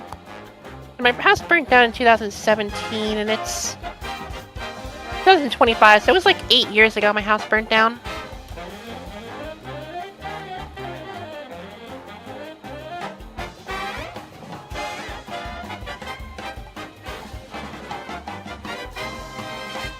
Yeah, ouch indeed. We lost basically everything and we were homeless for I think about a year and a half. I don't remember exactly how long, but it was a while. I think my mom got us banned from I think it was like 2 or 3 hotels because she was basically lying to them with how many people that we were bringing in because there were there was me, my mom, my brother, the dog, Chris. There were 5 of us. And no, there were 6 of us, and she kept on telling them there were like 3 of us or something like that. Oh no! What story did you tell? I just came back. Let me see if this game was set up properly. I was just talking about when I was homeless from my house burning down. Oh no! Well, I'm happy you're no longer homeless. Yeah, it was like 8-9 years ago. It was in 2017. Alright, I think I set this up properly. I hope so, because, I don't know. If I make mistakes, I hereby give the players permission to capitalize on these mistakes.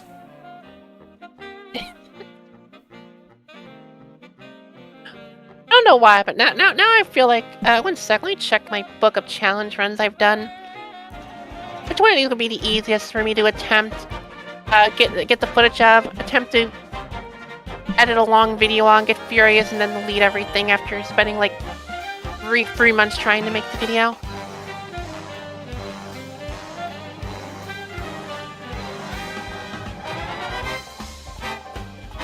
Alright. Yeah, like I said, I was just throwing... One sec, let me check exactly how long that was. So 2018, 2019, 2000, 2001, 2020, 2021, 2022, 2023, 2024. Okay, so it was 9 years ago. Yeah, looks like the Lakitu and Talos are ready, but we're just waiting on hope. Yeah.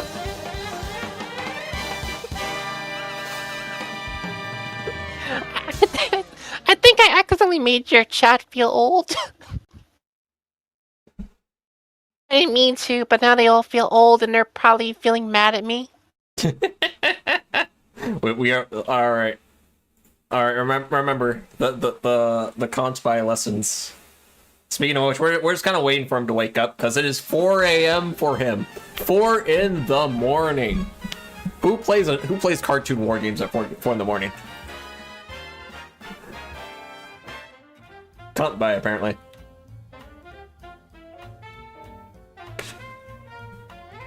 I mean, what also, if he actually I do just not went feel to bed? sorry for making him play cartoon war games at 4 in the morning. because he did steal $170 from me. So this is my vengeance.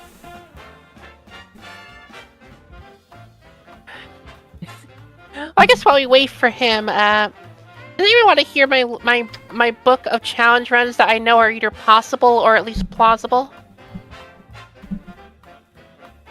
Oh, okay. So what's the least plausible one? Give me a second. I need to keep in mind these are just challenge runs that I've done, or at least Alright. attempted to do.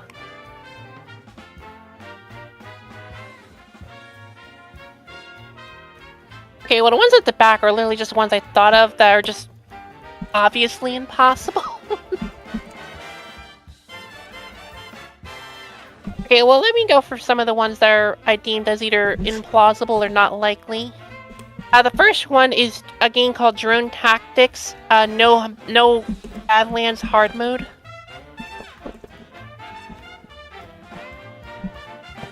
Although to be fair, it's not so much that it's impossible, it's just that there's no math. I don't understand how to make the math work, so I can't plan properly. The second one is beating Pokemon Legends Arceus without dealing damage. That's without dealing damage? Basically, I had to make my opponents struggle to death, or I need to kill them with stuff like poisoning them with toxic or something. There's just one problem with that in Pokemon Legends Arceus compared to every other game in the franchise. You want to know what it is? Oh. The problem is that Legends Arceus is the only game in the franchise that doesn't have any non-damaging moves that deal a status effect.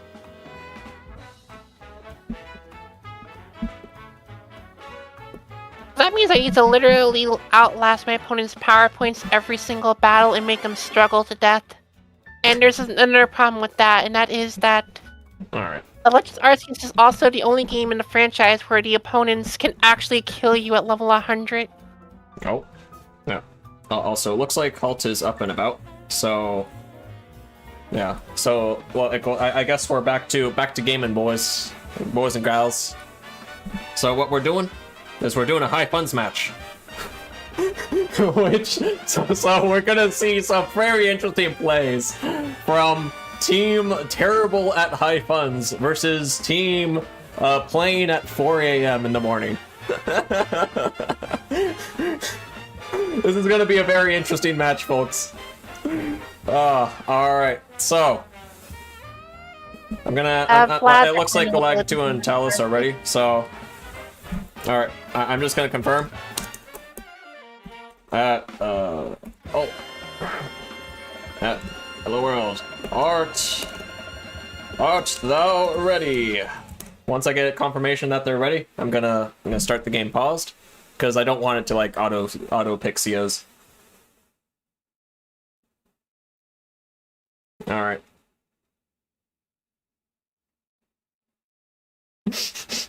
4 a.m. alt versus never played iPhones in my life. Galactua and Talos. Alright. Alright, it looks like everybody's ready. I'm going to start the game.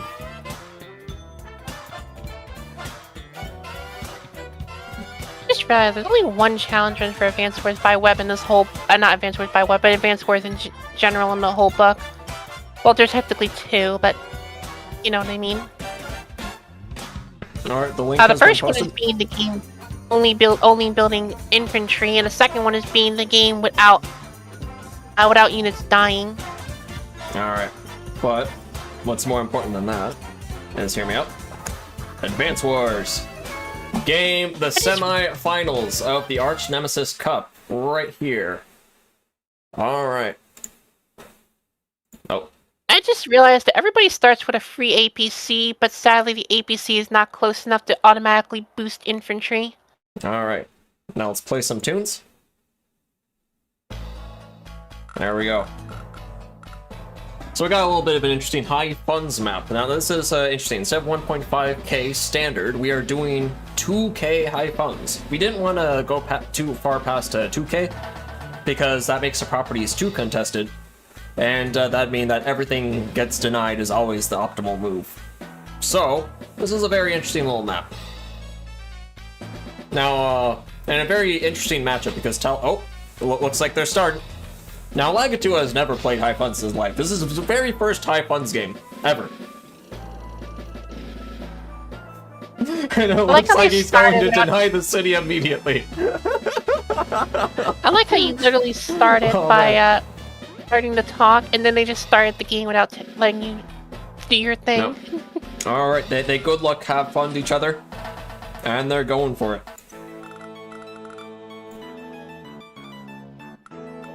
Also, we have an early game mech. I didn't expect that on this map of all things. Now, Halt is a very, very talented High Funds player, but he is playing at 4 AM brain. Let's see what his 4 AM brain can figure out. Ooh, he's full sending at his APC. Oh, look at that. Probably getting ready to block a city or something. And just be generally annoying. Yeah, that's probably what it is. I guess that is why Kanbei built the mech, because he's forced you to get rid of that APC. Alright. Now let's see. So we got 2 Sami matchups, which is pretty interesting in High Funds. But it is 4 bases, so it is a little bit interesting. Let's see. Yeah, so it looks like we got an adder 2 Samis. I wonder if they picked it for the memes. Why? What's the meme? I don't know the meme. Well, like from the intro video, like pick Sami in tier 4, High Funds, and guess what tier they're playing? I mean, is this gonna be decent in High Funds because you can tech up easier? Map dependent. It's the infantry get easily denied by vehicles, so it's a very, very uphill battle. I'll have to try it then. Guys seem to be better because you can spam out Max while still being able to get out tech ups and battle copters.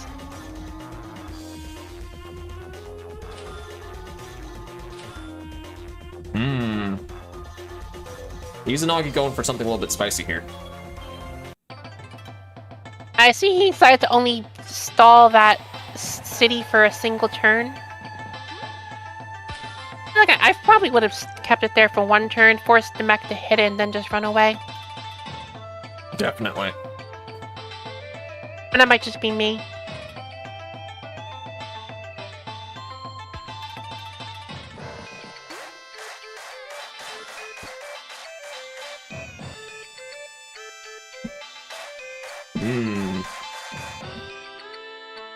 Yeah, I guess you have a point there, Content. It doesn't boost your vehicles all that much. But then again, Victory March is still a hell of an equalizer. Also, I like how everyone is doing everything in their power to not boost infantry, and are just using their APCs to block cities. It is very interesting. Very funny though, opening though from Lagatua. Kind of very reminiscent of Shadows chasing endlessly with the Bebo blocking your infantry paths. All right, well, let's change some of the armies so they face nicely. So let's change this to orange. No, sorry. Let's change this to something facing left. Or infantry. It has to do what capture was going to do anyway. Yeah, okay. Yeah. Now the nice armies are facing the proper directions. There we go.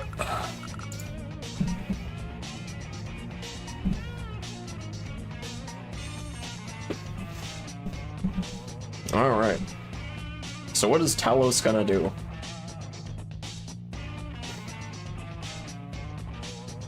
I think what he's going to do is murder that APC.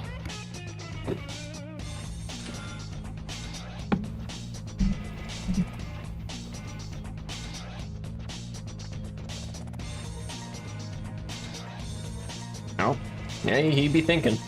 But remember, folks, this is 2v2. They have flashbacks of what it's like to play on increment. They know the pain. Oh, they're going. Yeah, increment is probably the second worst idea you can possibly have right now. Yeah. So what Talos is doing right here is like it's probably prepping to block one of these cities for when this finishes, because it seems like they've determined that blocking income is just huge early game. Just because, look at this, they already got 14k, 10k, 8k. Like, if you can block 2k income early game, that's like 2,000 funds. Like, block it for like 2 turns, that's 4,000, etc. That's like half a tank. I don't think you can buy half a tank's soul for rent. Well, yeah, but it's like funds-wise, it's like blocking cities adds up over time. Like these cities are a lot more contested because it's high funds. So Sapphire, this is tier 4 high funds. Now the reason why it's tier 4 is because it's already complicated. So like and tier 4 has less complicated power, so it's less mentally taxing. It's more kind to the players. And with a 10+1 increment, it is absolutely brutal. And then you have me, who feels like you should have made things more complicated, not less. Yeah, looks like Conpai is going for the copter to try to like make this APC back off. Let's see what Alagatua does with that. Oh, he's thinking. What do I do? Does he keep it on? Because if he keeps it on, I think there's a good chance that this APC might survive. Oh. Okay, so what he's doing is he's forcing this tank to come back and or like some units to come back to deal with this, or make this already go around. Now, interestingly enough, like we're seeing some early tech units like starting out. I mean, isn't that standard for high funds for them to start teching up pretty quickly? No, like that's the thing, that they're not teching up quickly. Oh, I thought early meant like day 4. Yeah, like that's we're when, seeing like early Wappa tanks, did because like, yeah, okay. By the way, okay. if I say anything stupid, guys, let me know, because I don't know a whole lot about high funds. Yeah, high funds is very, very complicated. It's like some of the minor differences to watch out for is that airports are a lot stronger in high funds, just because you build more units from them, and like you get the rare bomber occasionally, but just like copter spam is very powerful against tech up units. There obviously are a lot of tech ups. Mega tanks show up a lot more commonly. They aren't really a meme, but they're a somewhat viable unit in niche cases. Yeah, I know about the battle copters. I know the transport units are actually kind of good because income is so much more valuable. Oh yeah, like you don't see people like skipping cities as much in high funds. Like people desperately want that income. When map making for high funds, like you actually have to watch for income curves, because if somebody has a better curve, there's just a strict advantage for that player. Whereas like in standard, it has a kind of a looser curve, because like sometimes people can skip cities and get an advantage. Not as much in high funds. All right, so it looks like we got some like already positioning. He brought the tank back to clear. All right, what will Alagatua do? Probably wondering what to do with that APC. I feel like the APC is just gonna probably run towards his army and actually start acting like a transport now. Maybe. We'll find out. No. But then again, maybe he's gonna throw it away, because we've already seen 2 APCs get murdered. I mean, not 2, 1 APC get murdered. Ooh. Yeah, he's putting that in copter range, which is interesting. So I mean, I would have just put it right.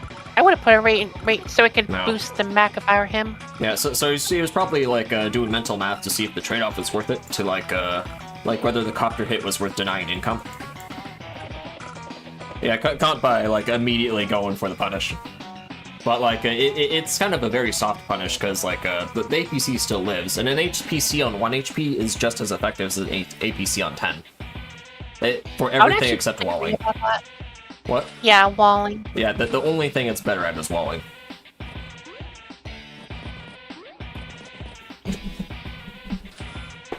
Yeah, so Alagatua definitely going for the income deny. Alright, and like it looks like Conpai is positioning a bit to kind of threaten some cities in middle. Making sure that like Alagatua can't completely ignore these properties. And Izanagi is playing high funds, but he's not playing Grit, who I thought was tier 4 in high funds. It's map dependent. Like, I think by default he is a pretty high tier, just because, like, if the map is a little bit choky, he'll just dominate all the time. Also, I just want to point out that Izanagi is apparently trying to do an HQ cheese. Ooh, would you look at that? Let's see, what's this tank at? Ooh, the tank can't reach. Like, oh, so Talos better get in position, otherwise, like, this HQ will just be instantly capped. Well, I guess the tank right here can interrupt. So the tank moves in, and like, but he's definitely threatening these properties right here. This infantry cannot be ignored. Oh, he's tier 2? That's kind of weird. I thought he was like tier 3 or 4. Yeah, definitely map dependent. If it's a very open map with very strong air, you might be plunked down a tier or something, but in general, people are very cautious about like tiering down Grit. Then you have me, who feels like he's a tier 1 CO in standard. Yeah. The reason why he's tier 0 in a lot of maps is just because he just breaks a lot of maps. And it kind of does kind of make a tier 1 awkward a lot of times, because it makes it very RPS, where it's like, oh, okay, did you pick Grit? Oh, okay, I picked Javier, I win. Or, oh, yeah, I picked Sasha, I lose. That kind of thing. Wouldn't Sasha be decent against Grit, because she can get more battlecopters out? I mean, Grit anti-air still one-shot.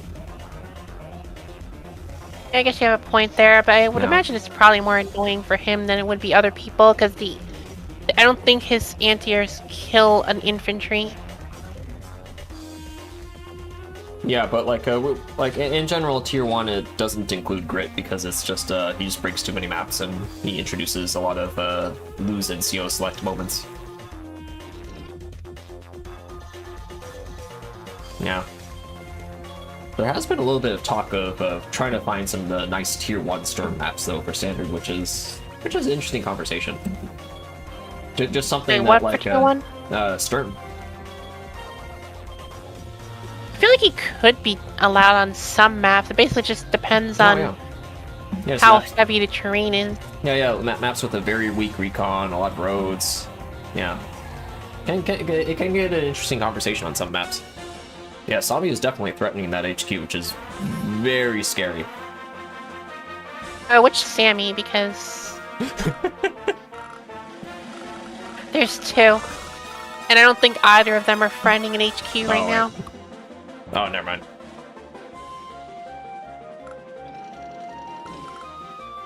Oh, I was... Oh, okay. I was referring to Colin's comment. I don't think they're... Yeah, I don't think they're threatening an HQ. I think that's their own HQ. Oh. They're nowhere near power yet, so... So can't be safe like, for now. Izanagi tried to threaten the HQ, but he just put a tank on there, and now there's nothing that can be done about it. Yeah. Yeah, if we're picking meme picks, Alagatu and Talos are putting up one heck of a fight.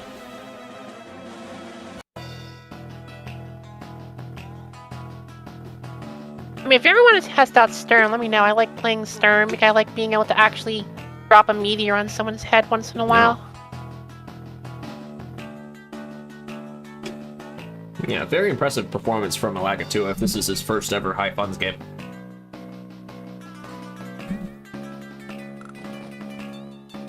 I mean, didn't you say he's like super good at fog, so it would make sense that he's decent in high funds? Yeah.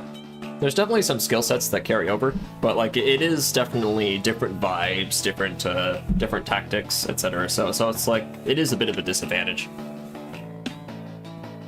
Yeah, I definitely agree with that, Vladio. That Grit, if Sturm is allowed, would probably be okay. All right, so he's bringing it back the APC. Yeah, still in range to be smacked by the copter, but at least his own copter is covering. As I just realized, but only one EPC has been slain so far, and it's been Combis. Yeah, Combi probably sucked it to make sure that his opponents didn't get an income lead. But like Alagatu is kind of like definitely playing that Poland style, like that 20k income is that's nothing to laugh at. Yeah. Right now, I kind of want to try not a high fun, a standard game with Sturm versus Grit and see what happens. Yeah, definitely a strange matchup. Probably not in Grit's favor, depending on the map. But we'd have to find a decently balanced map, obviously. Alright. Oh, look at him go. He's moving in. So Compi is definitely moving in to do some threatening.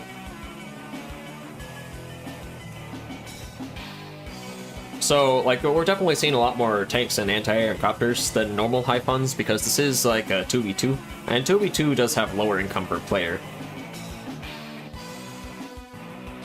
I mean, it still feels higher than it would be normally. Definitely felt higher than our charity game. Yeah, content is so great. Alagatua discovering his love for high funds dominates in 2 game modes. And then I can't even dominate in 1. I don't know. You've beaten me. I've also only fought 1 time. I've only won when Compi was carrying me. And even then, Well, I had to pay $170 to make sure that happened. I am cheering hard for Alagatua and Talos right now. I am spamming. Oh, let me actually update that. So, all right. So I'm gonna keep Alagatua and Talos as hearts, and I'm gonna bring in Grit by. Naked, I feel like I should probably fight you later so we can have our fated round 2. Alright. Let's make Grit by 100s. There we go. Alright, so to cheer for the goofs of war, spam those hearts. To cheer for Grit by, spam those 100s. Well, I'm gonna cheer for Kanbai because I don't really know too much about the other 2 players. Yeah, cheering for the people you know. Alright, I'm cheering for goofs. Because they are definitely the underdogs here. But they are putting up an impressive show. Like, they haven't messed up their opening. They have the income lead as Sami and high funds, which is very difficult. Even though it is low income high funds, it is still high funds. Wait, I'm just realizing they went double Sammy. For some reason I thought it was 1 Sammy per team. Yeah. They I thought you definitely said went the there was memes. a rule of good hits. Yeah, but you know what? Like, they did it for a meme pick, so... I'll allow it just this once as dictator of this tournament. Because it is a fun matchup. If it was like all adders, I'd say like, okay, we're remaking the match. Wait, why? Adder's terrible. And high funds, surprisingly not as much as you would think. Just because like Adder like lives and dies off of powers, and guess what? You get a lot in high funds. There's a very good reason Compi picked them.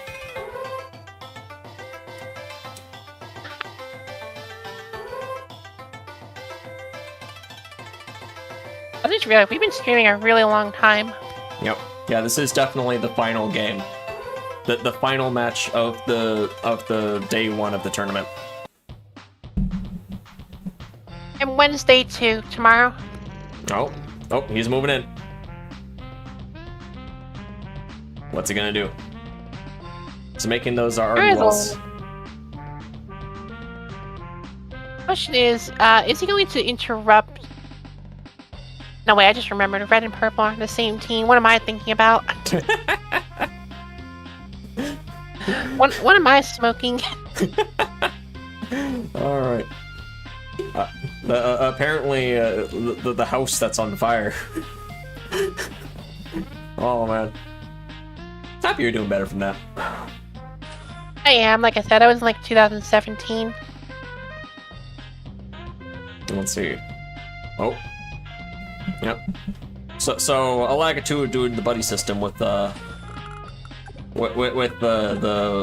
mechs covering the arty. Now Plague likes to say like I won't build a mech unless I consider an arty. Because like if you treat it, if you kind of look at it and kind of squint a bit, it kind of has a similar range as an arty. I'm squinting and I don't see it. Well, I mean, like, we'll look at the move. 2 move, like, it has a 3 range. An arty has 3 range. Okay, you make a valid point. I can't deny. So like, a lot of people like to treat them like arties because they are fragile, but like, they do smack.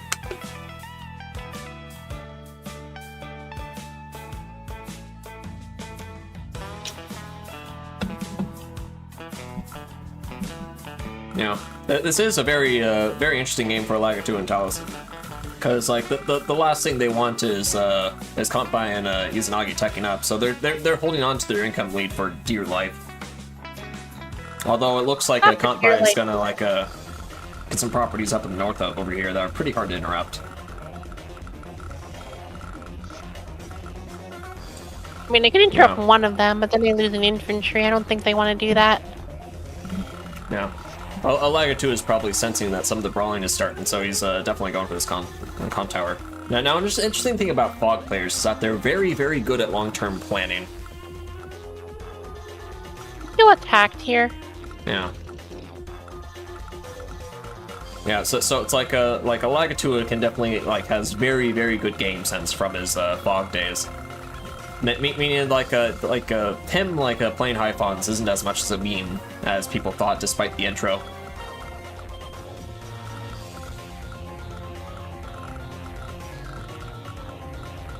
Yeah, and Izanagi's probably going to go for this comp tower. I'd be surprised if he doesn't. Yeah, although he is fighting 2 Sami players, so it's like you do have to buddy system with Sami if you want an infantry versus infantry.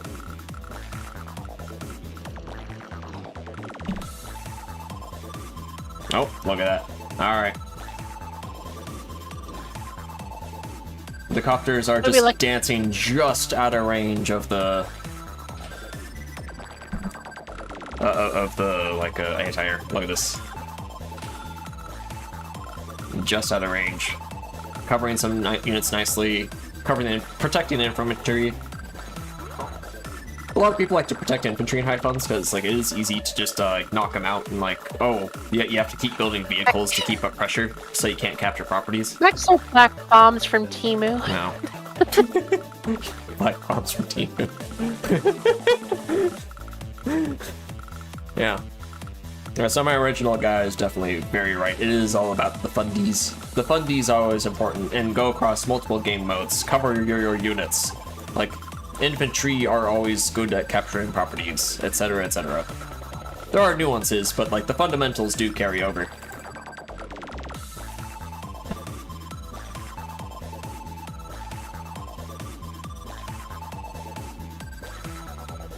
Let's see.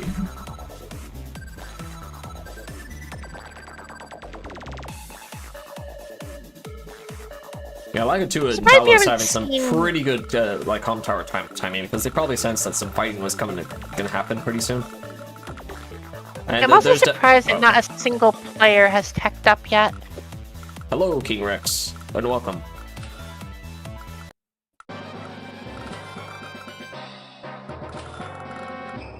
I don't think Kindle's going back to tier 3. Alright, Izanagi. What will he do?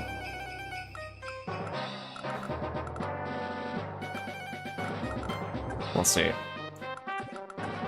Definitely going for the comm tower, but the easy moves are taken. It is now okay. So he's kind of he's captured his property, so he's kind of holding back.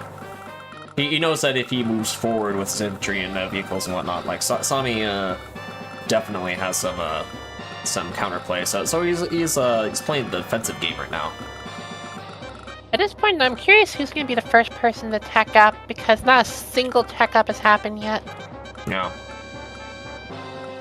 And I would have thought tech up would have happened last round or even on day 4. Yeah.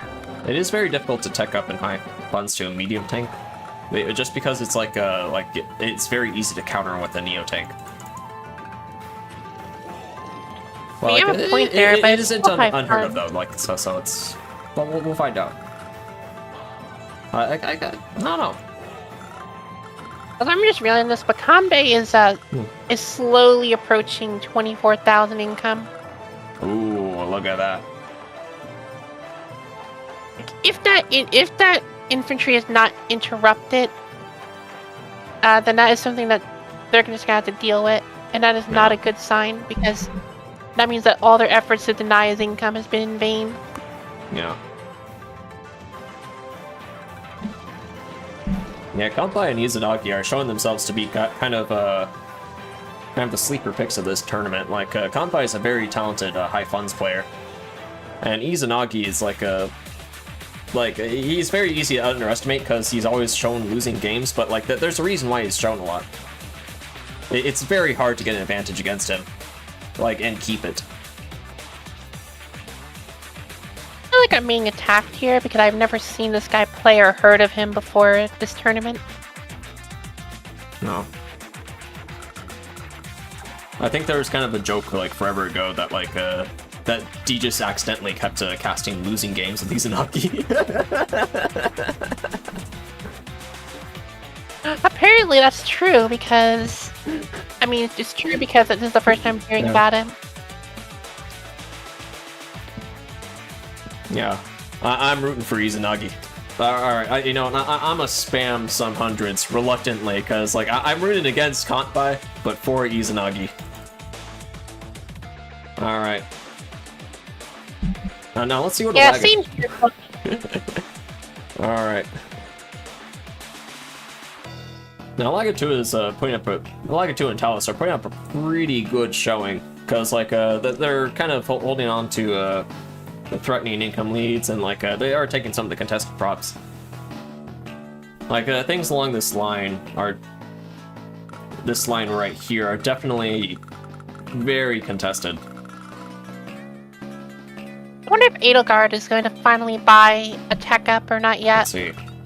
1, 2, 3, 4, 5. I mean, maybe not this, but definitely the center around here, and then a little bit up if you can be cheeky.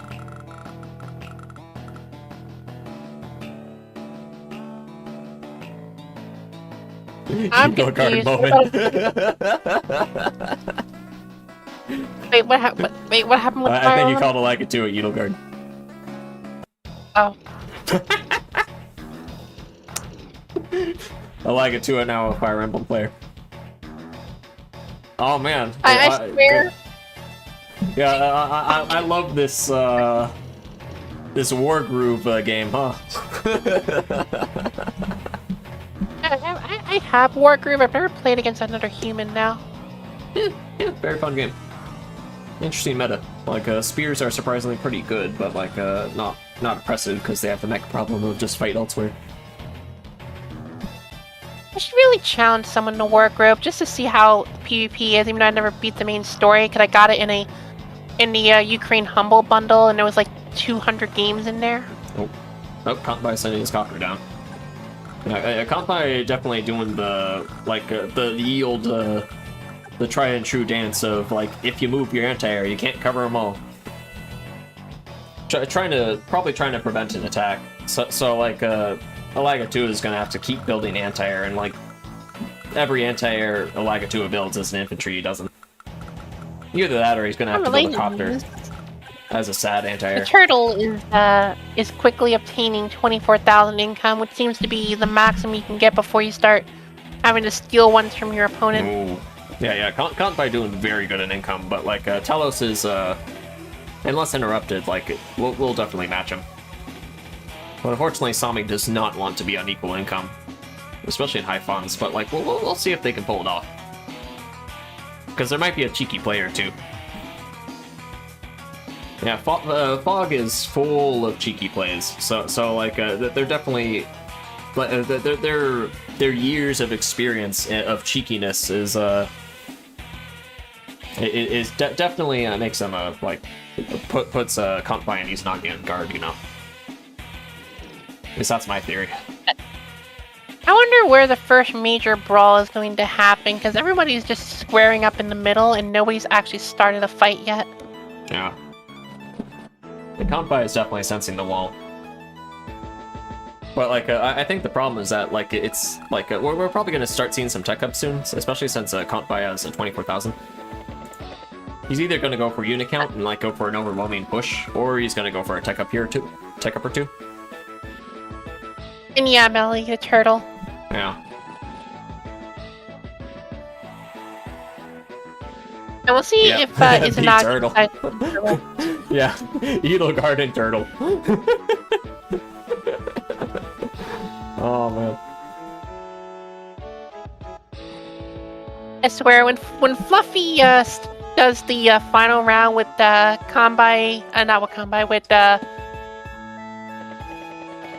the people whose names I can't pronounce, he better call them this at least once. Well, I mean that implies that Alagatua and Talos win, which I don't know. I mean it is definitely a little bit of a Wally game. Oh, that'd be interesting if they're going for the tie just so they can get the Wheel of Doom spin. That would be I a don't think they strat. would do that. Oh yeah. Yeah, Fluffy's feel like casting the that- finals. So Yeah, Alexis is casting. What? It's on the 16th. You said you'd cast it. Apparently, you weren't very clear because he had no idea. I have written records of him agreeing. Oh, You can't escape unless you ask politely, and I'll just scramble to find someone else. I'll probably be available if it happens for some reason. Although I think you should probably steal anybody else. Let's see. Yeah, let's see how the brawl is gonna happen. Cause I am actually kind of curious. Because once you start brawling, Sammy gets weaker and weaker because infantry aren't very good against vehicles. Yeah. Well, I'll see Nagi tucked up to the medium, so they're gonna have to have some response. I mean, I guess he saw that like there's a lot of mechs, and medium tanks are surprisingly a very good counter to mechs. It just eats them up. Nom nom nom nom nom. I found that Sammy mechs can overwhelm a general medium. Oh, we have the first one. He's we're going in. officially He's brawling. going in. Oh, look at this. Whoa. All right. Folks, we got action. It took forever, but we have action. Ooh, is he trying to go for the flip? Might Flip on what? The city in the the middle? flip on the city right here. Or just going for the brawling, because like remember folks, like a 10 HP infantry takes 2 hits to kill, but a 4 HP infantry can be wall broken. And when you break a wall, then like suddenly everything falls apart.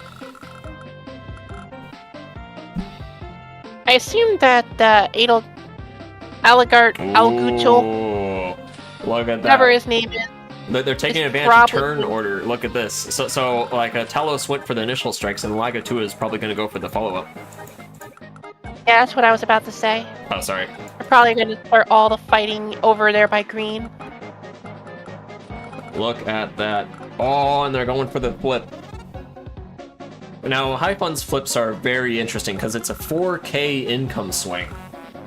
That means they're potentially stealing 2K from Izanagi and getting 2K for themselves. It's huge. It looks like they're also going to try to flip that city, like you were saying. Yeah. But Lagatua definitely burning some time to figure out if he can get something. But Kanpai and it's a Izanagi doing time very good. well Oh, yeah. I'm well burned. There's a Sentai out there with I'd say. Alright, they're moving in. They got a comm tower, so they got their normal tanks. Now the 110 tanks are a little bit impressive, but like it's not as impressive as if it was like as if somebody had 2 towers or something.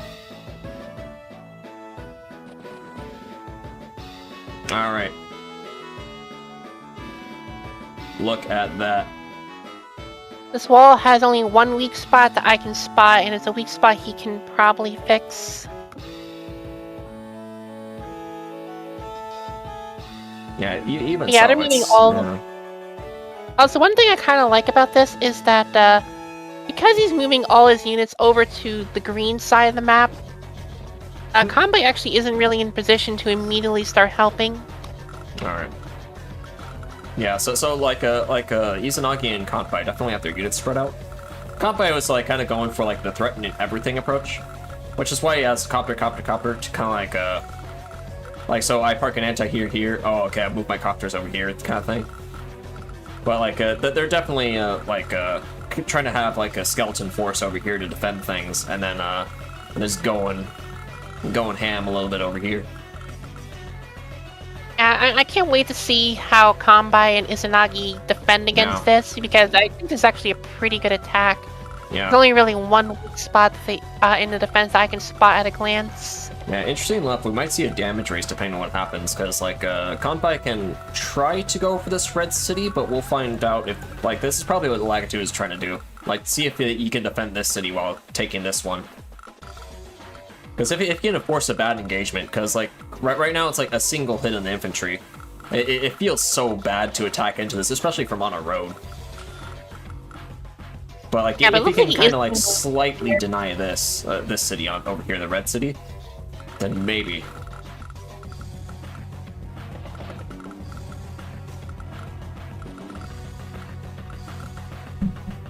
Let's see what happens, folks. Okay, so he's gonna leave. Okay, so his wall can be broken a little bit. It's just a matter of will they want to.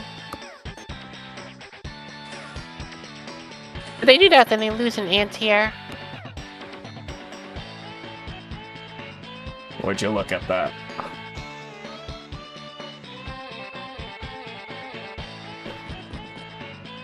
Also, he has a lot of battle copters. I don't know if they're gonna have enough anti-air for this. Alright, so Kompai kind of giving up a little bit of pressure. Moving back to infantry to get healed. This is probably a free dude hit. Yep, I don't think it is. Oh, it wasn't. Oh, okay. They went for the KO.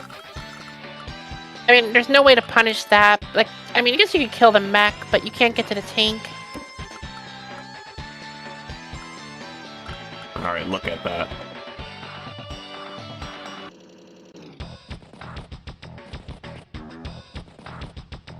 Now he's hurtling towards HQ. This might unironically turn into an HQ rush against a Sammy if things keep up this way. Which would be hilarious. Yeah. And Kompai is getting close to a power. Like, you gotta remember, if the brawling starts and, like, they go all in with the brawling, like, Kompai is just gonna, like, chain power. And also, they have the income to, like, keep it up. Going to be left alone to defend themselves, because Kompai isn't sending any units to really assist him. No. Whereas Edelgard is able to send it. Edelgard. I keep on reading it like.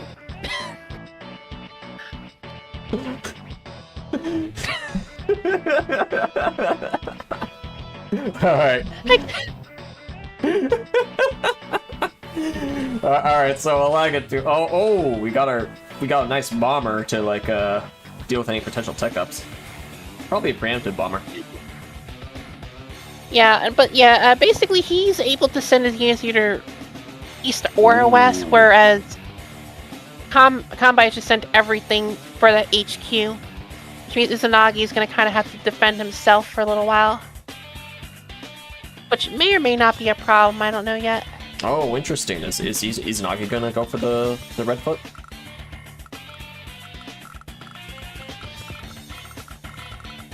I'm just curious to see like how Izanagi will do things. I'm curious too, just because it looks like he's going to be left alone to defend against basically 2 players, although I don't think Red is going to send all their units over there, but they definitely are sending some. Oh, look at that. He's thinking. He's hunting. He's doing the famous Izanagi positioning. So, like, this wall is very, very difficult to break through. And right now, like, he definitely wants to maybe find a way to interrupt this somehow. If he has to give it up, it is sad. So either he wants to kind of like do a flip or like interrupt this, or maybe not. Like, I mean, it depends on what he's going for. But long term, Could interrupt it by just he's hitting backing the off a little bit. He's backing off then. Because if I was him, if I was going to interrupt it, I would have Yeah. used the 4 HP infantry. I wouldn't waste anything else. Yeah, he definitely in his Izanagi vision, he sees his artillery, and he knows how devastating artillery are. Like, cause it's like I attack into this, it's like, oh okay, I just lose that unit, just flat out. So he's just taking his time. He's like he's building up unit count. Like he knows he has the better powers, so like if the engagements start flying, he'll definitely he'll try to win out on powers, I guess. And it's okay to be slightly behind on income, especially since Kanpai is doing really well with 24k. It's gonna suck though that he's gonna be down to 18,000. That means that he can't really afford to spam any tech ups anymore, even if he wanted to. Right. Heck, even just like he basically can build a tank. He's basically playing standard at that point because he can build a battlecopter, a tank, and an infantry. Okay.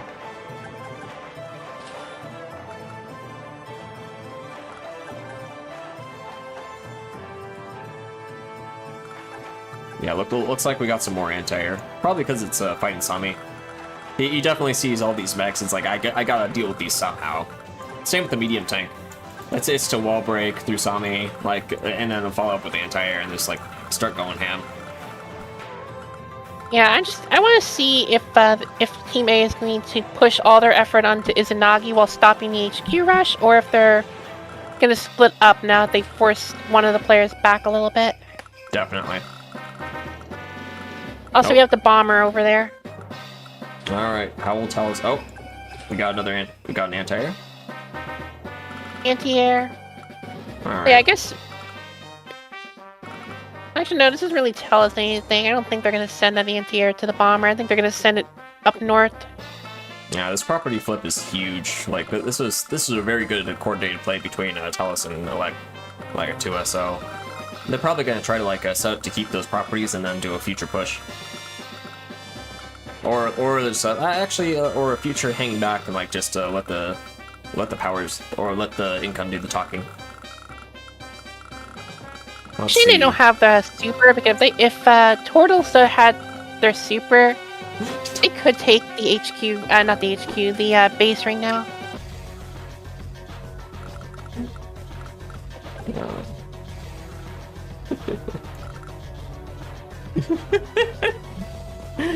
Telus. But Alright. Tortoise. I swear I know the English language. I swear. Me fail English, that's impossible. But yes, Tortoise and Illigard are doing great. Yeah, same with these Talos and Legatua folks. All right, so it looks like they're like kind of do some coordinated positioning, because like they'll probably like move this RD. I don't know where they'll move this RD. Because normally our RDs like are usually behind the walls just because they're so vulnerable.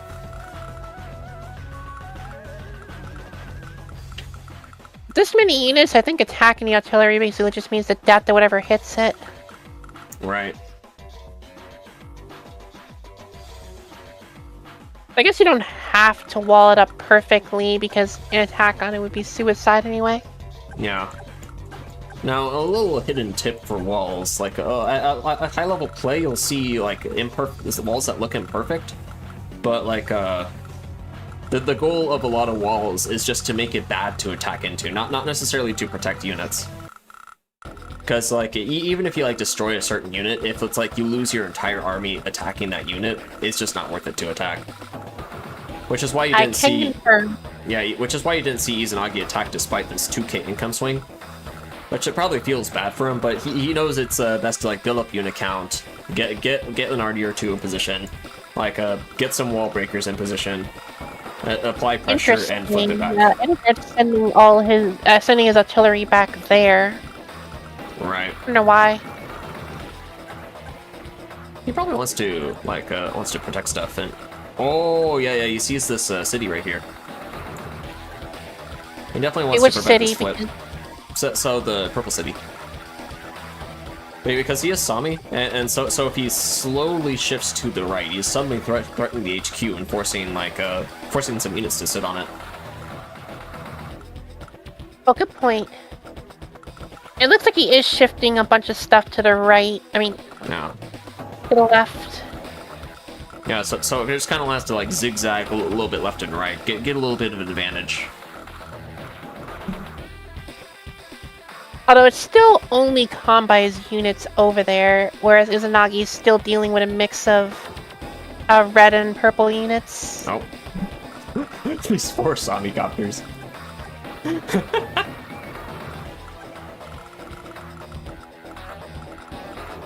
Yeah. Very good positioning from having some nice flexibility with this APC, like having some nice cap phases. Definitely, Galactua's strong suit is his openings and cap phases. Very Looks very like he's efficient. just fixing everything to brawl with Kanbai, so it might be a 1v1 situation for both of them after Right. this turn ends.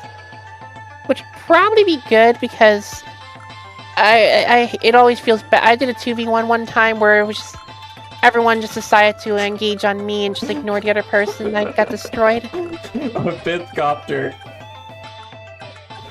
5 apparently he's copters. playing- What is this copter conga? Apparently he's Alright. playing Eagle and tell us. I'm a cheer a little bit for the copter conga.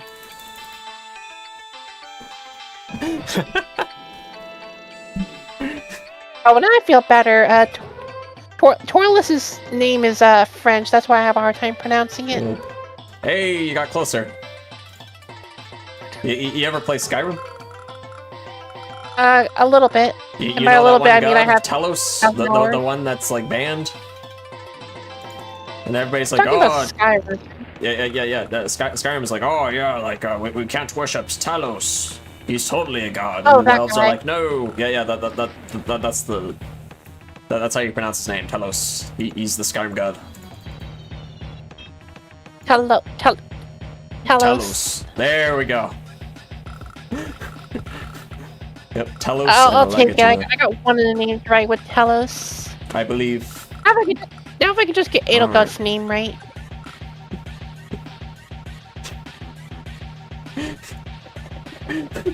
Legatua. Yeah. Well, Legatua putting up quite a fight. Kind of forcing Kanbai to front shift is kind of huge, especially with Sami.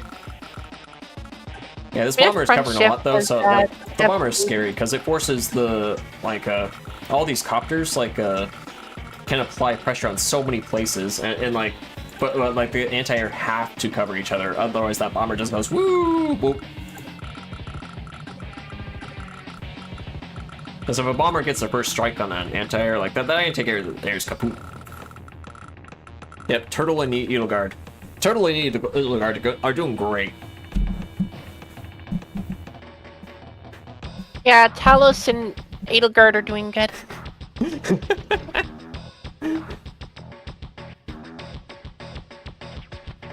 Yeah. Oh, I will say one thing. Despite the income lead, I don't actually see a clear path to victory for either side right now.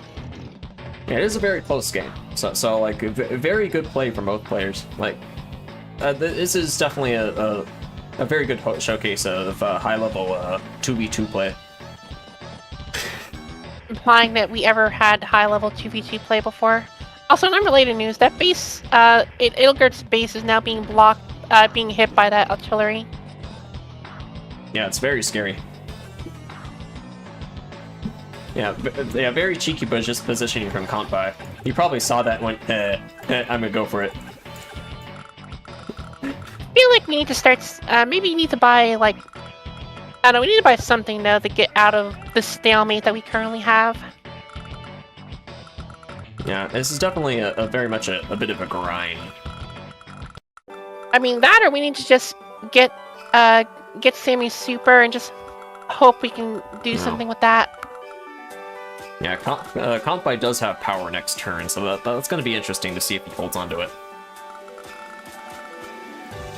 And he probably notices that too. Ooh, he did copy, yeah, he did range. He figured out this is a free tank. Poor Talos got hit on the city too. Ooh. Although the copters can kind of like retaliate, but it's still not very fun because like the anti-air is right there. Oh. And also the medium. They sense weakness. They're coming in. They're backing them up. The classy boys like doing some nice coverage right here. Copter 2. Yeah. If they retaliate with yeah. Oh, gone. We went from Izanagi fighting a 2v1 to it'll go to Elgato Edelgard over here fight a 2v1. Yeah, Alagatua is definitely a very strange, very interesting name to pronounce. Especially for me, who struggles pronouncing things in the first place. Ooh. All right.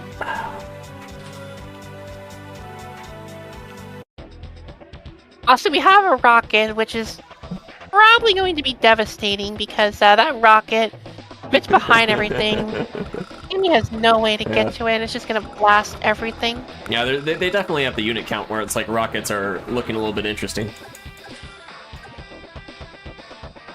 Unit count and also the map is small. Yeah, definitely. Like it can also protect the base. Because yeah, that too. Yeah, right now Talos is being a little bit cheeky with the base. So if like if he gets his rocket in position, then it's a little bit harder to attack into. Aegis? I assume that's how that's pronounced, Aegis? I have no idea. I think it's Aegis.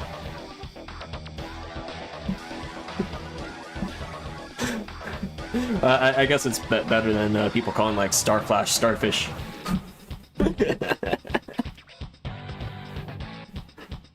I would call him that, but Starflash will destroy my my entire lineage if I insult him. Indeed. Ooh, yeah, he's doing math. He's doing positioning. Now he's probably thinking like whether or not to move the arty on the forest or move it like somewhere else in position to be more aggressive. Sorry, I want to point out that Elgard over there is the only one. Elgato. Okay, no, we're just gonna call. His new name is officially Edelgard because why not? Edelgard over there is the only one who has low time. I want to point that out. Yeah, Lagatua definitely has been burning time on his turns.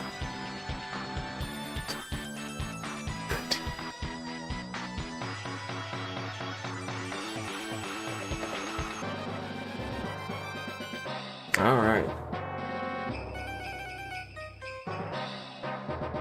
Yep, he's not doing some thinking, kind of burning some time. Oh, okay. So he's gonna he probably did some mental math, did some positioning, realized he wouldn't win against the zombie mechs and infantry with his own infantry, and decided to protect his base, with this nice little mech, nice little artillery right here. That's probably smart because if somehow he gets that super, that base will be gone.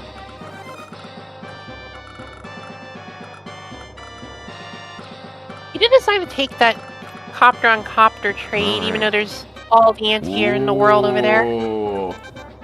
Talos being spicy. Look at that. He's threatening the HQ. So what Talos is doing right here is trying to prevent a unit from being able to park on that HQ without being punished. Because all he has to do is kind of wait for the brawling to start, scoot a single infantry range for that HQ, and try to get a singular clear and just instantly capture this HQ and win. So this is a very cheeky arty position, and especially with a bomber or a tank to back up, it's very, very difficult. Oh, 1 second.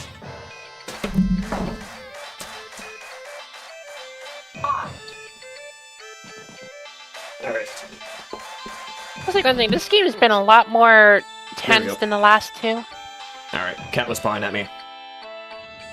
And now he's snuggling. Oh, claw back at your cat. That's what I do in my mine claws. I claw back out. Yeah, but he was being polite. He was asking nicely. So now he's snuggling.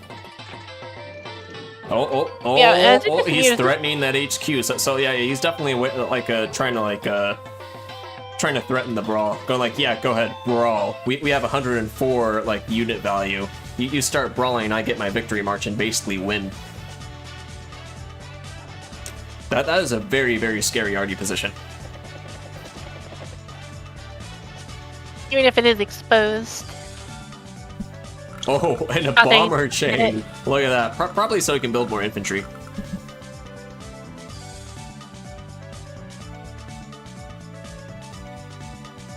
But yeah, this game feels a lot more intense than the last two we've had.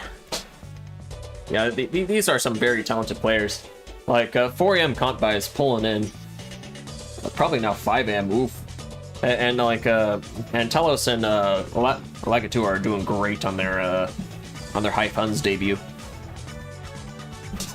Why do you do this to Kombai? He did it to himself. He said yes to the tournament and then went screw it, I'll work from home. Hey, he works from home. I thought he worked at a factory. No.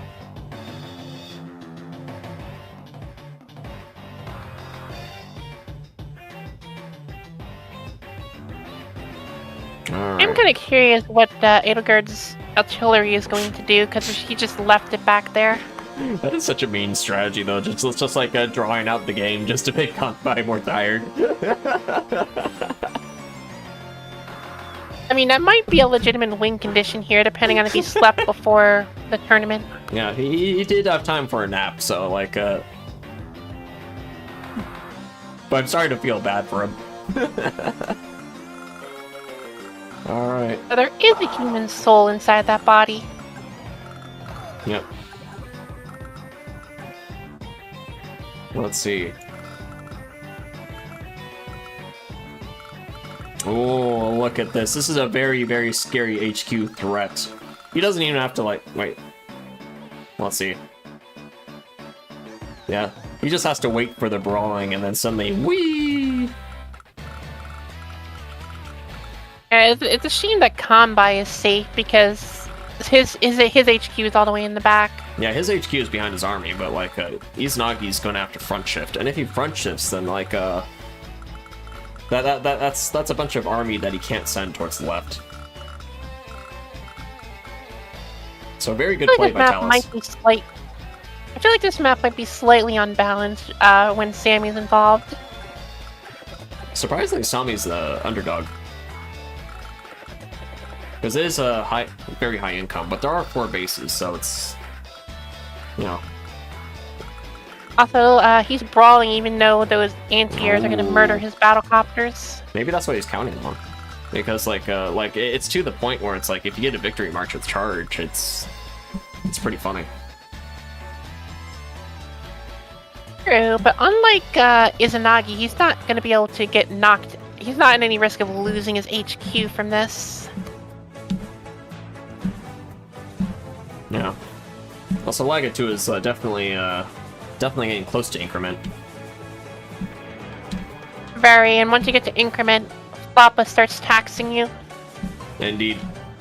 Fortunately, there's no Floppas in this game. There's only 4am Kontbai.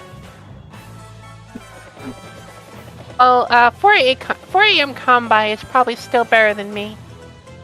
4am Kontbai is still very terrifying. The fact that the 4am brain could figure this beautiful wall out is the 8th wonder of the world. What are the other 7 wonders of advanced wars? Medium tanks, missiles. But we've only ever seen a mega missile tanks do and standard, something etc. one.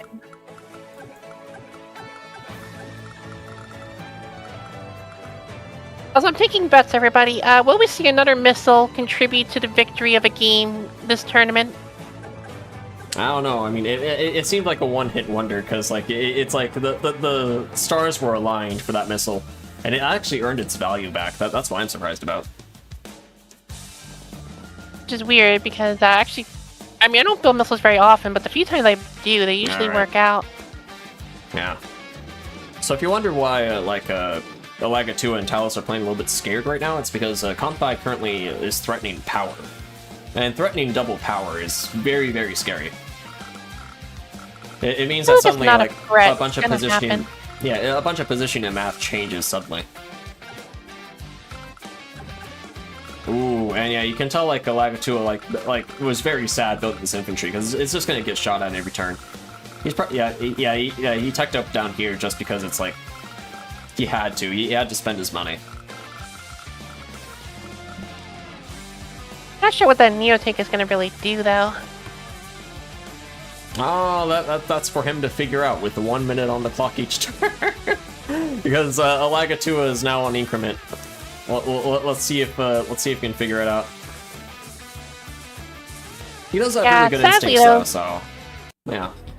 Yeah, sadly, his opponents are not even close to increment. Yeah, they've been doing really well with time management, so let's see if they can use that to, like, regain their income advantage. Oh, there we go, first power. He saw something. He's sharking. Alright.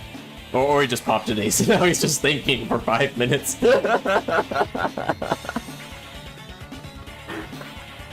sounds like something I would do. Think something's a good idea, immediately realize it's a bad idea, but already be in too deep. Oh, is he going for the base kill? Oh, he might be trying to kill the base. I think he might just I might think...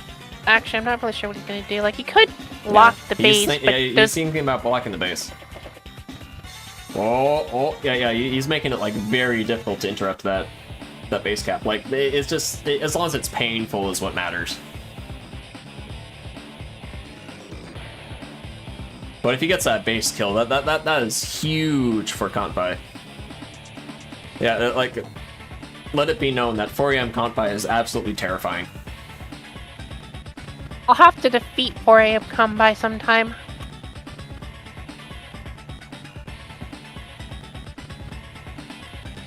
Ooh, yeah, he's doing base kill math. Base kill math is pretty hard because you got to make sure that they can't clear it and just build a unit that counters whatever you're trying to clear it with.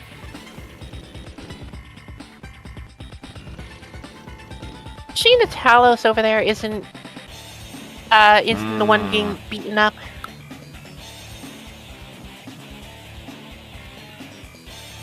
With him getting super right now would be devastating. Ooh, look at him go. Yeah, he's going for infantry kills because it's like they're getting a little bit close to a victory march. Oh, interesting. So he's not entirely clearing the base. I guess he doesn't have to because the bomber and yeah, he's putting the bomber and artillery in range. So it's like if anything is built on this base, it's like it's instantly deleted. It's still terrible for... Oh, never mind, he went... Oh, right, he has the +1 move. He's going for it. Yeah, it'll definitely get... It'll probably get cleared by, like, a mech and infantry or something, but, like, it's still, like, something he has to clear. And it's still a very painful clear.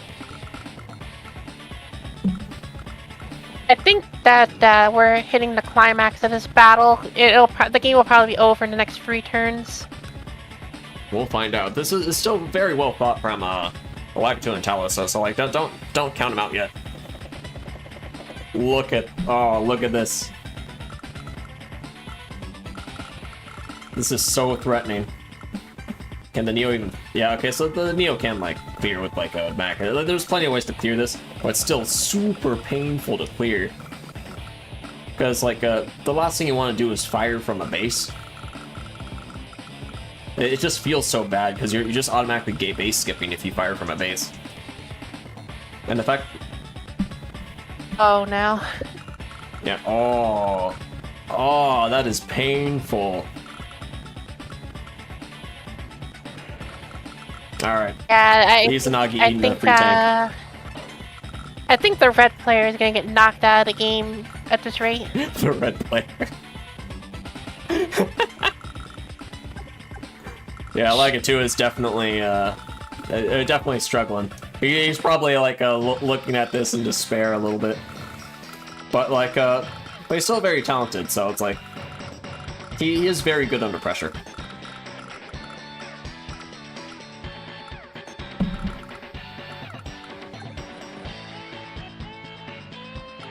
I decided to tuck my cat in. No. Wait, like go with a blanket? Yeah, she's sleeping, and I just decided to put a blanket over her. That's adorable.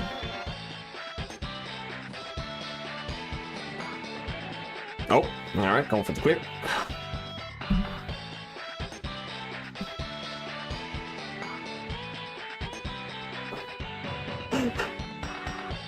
Alright.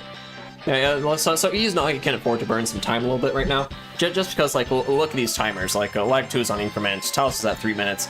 Combine and Izanagi have been, like, pretty good at keeping the pace up.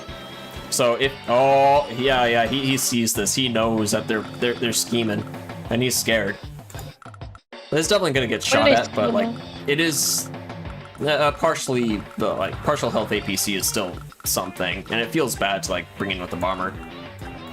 Especially since it's, like, defended by 2 anti-air.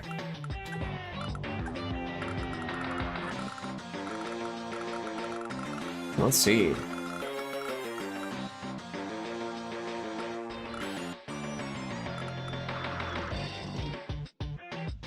I guess he's just playing defense over there as they just bully Eligard into submission.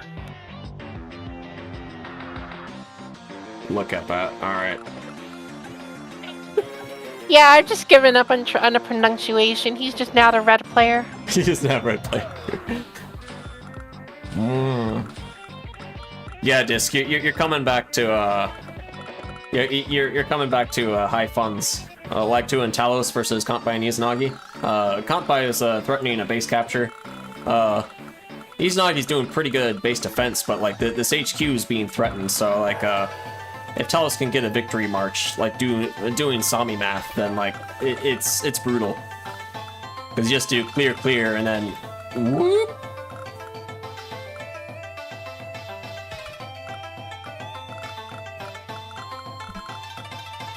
I like how he puts the APC there, even though it will be effortlessly killed in the event that he can use a super to end them. Well, the thing is, he can't risk it. So, like, he's still in a timer, so he just doesn't want to think about it. Like, at all.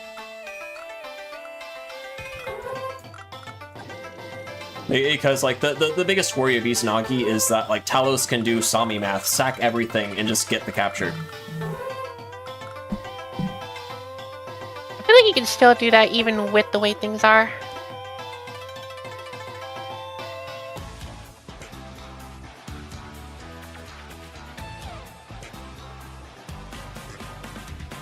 Question is, though, is there enough stuff for him to yeet himself into to get super this turn? I don't know, but Izanagi didn't want to figure that out in like 5 minutes. That's definitely an acing thing. Oh, he's going in.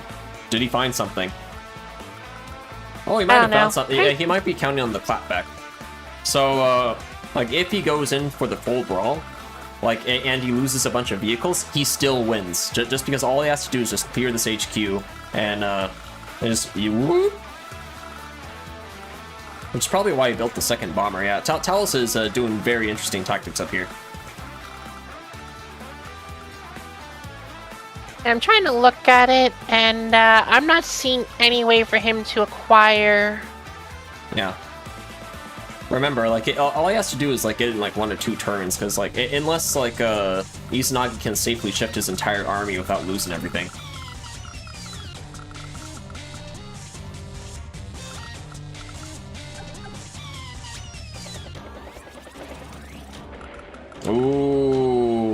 Ooh, he might be going for his own base kill.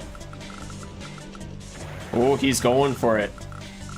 Alright, because, like, basically, a brawl is in Talos' favor right now. He right now I think he's worried about a full army shift. Because a full army shift means this HQ is defended. But right now, oh, look at that. Like, what can he do? Guard with these infantry? Yeah, Izanagi's sweating. It looks like he actually could have gotten it potentially, but it's just not worth the time right now. Yeah.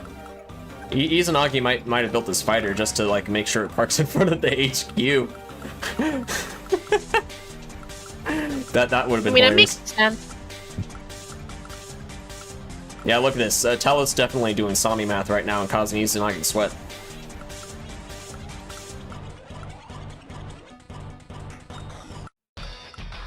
part is that I think if the bomber was in range of an anti-air, he actually did get super this turn. Yeah, but I think he wants to keep the anti-air back to clear ground unit on that. Granted, like, knowing Izanagi, he's probably going to try to, like, park the... Like, the best move I could see right here is just parking this fighter on the HQ. He knows he has to do the math now. Or, oh wait, he might park the APC. Yeah. He might park the APC, get it next turn, and go for the victory march. Yeah, exactly. Because while he could, actually no, he could kill the APC pretty easily with the battlecopter and anti-air. Yeah, but still kind of forcing an awkward play. Especially against, like, 2 bombers. Because, like, what he can't do is park the fighter on the HQ. So all he has to do is make sure that, like, make sure that a fighter on this HQ, like, the fighter doesn't happen on this HQ. Oh, he sees it. He sees it. He's going for it. Oh, interesting. I mean, that's definitely better than just placing the APC there, but at the same time... No, but, like, can the anti-air clear? The anti-air cannot clear an infantry on a city. Oh, okay, this is interesting. So Izanagi's definitely gonna have to burn that time. Maybe pop a power. All he needs to do is literally attack with the tank and the... Oh, what? Oh, never mind. Oh, okay, they did math. They realized there was a clear. Alright. Yeah, okay, they realized Izanagi had a clear. That was still very well performed. Yeah, I'm gonna say I would have kept playing for at least one more turn to see if maybe the enemy screwed up, because why not? But still, it was a pretty good game. Very good game. Alright, for those of you curious, alright. Well, let's bring up the replay. Alright. Take a screenshot, the exercise is left to the reader. How do you, how do you clear this? Wait, hold on. Oh, how do I get, I guess I can't do the end of the turn without clicking movements. But after this move, how do you clear this HQ?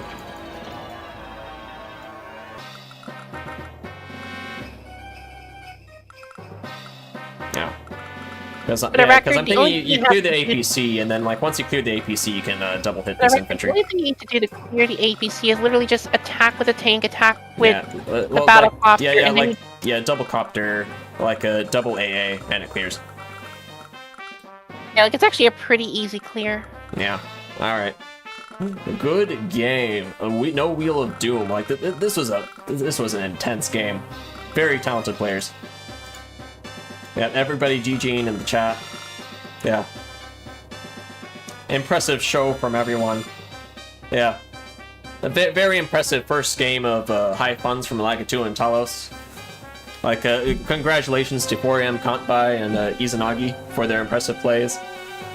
And it looks like Kantbai and Izanagi will be going to the finals to face whoever wins day 2 of the Arch Nemesis Cup.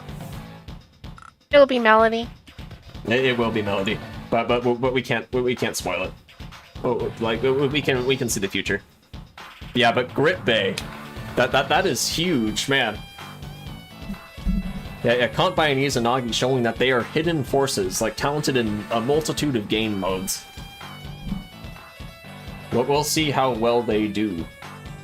Alright. They're too talented to be allowed to continue playing Advance Wars. I think we need to send an Advance Wars player Hitman after them. Kind of like the dual eliminators from Yu-Gi-Oh, but for Advance Wars. Yeah, for those of you that like that feel bad though about the game, so note that the prize pool is compressed towards people showing up and having fun. So even though there's talented play from all the players, like it's not like one player takes all. It's like everybody gets a very good portion of the pie. Release the Izanagi grid. Yeah. So like oh yeah. Yeah, Yeah. Wow, banger games. Yeah, this was totally worth it. All right, so I'm gonna turn to the tournament chatting, like answer a few questions, and then I guess we'll call it in a bit. No. Yeah, absolutely incredible. Yeah, thanks for showing up, everyone. Like I've had a ton of fun casting this tournament. All right. Yep. Let's see. So I'll go. Oh, when is next round? Next round is Sunday. Sunday, February 9th, same time. Oh, thank you, SoloQuest. Yeah, I do. Yeah. 2v2 is a kind of a hidden casting meta, just because like when you have two players finding cheeky plays, then suddenly it gets really interesting. All right. Oh wait, I'm actually gonna join them in Team A. Hold on. All right, I'm showing up. You're live on there. Thanks, How you guys doing? Oh, we were just talking about how Telos did everything for me the entire game. It was, I think I've said some things about Standard in the past, and I stand by everything I said. And now that I've played a game with people that are good at Standard, I still feel the exact same way. It's not representative of what happened of a Standard. I don't know. Like, well, you had a very impressive first showing, because like you definitely had a lot of pressure. You took mid like early game, like for a first time ever playing high funds or second or third or whatever.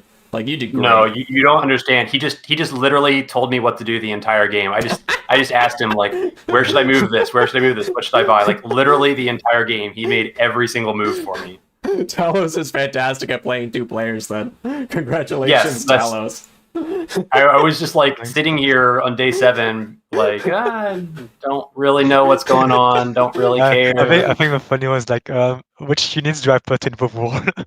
And I was like, okay, you make inf, tank, anti-air, mech, and I get too much space in the units one by one.